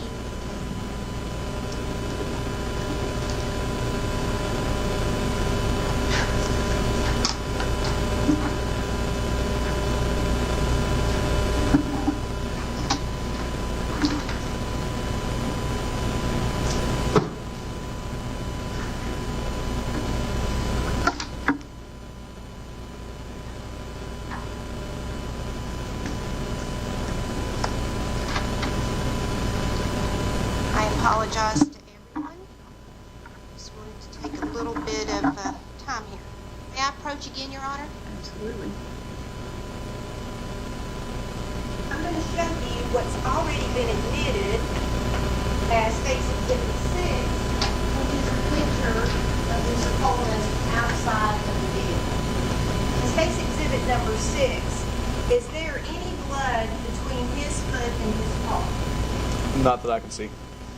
And was that the position you found him in when you arrived? Yes, ma'am.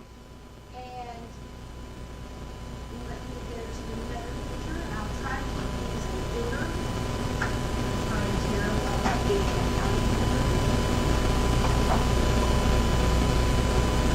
I just want to clarify, State's Exhibit 9, which has been admitted into evidence. Oh, I'm sorry, thank you. State's Exhibit number 9. Was that the one that was found outside the holster? Outside the car, yes, ma'am.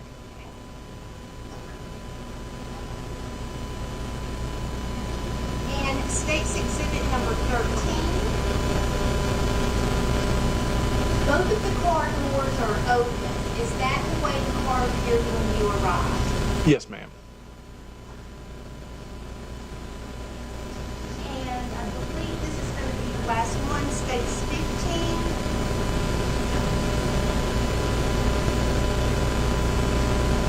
In State's 15, is there a shoe located in the floorboard of the passenger side? Yes, ma'am, there is. Was there another shoe in that picture that you can see? It's going to be under the back passenger side door. And I'm going to point to it. Is that what you're referencing? Yes, ma'am. And those appear to be one of a pair, each of them matching shoes? Yes, ma'am.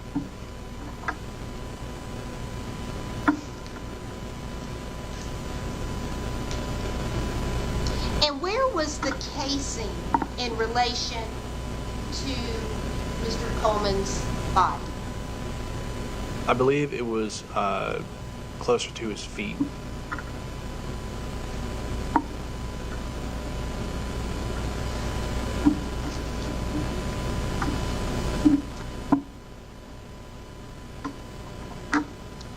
And about guns, if a bullet is ejected, doesn't it normally go backwards to the right? It's more to the right than backwards. Okay, but to the right. To the right, yes, ma'am.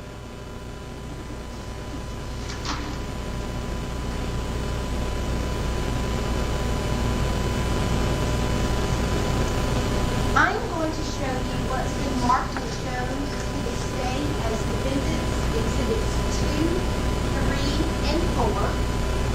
If you would just take a look at those. And let me know when they're done.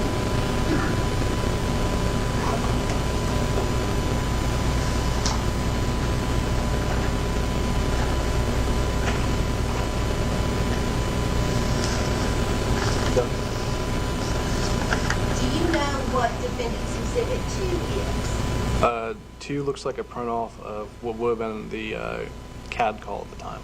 And can you please explain to the jury what is a CAD call? So CAD stands for Computer Aided Dispatch. It is inputted by our 911 operators to give us information before we get to the scene, give us an address, the signal for what type of call we're going to. In this case, it's a person shot call. It notes date, time, and once something's been entered into the CAD call, it can't be deleted. And does that indicate that you were dispatched or that you were involved in this CAD call? It does. And does it appear to be alternating? No, ma'am, it doesn't. Your Honor, I would tender into evidence Defendant's Exhibit 2. All right, Defendant's Exhibit 2 is admitted without objection. And before I start asking you questions, if you would please look at Defendants 3 and 4. Defendants 3 and 4, and if you would compare 3 to State's Exhibit 35, and then Defendants 4 to State's Exhibit 36. And please let me know when you're done.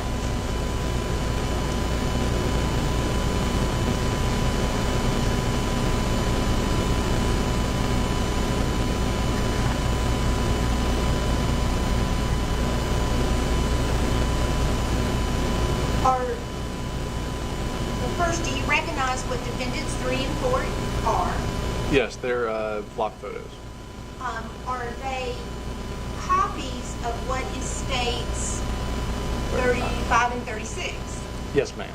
Is there any difference other than one appears to be an original color and the other one is a black and white photostat copy? Not that I can see.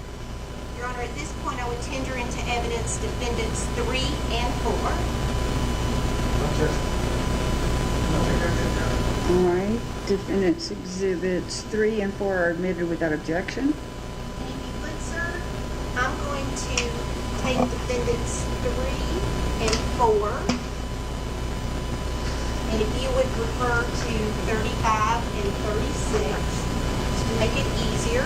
But I do want to ask you a question. On Defendants 2, does it have a time that the 911 call came in? It has the time the call was created. I'm not sure if it's the time the 911 call came in exactly, but it's close. Okay, and what time would I'm that? gonna ask you to speak into the microphone to I'm make sorry, sure. Your Honor. It's okay. When you turn, then we don't catch your voice. Okay. Yes, ma'am. So this was created at what time, sir? 12:39 p.m. And 52 seconds. It gets down to the actual milliseconds. And that was 12:39 in the afternoon.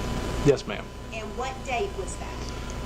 That was July 10th, 2022.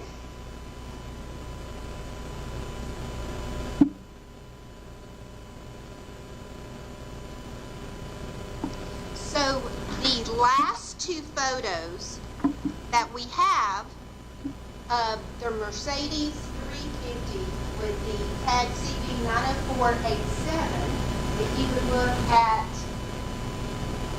States 35, which you said corresponding to Defendants 3, the time on that is what, sir? A little over an hour before the call was created. And that time is at 11:26 a.m. Would that be a fair statement? Yes, ma'am.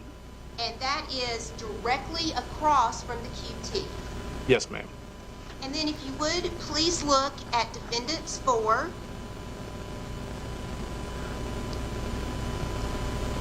And where is that from? This is one intersection down from the QT. And what time was that? 11:53 a.m. And how long before the call was created on the CAD report were they already away from the foreman, whoever they were in that car? According to this, about 50 minutes.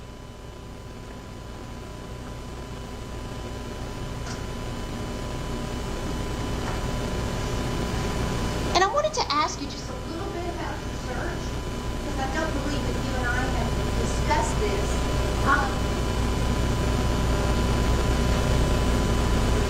When you look for something on Flock, are you just seeing the back of the car, or are you seeing the front of the car? Just the back of the car.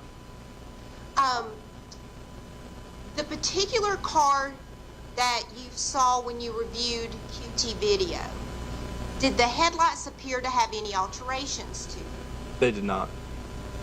Now, without seeing specifically the car on Flock, you cannot say whether there were modifications made to the headlights on that particular car. Would that be a fair statement? I can't tell from the flock cameras, no, ma'am.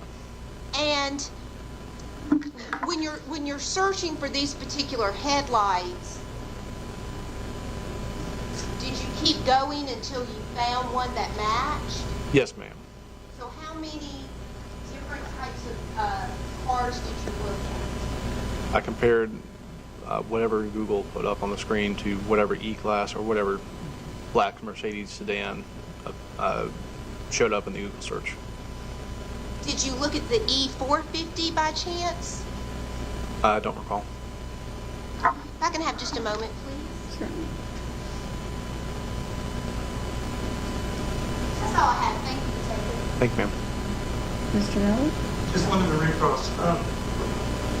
Officer Berkeley, Ms. Drake asked you, that's all the flock pictures we got, but there may be more flock pictures involved in this case that are not before you. Is that correct? That's correct, sir. And let's talk just a second about the queries of flock.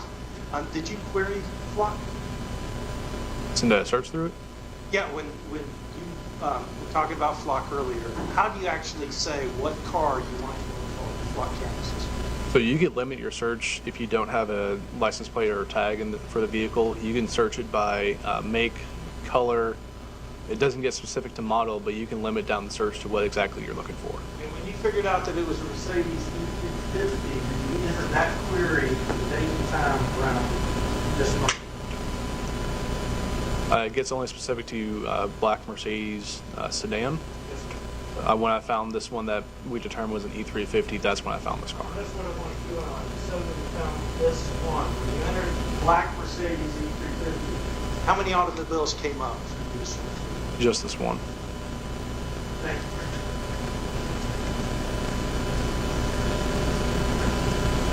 I thought I understood that the first time, but I also understood you say that there are absolutely zero flock cameras from the QT all the way down to 285 on the particular road, Peachtree Industrial, is that right? Peachtree Parkway, 2 Peachtree Industrial. Peachtree Parkway, I got you. Thank you very much. How long are the flock photos preserved? Do you know? I do not. I don't know how long Flock keeps them. I know I can search for a car as far back as 60 days in the settings I have for the application. Okay, and typically you ask for the largest search when you're doing this type of search where there's a shooting. Is that fair to say? It depends on the time frame. In this immediate area, a search of 1 to 2 days, because we know the shooting occurred with this vehicle. I'm not looking for whoever drove this car 2 months beforehand. I got you. So your search may have been limited to basically 48 hours. Is that right? Yes, sir. The prosecutor's asking about potential other flock videos. Officer ran a flock request for the same E350 license CV 90487? I'm not sure what officer may or may not have. Thank you very much.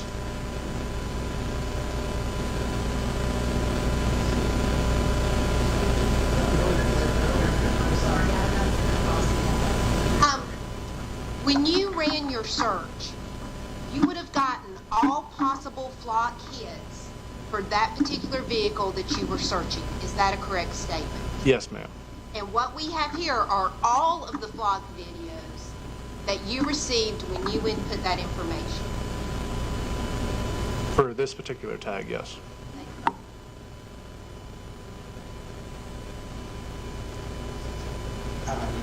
Okay. Okay.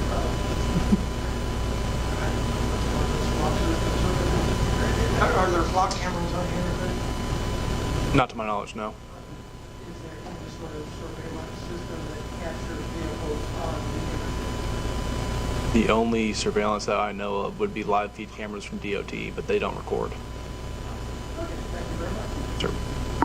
Are there no more questions? We'd ask that Officer Berkeley be excused.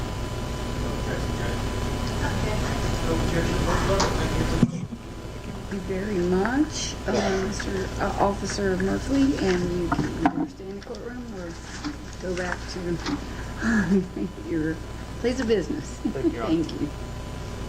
Does the jury need a comfort break? You good? Okay. Okay, we would call crime scene technician Kelly Benz. K-E.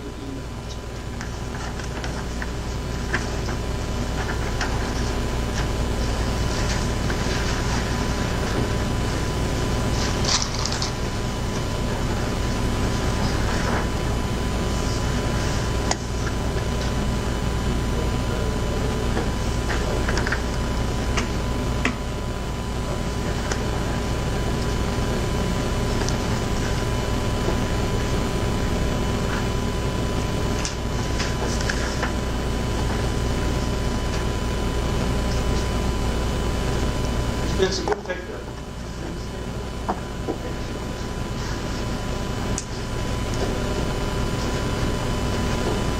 Good afternoon. If you will remain standing and raise your right hand. Do you swear or affirm the testimony that you give in this case is the truth, the whole truth, and nothing but the truth? Thank you very much. Please be seated.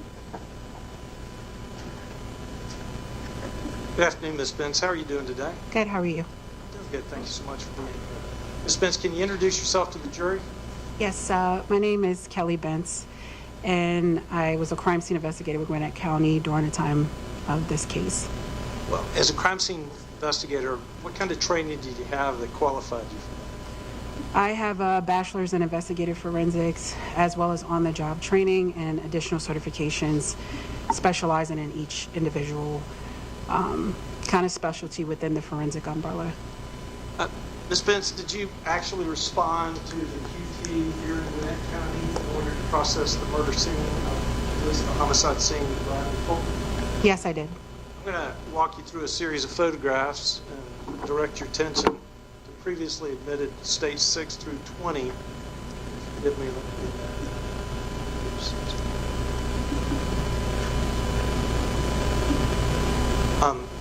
that. Is that one of the pictures that you took? Yes, it is. So we have yellow markers here on the TV screen. And could you walk us through what each marker is delineating? So the yellow markers are evidence markers. Evidence markers are utilized for items of evidentiary value that were pertaining to that crime at the time. So I want to walk you just through a couple of them, and in particular, I'd like to, and I'm going to pull up onto the screen previously admitted states 10. States 10 has evidence marker 2 cited. Was that there at the crime scene when you arrived? Yes, it was. Did you actually not only take a picture of it, but also take it in physical custody? Yes, I did. What did you do with it in physical custody? So I secured it in a locked crime scene truck as I continued to process the rest of the scene, and then I took it back to the crime lab where obviously it was processed for further evidence. So I'm going to show you some physical evidence in addition to the photographs that you've seen up there.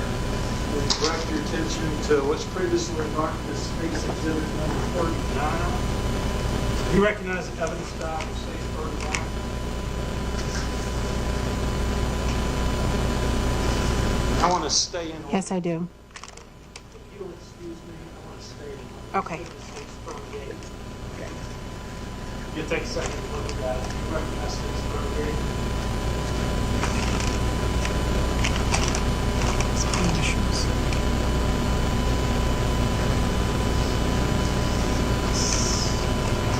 Yes, I do.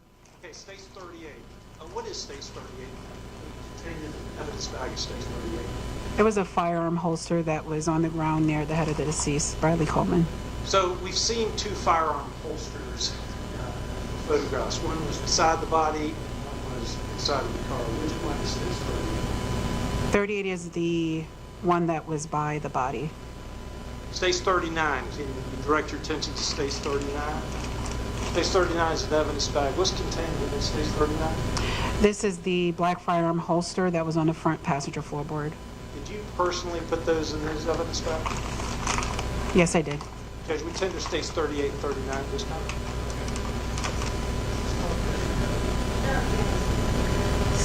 States 38 and 39 are admitted without objection. Shell casing located at the scene, Mr. I'm going to hand you what the previously marked as States Exhibit 40. You recognize the evidence bag of States 40.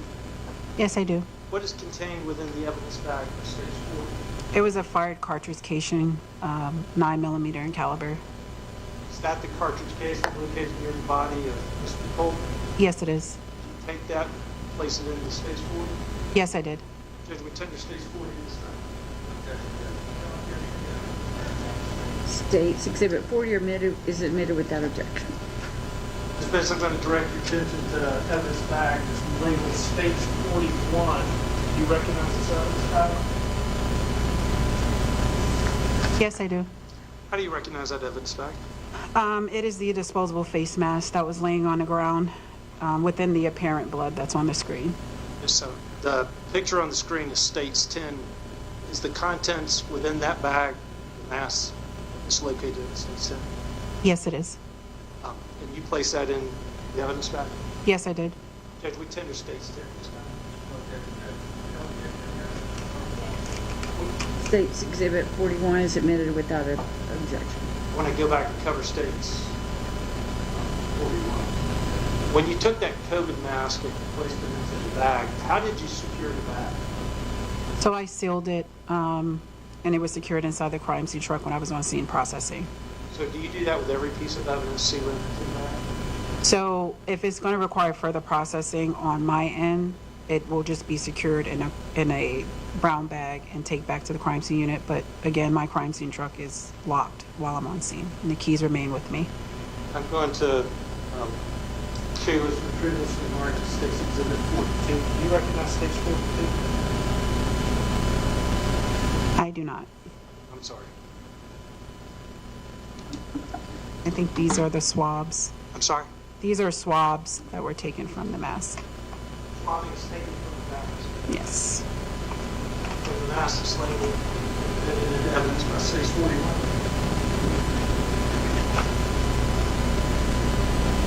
Yes. So, Judge, we tip States 42 this time.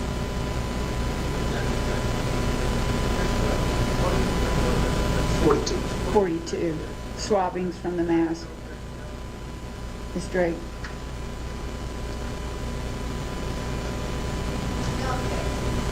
All right. States Exhibit 42 is admitted without objection. Right. Ms. Spence, thank you. Defense counsel may have some questions.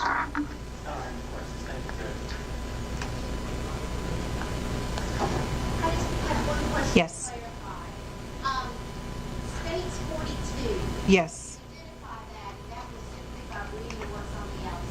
That is correct. My initials are on my seals.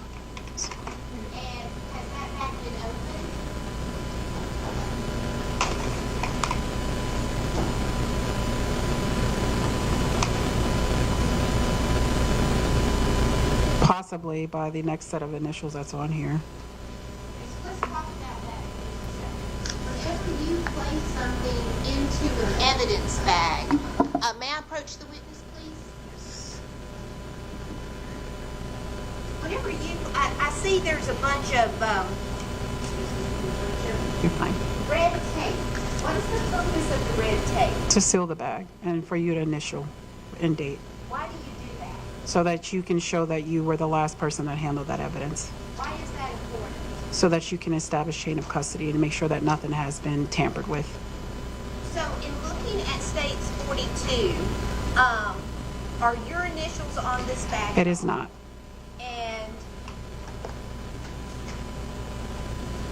I'm just comparing for purposes. States 40, does that appear that your seal has been broken at all?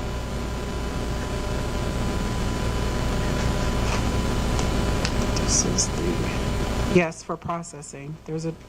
So this is another initial and seal. This is my original seal. So when someone breaks the seal, they are supposed to initial. Reseal and initial. So States Exhibit 42, has that seal been broken from what was originally placed inside? I have no idea. Are there more than one sets of initials on there? So for what I can see, there is one. And you don't actually know what's in 42 from your own personal knowledge. You're just reading what's on the outside of the package. That is correct. No further questions asked. Ms. Spence, please speak. No objection. Thank you, Ms. Smith, Ms. Spence, and you're excused. Okay, thank you. Do you expect Dr. Carey to be an hour or? The next one might take a little bit of time, Judge. Okay. Yeah, maybe 10 minutes. Comfort break? Okay, let's have a comfort break before we start our next witness. Is that our last witness of the day, Mr. Melvin? Okay. Possibly squeeze into that. Okay, great. All right, thank you.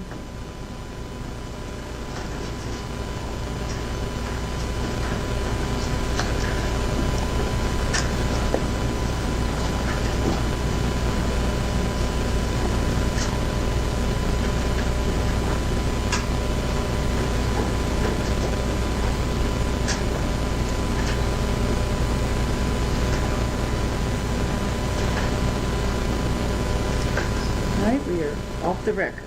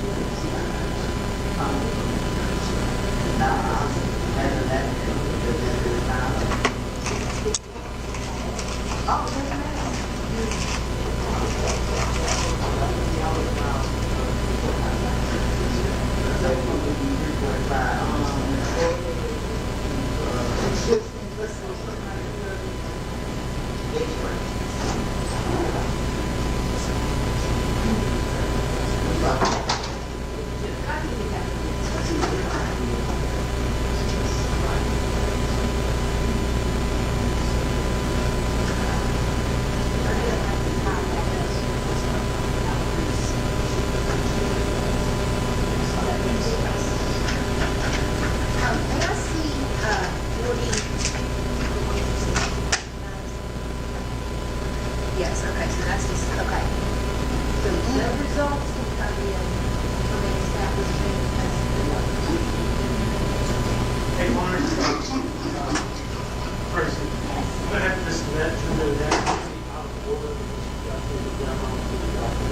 The demo and that's fine.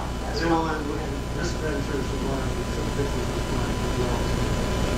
then that's fine, that's fine. I anticipate that this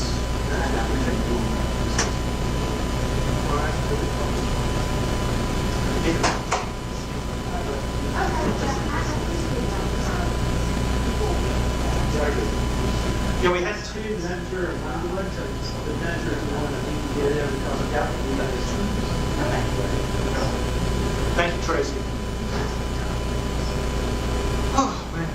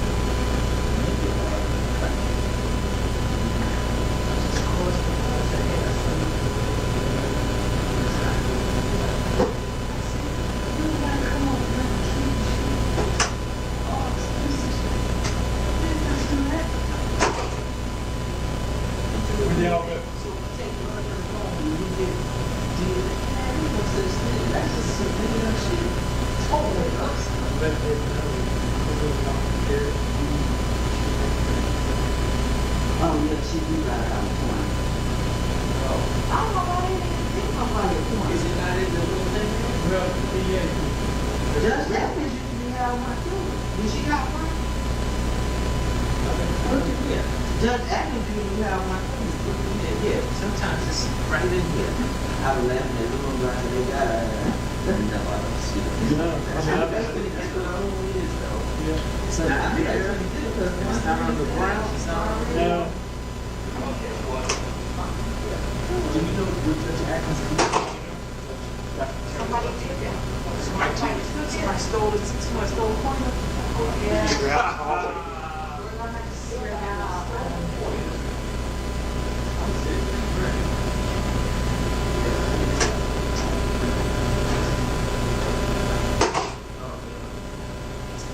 Yeah.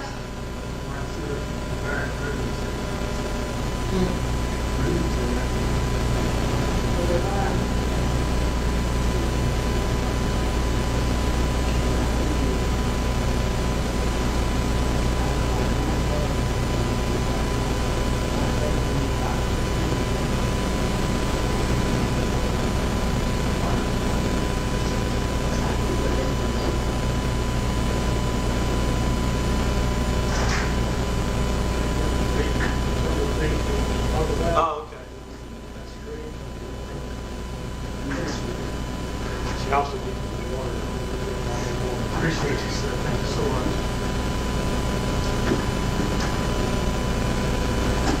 All right.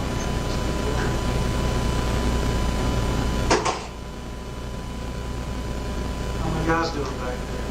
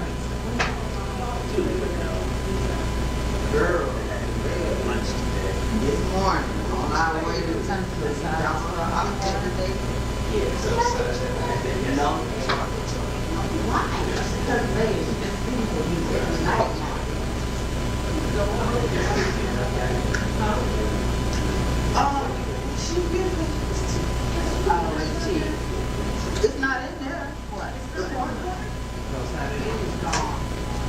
I thought Judge Atkins had one. She does. No, we had a wooden one. Your what? Can we use this? That's it. I didn't even look at this. No, we looked at it. I'll be very happy. Let me call Brian.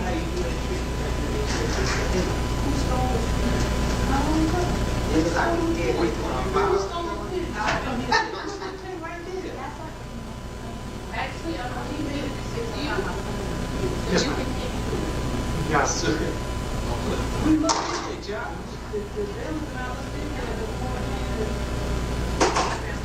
And your personnel pulled it out the sleeve. And she walked so funny, she pulled it out the sleeve and said, here it is. Ain't that what they do? Ain't that? Whatever you gotta do. What is it? Put a rabbit out the hat. Whatever you gotta do.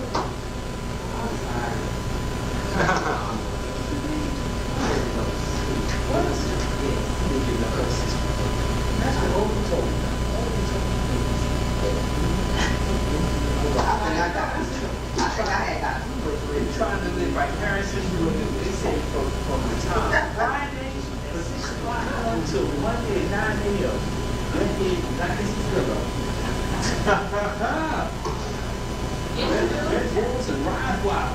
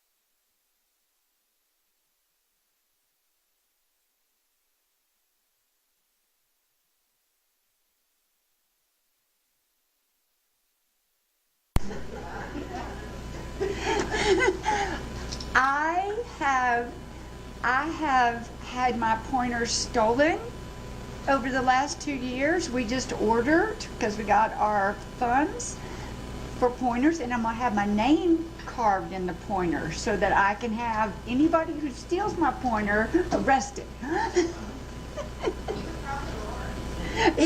No, because Lawrence brings his own, and it scratches our TV. You know. But I'm going to have my name carved in it. We can bring the defendants out.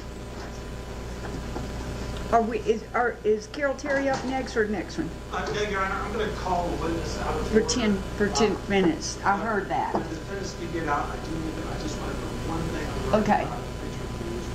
Okay. And y'all are going to get Dr. Terry a bottle of water. You got it right there. Okay.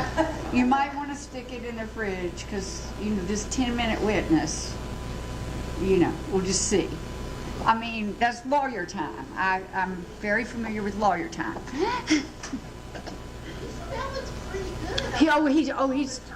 He's jamming on time. That's just, yeah, he needs a I can't give any of y'all smiley faces because then, you know, but I can give Odom one because this is the first time I've seen her. Odom gets one for showing up. Come get it, Odom. Do we get a smiling face for stopping before 11:45? Well, I'm afraid to give any of y'all smiley faces with the history of this case. So I'm just like, I'm keeping my smiley faces just in case till it's over, okay?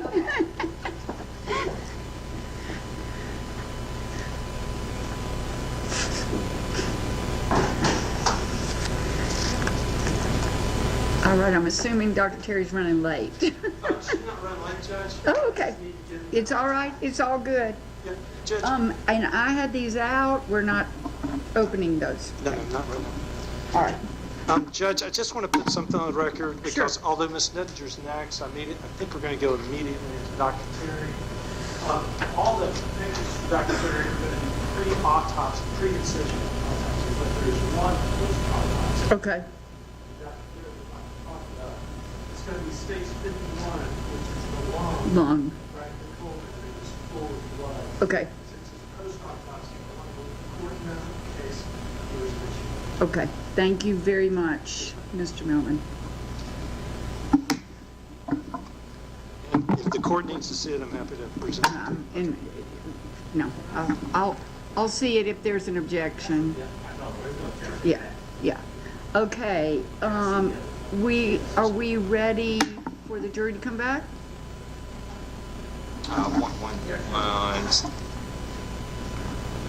Yes, Mr. Clegg, Ms. Drake. Mr. Melvin. Yes, ma'am. Okay, now I'm waiting till the last. Yes, Mr. yes, Okay, yes, Judge. all right, bring him back. Always wait for.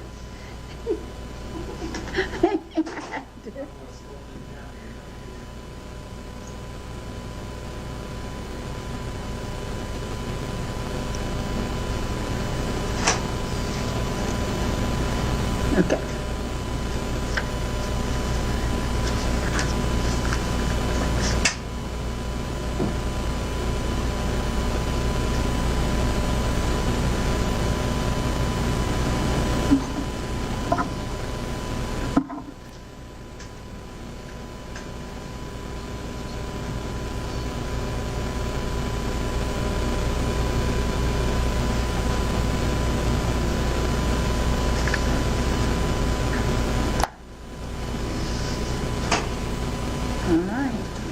State call its next witness. State will call, and Your Honor, I'm going to call a witness out of order, so the exhibits are going to be different order. Sure. She has a personal matter.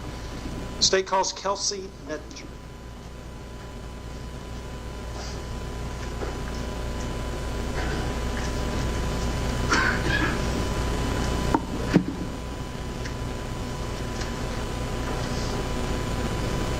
Ms. Nettinger, go ahead.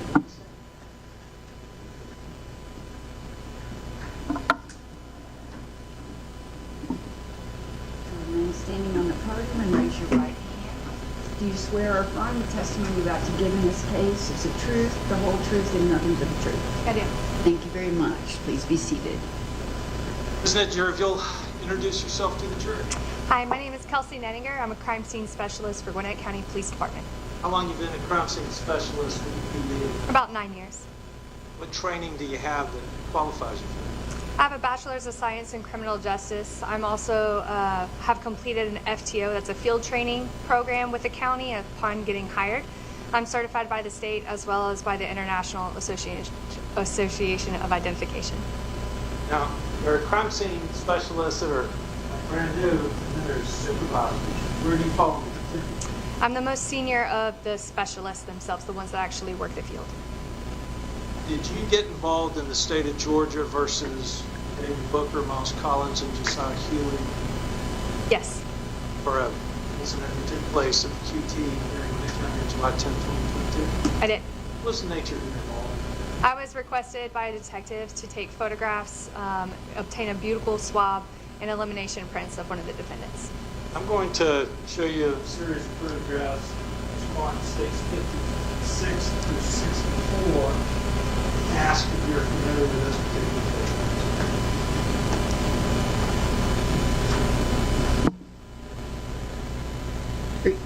Did you say 56? Yes, ma'am, through 64. Yes, ma'am. Did you have an opportunity to take photographs of defendant Josiah Hewitt? Yes, I did.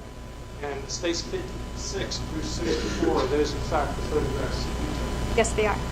True and accurate representations of how Mr. Hewitt appeared on July 10th or July 2022? Yes. Your Honor, this time will tender states 56 through 64. States exhibits 56 through 64 are admitted without objection. Thank you, Your Honor. I'm going to publish those at a different time. Okay. You indicated to the jury that crime scene technicians also obtain what's called buccal swabs. Talk to us about that. Yes. Buccal swabs are swabs. They're essentially sterile Q-tips that are placed inside of your mouth. They're swabbed against the cheek, and then that way we can obtain a DNA sample. Did you do that in this case? I did. Did you do that for defendant Josiah Hewitt? I did. The issue was previously remarked to states exhibit 65. You recognize states 65? Yes, this is the buccal swab that I obtained from Josiah Hewitt. It's an evidence bag containing that? Yes. Okay. And when you actually obtained it and placed it in the evidence bag labeled state 65, how did you secure it? I secure it with evidence tape and then with my initials. Mr. Millman, is that 66? 65. Okay. I have 65. Okay, I just want to make sure I've got 65 as a picture, forearm picture. Oh, I'm sorry, Your Honor. That's going to be my mistake. If you don't mind, buccal swab. Absolutely. Thank you. 65 is buccal swab of Mr. Hewley. Once that is sealed, what happens with state 65? That item is entered into a program called SAFE, which gives it a barcode and a label, and then it is transported to the evidence unit. It's secured there, and its chain of custody is followed via that barcode system. Can we talk about the chain of custody of the PD for just a few minutes? When something is put into police department evidence, how is it secured? Can anybody get to it? No, there's cameras and locked doors and the whole 9 yards. Is each piece of evidence logged in at the PD have a unique identifying case number? Yes, they do. What was the unique identifying case number for this particular case? This one is GP 2200-56130. Your Honor, that's all the questions I have. All right.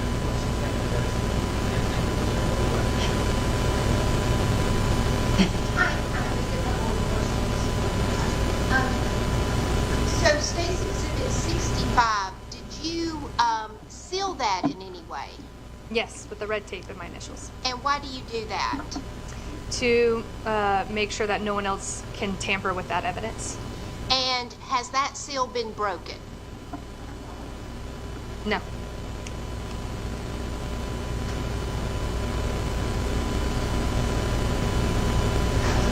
And you stated that you took elimination prints. What are you referencing? Elimination prints are prints that are requested by the actual detective to take inked prints from somebody that is known. So you have latent prints. Those are prints that are obtained from a scene in which you do not know who those belong to. Whereas inked elimination prints are prints that I directly take from an individual. I know exactly who they came from, so that way they can be compared to other items that are unknown. So if anything was tested for fingerprints, they would be compared to what you took from a certain individual to see if they match or don't match. If there are any latents that were obtained, but also obtained with value. They have to have value and be clear and enough of a print to be compared to those prints. Yes. And where did you encounter Mr. Hewley whenever you did this? I was requested to respond to the CID room. It's at Gwinnett Police Headquarters and in the interview room. And was that pre-interview or post-interview? I don't recall. It's usually afterwards, but I can't be specific towards it. I just respond as soon as I'm requested. And do you know if those interview rooms have cameras in there? Yes, they do. And do they have audio in there? Yes, they do. Okay, thank you. That's all I have. No further questions. We ask that Ms. Danger be release the exclusion. No objection, All right, thank you very much. You are released. Now you can get the bottled water, Eddie. Your Honor, and I apologize because of the speed of the witness. Dr. Terry is underway. Okay. She's 10 minutes. Okay. All right, that's... She will not be much longer in this witness. We'll get a final witness. Okay.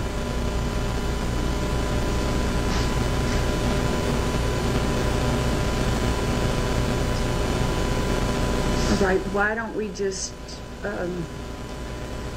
stand at ease so y'all don't just have to sit there. There's 10 minutes out.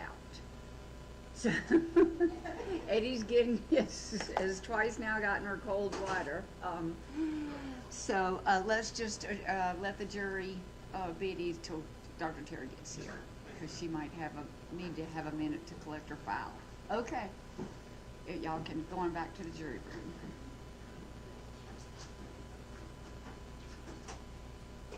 But as soon as she gets here, we'll be ready. Yeah.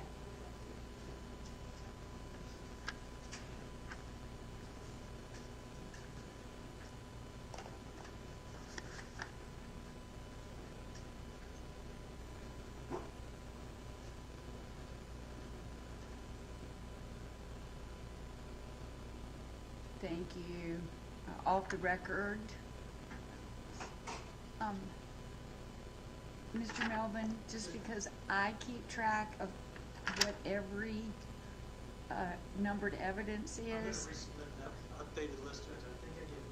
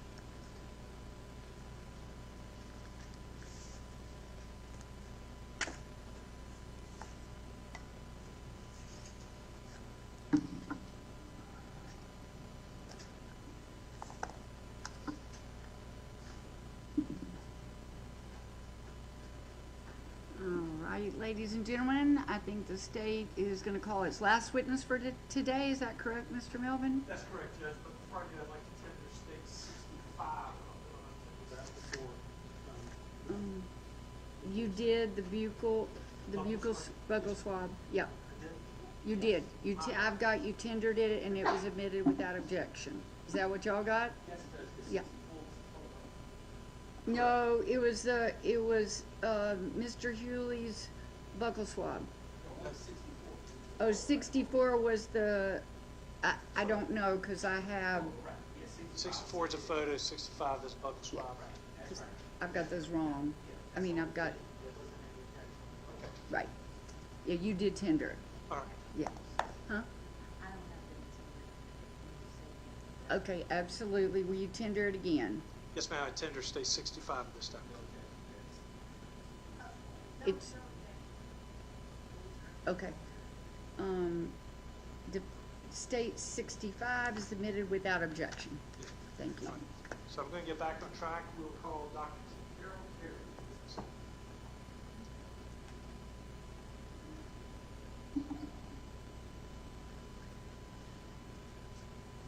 We've got you some cold water. And a pointer. Will you just carefully on? You raise your right hand. Do you swear or affirm the testimony you're about to give in this matter is the truth, the whole truth, and nothing but the truth? I do. Thank you. Please be seated, Dr. Terry. Thank you. Dr. Terry, thank you for joining us today. Could you introduce yourself to the jury, please? I'm Dr. Carol, that's C-A-R-O-L, Terry, T-E-R-R-Y.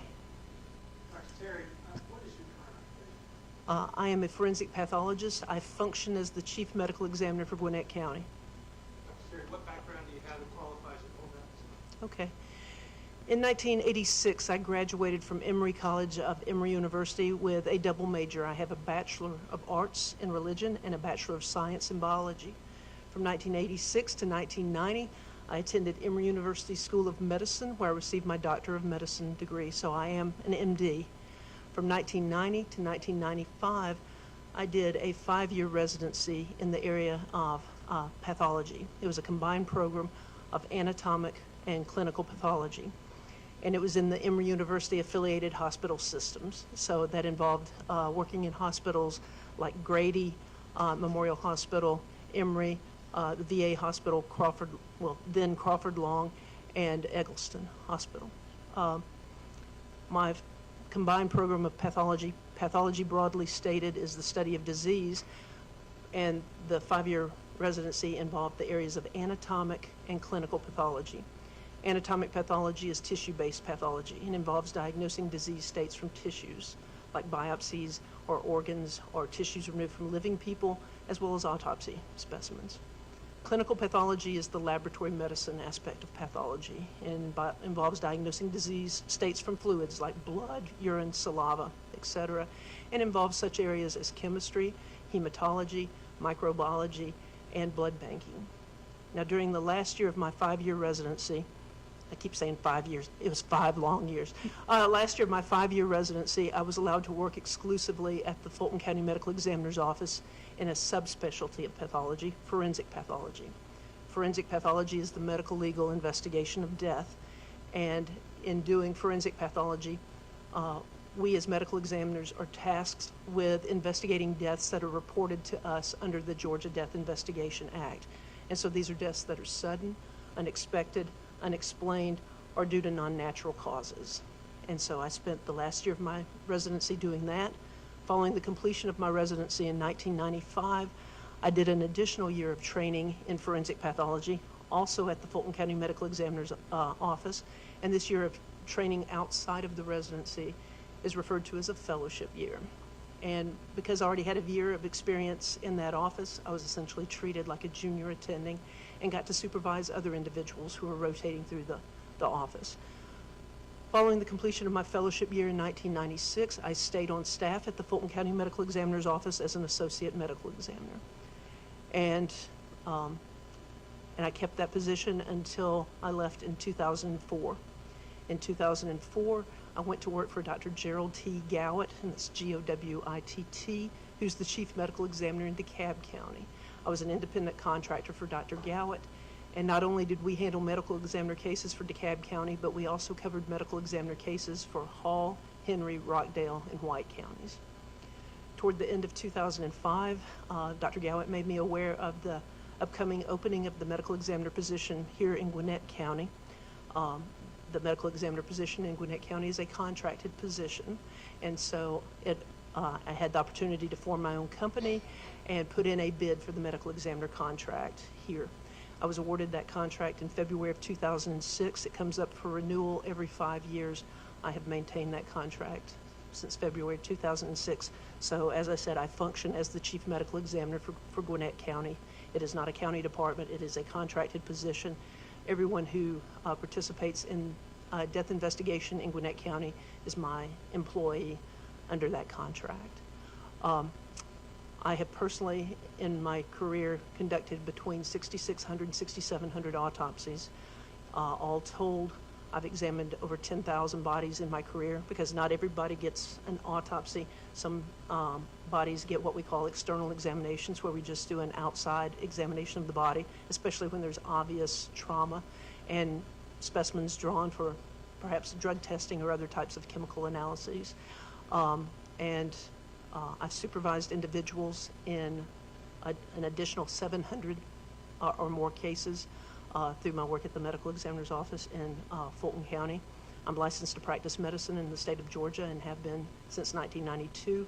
I'm triple board certified by the American Board of Pathology in all 3 areas of pathology in which I have trained and studied: anatomic, clinical, and forensic pathology.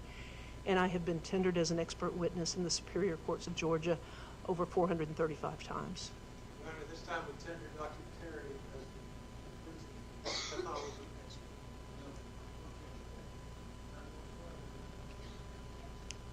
So tendered. Dr. Terry, did you have an opportunity to conduct an autopsy of one Bradley Coleman? Yes, I did. Dr. Terry, I'm going to show you a series of photographs previously that weren't previously shown to the defense counsel. The states is at 43 through 51, and ask you to just take a moment and familiarize yourself.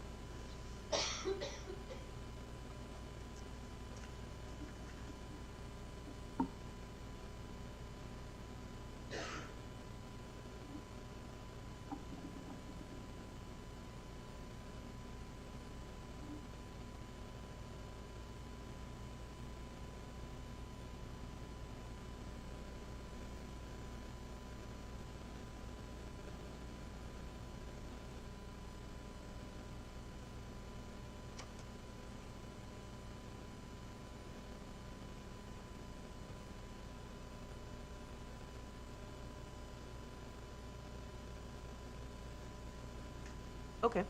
Do those photographs accurately represent the condition of the body of Mr. Coleman? At least states 43 through 50, the condition of Mr.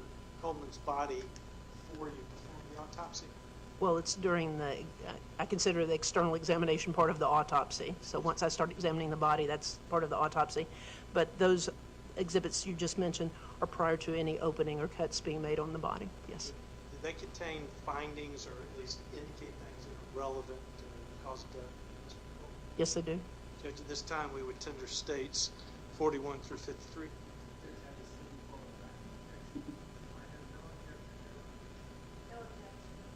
Dr. Terry? States exhibits 43 through 51 Yes, ma'am. are admitted without objection. Dr. Terry, I'm going to pull them up on the TV screen, and I would ask, if you could, would you step down and let us go through the pictures together so that you can explain to the jury the significance of the findings? If I may. Thank you.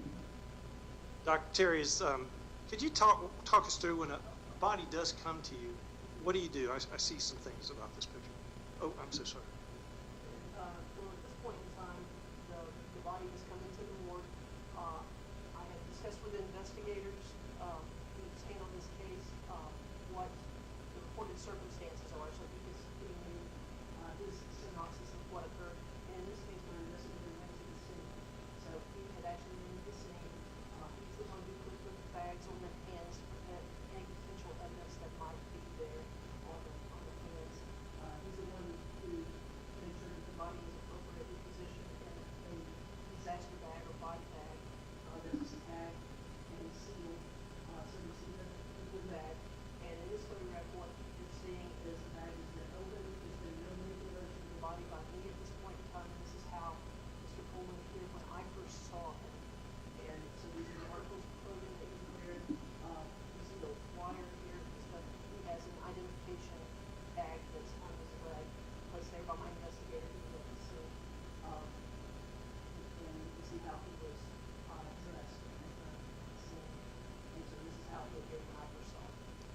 Terry, I'm going to pull up and what's been previously entered in States 64. Could you describe anything significant you see on States 64? Okay, what we're looking at here, this is the top of Mr. Coleman's head on the left side, and this is prior to any cleaning of the body. So this is dry blood here. We can see slight injury there. We don't see it well because hair is around it. And so, again, this is prior to cleaning of the body and prior to my shaving around this wound. Because before I look at this wound, before any water or washing it, I'm going to shave the hair around it so that I don't lose the visual evidence of being washed out. Dr. Terry, it's at a point like this, if you had had what's called the press contact wound, would that be obvious at this point? No, not necessarily, again, because we're dealing with an area that's covered by hair.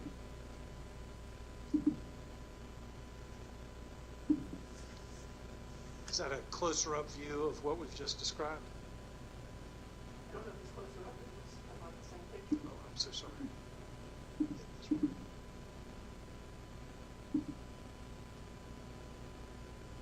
Can you describe what we're seeing here? And I'm going to see if I can flip this. What's that, Judge? In this photograph, what we're looking at is, again, Mr. Coleman prior to being addressed, prior to being cleaned up. It's a front and back, the hand that's in the foreground. But one is mainly showing his hair in front of the neck. There's another hole or defect. This actually corresponds to what's going to be the exit wound. What we're seeing on the top of the head is going to be the exit wound. Get a good look at it. And this is going to be the exit wound. Dr. Terry, I apologize. I hadn't talked to you about this, but if the entrance wound is here, the exit wound is here, the orientation is done is here. You stop me with the angle entry would be consistent. I'm not there. You rear the gun and I would Right, or I can't tell you about the position. Can the jurors see that? If you need to stand up, or Mr. Melvin, why don't you go toward Eddie? Sure. Why don't you, because the jurors in the back can't see.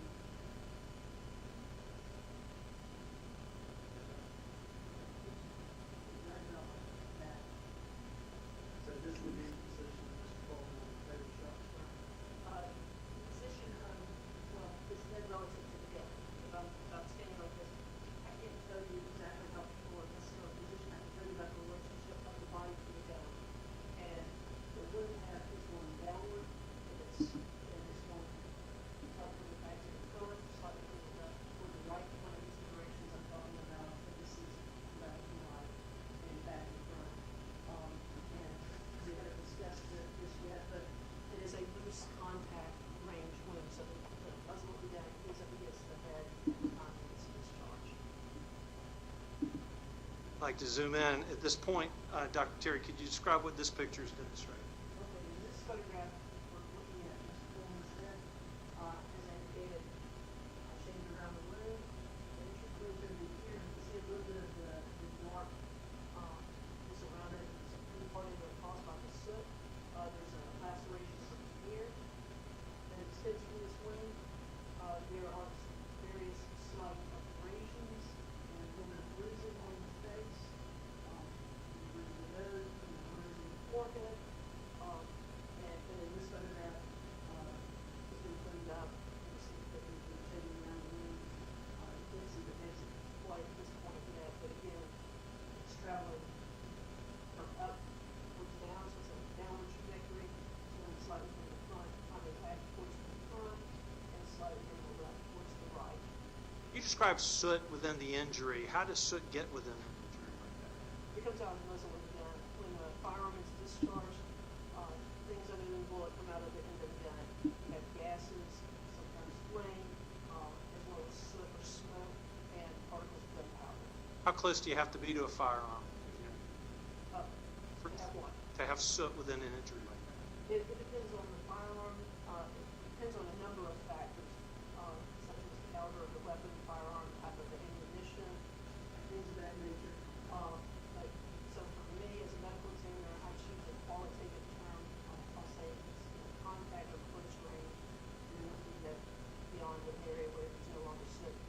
positive that I've got gunpowder, and I call that medium range. So because of there being variability based on parameters that are associated with a firearm and ammunition, issues that are handled by a ballistics examiner who best fires weapons and can tell you what these precise ranges are. Typically for me, when I see soot, it's usually inside of a foot. But when I see a wound like this, I've got soot, I don't have stippling, which are injuries caused by gunpowder. Everything that's being discharged out of that firearm is going into that hole. And the soot is a little dispersed. This is a loose contact. It's not a press contact where I have a muzzle injury. It's loose contact. The gun gets the head and a loose fracture. Okay, the picture that's been pulled up there, is there anything significant around the mouth? Oh, well, you see a little bit of frothy, bloody fluid. What's that indicate, Doc? So in this case, it's because I've got a breach of the airway. There's a disruption of the airway, and blood is getting mixed with air from the lungs. And you see subsequently, but he did continue to breathe after receiving this gunshot wound, and I've got evidence of what's called blood aspiration, where blood has been inhaled. Space 53, what are we looking at? We're looking at the left lung here. The left lung has two lobes. There's the upper lobe, lower lobe, and we see this splotchy bleeding there, or purple area. That's where blood has been inhaled into the lung. It's more consolidated here, more fluid. And again, this is indicative of the person breathing after receiving this gunshot wound and the other blood in the lung. Doctor, I think we have one other photo as well, and this is the close-up of the neck. What is significant to you about this photo? This is a close-up of the neck that's not been cleaned up, but this is the exit that there's not any kind of abrasion or scraping around it. Again, it's got some body blood here. What's significant is the exit. I've got an entrance wound. We haven't seen really a good picture of it. Oh, I'm sorry.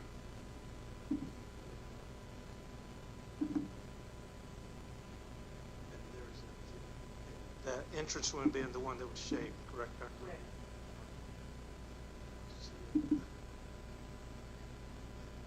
That right there, that entrance wound? Whether it's the entrance wound, there's a better picture on it. It's got 67. Here we go. All right. This is the entrance wound. The entrance wound is typically round to oval. As I said, this one's got some lacerations, ears extending off of it. But the main entrance defect is right here. It's relatively round. It's got some abrasion or scraping around the end. And then we've got this dark ring of sweat around it and no stippling. So this is a loose contact range entrance wound.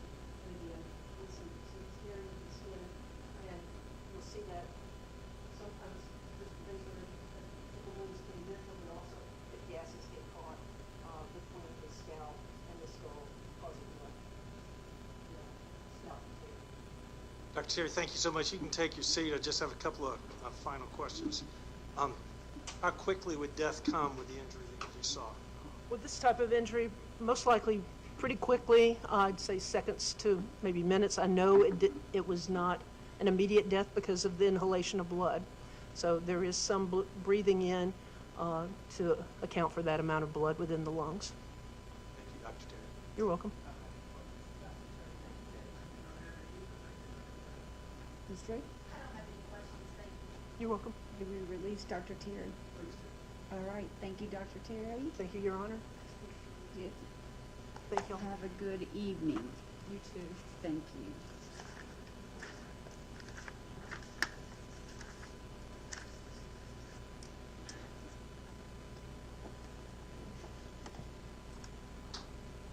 All right, ladies and gentlemen, we're going to adjourn for the evening. Let me find my...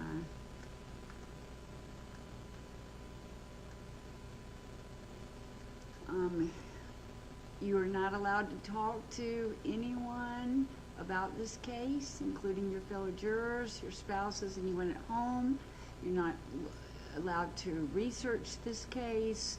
look it up on social media, news sites, websites. Try to avoid TV and any kind of news about this site, about this case. Until you deliberate, please don't post anything on your own social media about you being on this jury, and we will see you tomorrow at 8:45. Thank you very much and have a great evening.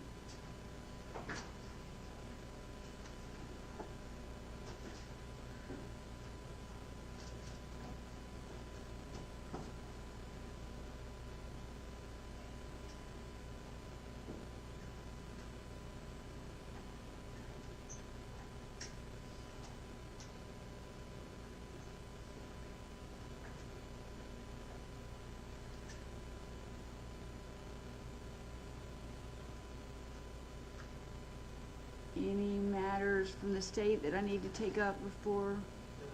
Any matters from the defense that I need to take up? All right, we are off the record. Thank you.